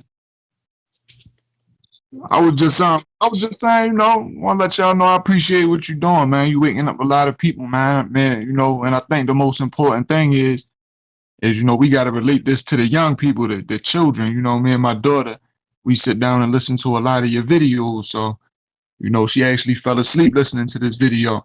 I think that's the most important thing because, like, you know, like we all say, they're going to be the ones that really change, that make the change, you know, because a lot of our peers and, you know, they not really as aware for real, and it's sad to say. I try and wake people up every day. I'm out here in the streets talking to people, and, you know, a lot of people lost, man, but you're doing a real good job because you're the only one that's relating it to the ancestors, and you giving it in a different perspective, the truth. I mean, everybody not doing it like you, man. So I just wanted to say thank you, man. That's all. I just want to say thank you, and I really appreciate this, man. I really appreciate all of this encouragement. One of the things that I did, particularly since I've been doing these teachings, is I've taught a lot of people from the Black conscious community that we were misinterpreting the Dogon Kananga for generations. Many of our scholars taught that the Dogon Kananga represents the Sirius star system. So if there anyone out there that believes that, I'm willing to debate that. That's going to be a future debate that I'm going to have talking about the Dogon Kananga itself. Let me say that I can actually make 5 years worth of videos dealing with each symbol. When I tell you that I can start talking from right now till I die, and I still want to be said all that need to be said about these symbols and how they relate to everything there is. So I'm gonna be doing a lot of videos like this, and I'm gonna fall back. What do you think about it, Christian? Welcome to the panel, Christian. Unmute your mic and talk to the people.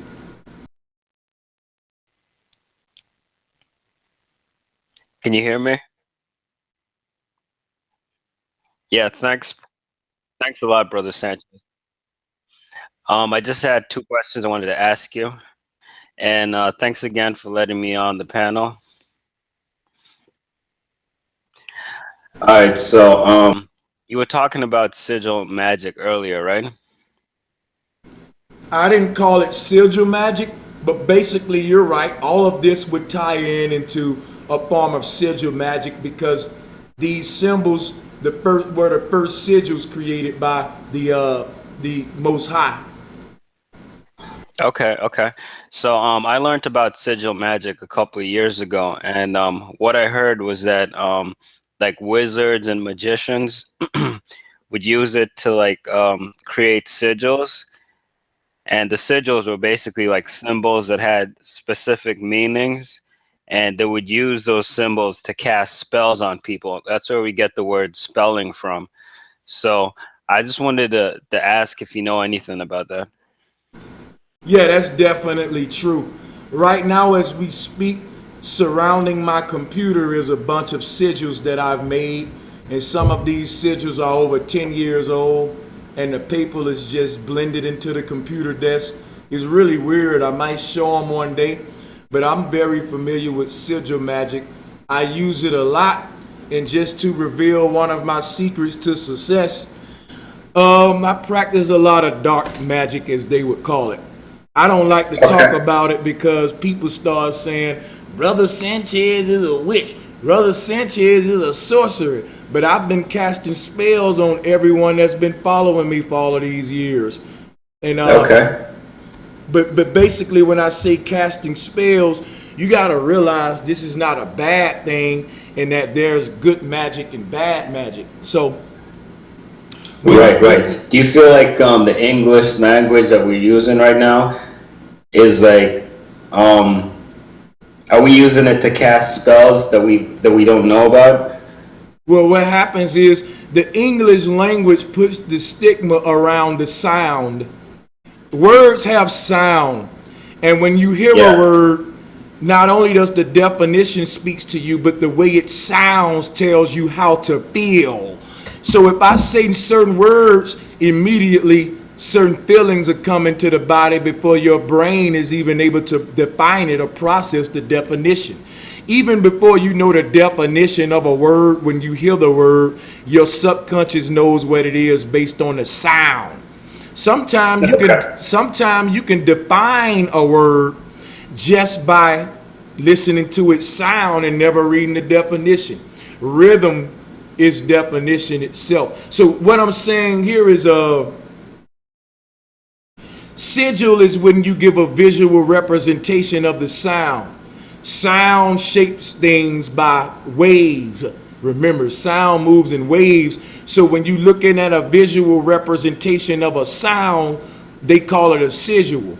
They call it a sigil, and what you're looking at is an image that's vibrating at a certain frequency based on the sound and the intent that was used to create the sigil. So what the English language does is, one thing it does to stray us away from the practice of sigil magic is, again, it taints the sound. So when you hear the word spelling, it gives this dark feeling to you, like you're doing something wrong, and that you don't want to cast a spell. But it's the way this language is designed to induce fear, where these words back during the witches' day would have induced joy. When we talked about casting spells and things of that nature, it was happy times. But we're no longer magicians. We've been controlled by magicians who now created a certain stigma around the language we use to cast a spell. English is one of those languages that did a good job of taking the sound that's associated with the symbol and making the sound into a bad feeling. To when you hear something like cult today, you think negative when it really means culture. But it's the sound that creates a whole nother alternate definition, because it's one definition you get from the words, and it's one definition we all got just based on the initial sound and the way it hit us. Whoever controlled that initial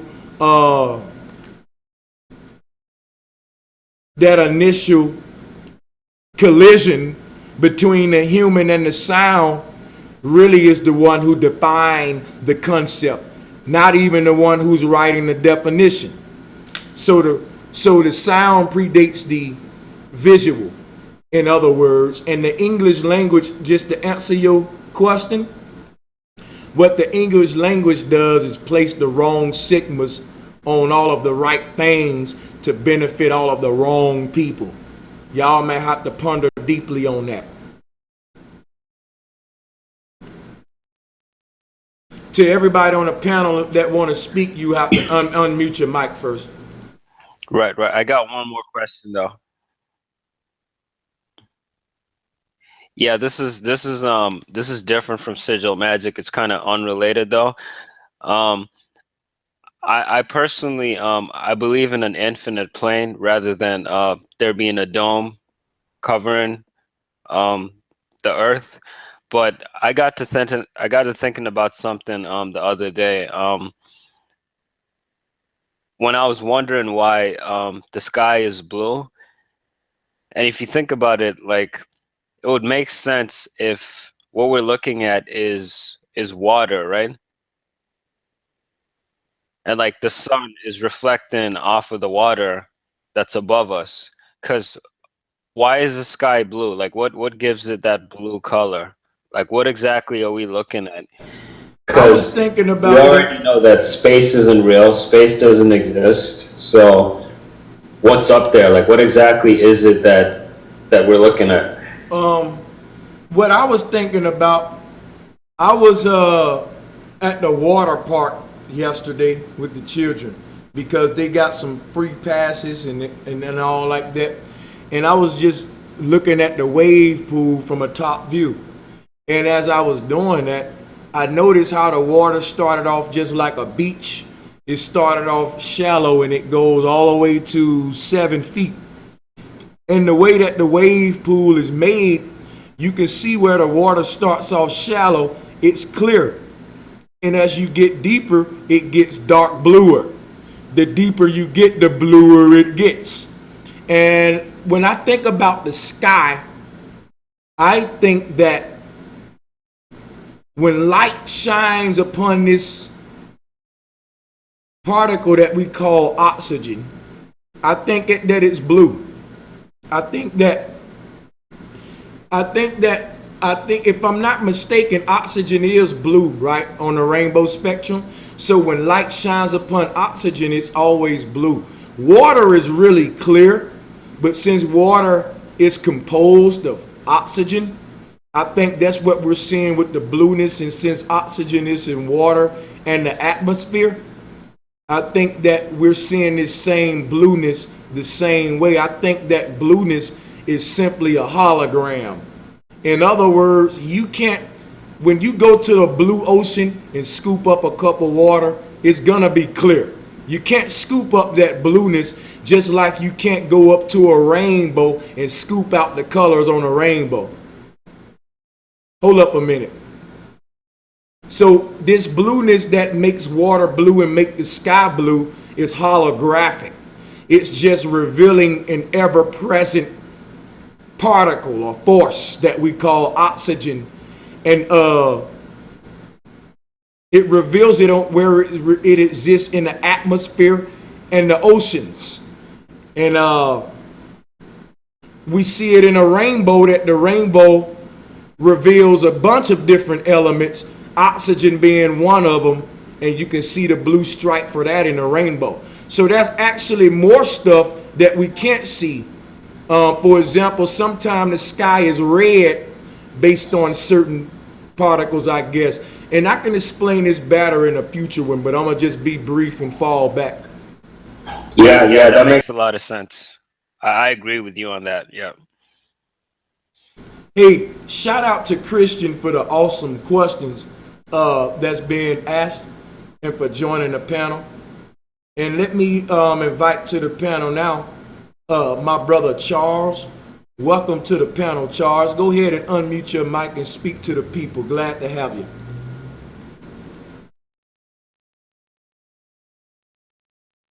Yeah, my brother Charles on the far left. You wearing a hat? Yeah, okay. You unmuted now. We can hear you, brother. Unmute your mic again and speak to the people. Hear me? I just want to say thanks for your work. You do a great job. Okay, you know what? I'm going to just say appreciate you for coming up here to the panel to let me know that, man, because that's what I wanted to know from the people is should I do more videos like this? And sometimes I think that I just need to immerse myself in these type of videos. I like the Rahu and Ketu. That was a great learning. And like I said, we're just scratching the surface. I'm going to be digging so deep on the Rahu and Ketu and the Great Mother, which is the parent of them both, in the future.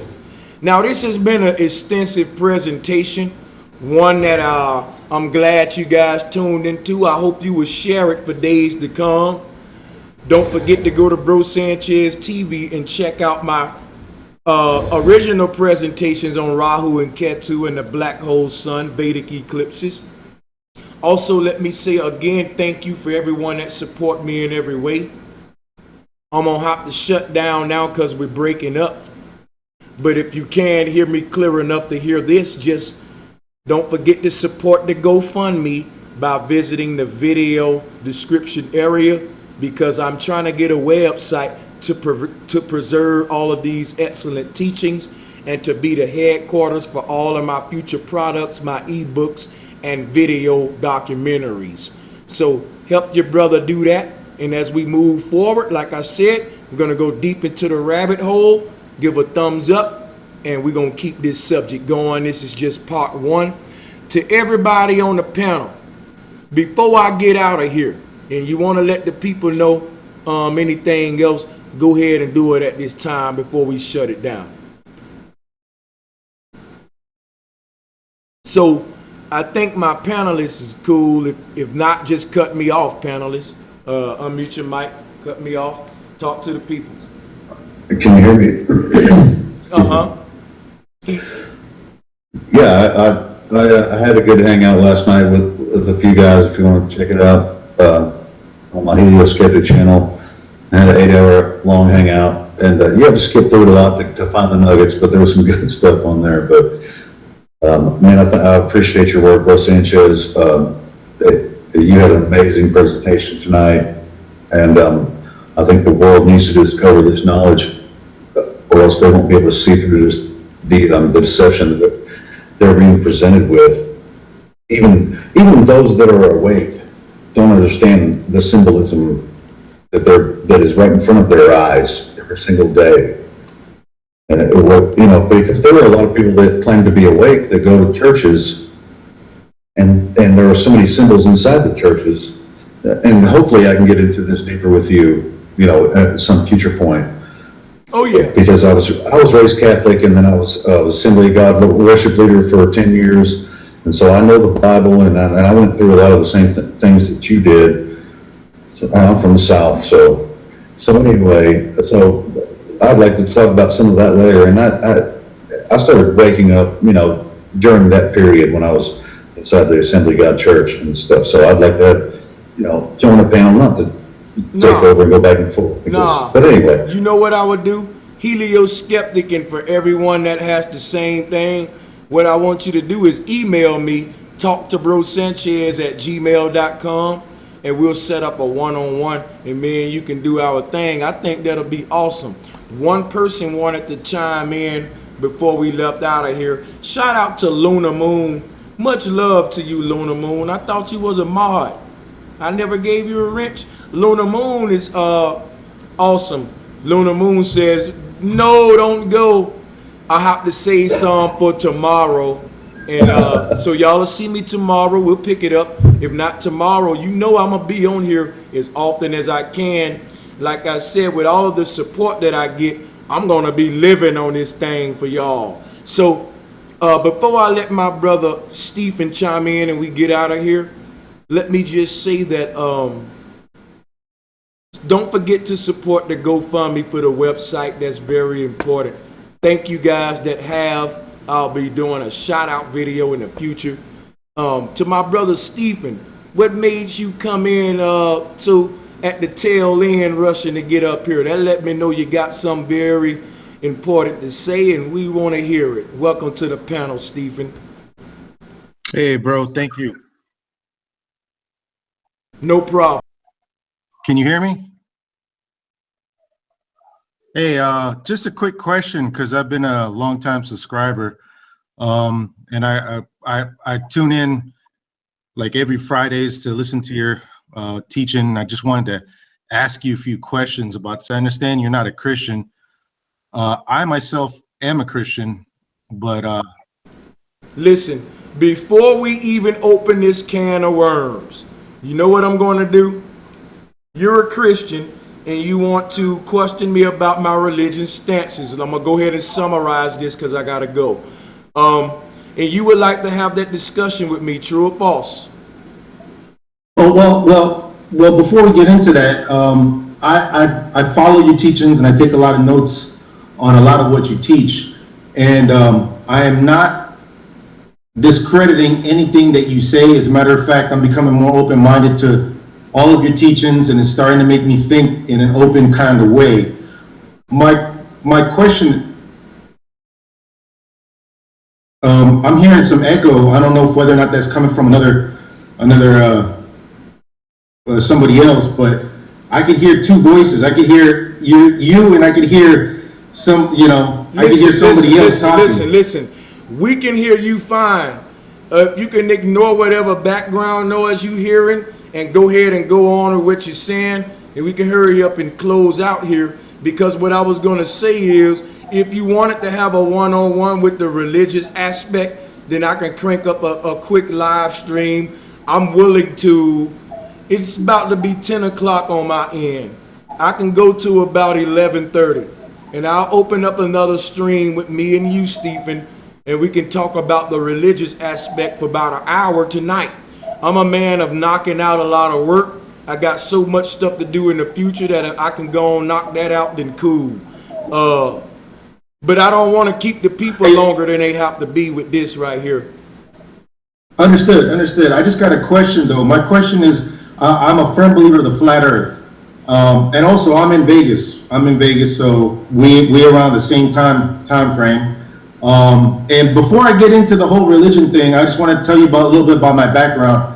I am my trade is post-production, so I do a lot of treatment in video.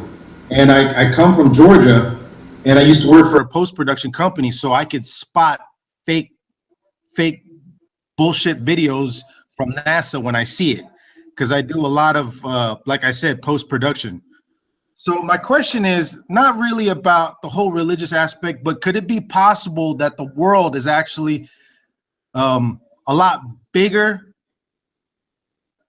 than what it really is? You know what I'm saying? Could it be actually round but bigger? Because I'm a proponent of the flat Earth, but I'm thinking though that a lot of the facts that are provided by both sides. Stephen. Yes. Yeah. That's I wanna hold on, let me mute you for a minute. You are opening up a can of worms that I would like to actually spend another hour with. But we're not gonna do it at the end of this show. This one went on too long, and it's about Rahu and Ketu. I want to end it with that solid sticking to the subject matter. What I was offering you is the chance to hang tight right here on the panel and allow me to go ahead and shut this down, and we start another one to go into this new can of worms. So I don't want you going into nothing right now. I'm trying to actually end this one. But what I was saying is, if you want to open another one, Stephen, let's do it. New York, you want to speak? Talk to me. Yeah, I wanted to say something about the Ketu. You saw that Batman and Robin thing. Also, when I was a kid, I used to watch the cartoons in Spanish, and they used to say a duo dinámico. I think it's called a dynamic duo. That's another way you can say too, is the yin and the yang too, because it's the duo. You right. Dynamic duo. I never heard it put it together into today. When you say dynamic duo, you're so right, because that's what they used to call them, right? Yep, duo is dual, duat, that binary, that polarity. Yep. Yep. And together they keep balance in the city. So that balance represented of the great mother. Way to end it out, my brother, New York, with making that for pointing that out. That was a perfect way to. Yes, sir. All right, just hang tight, panelists, and everybody who out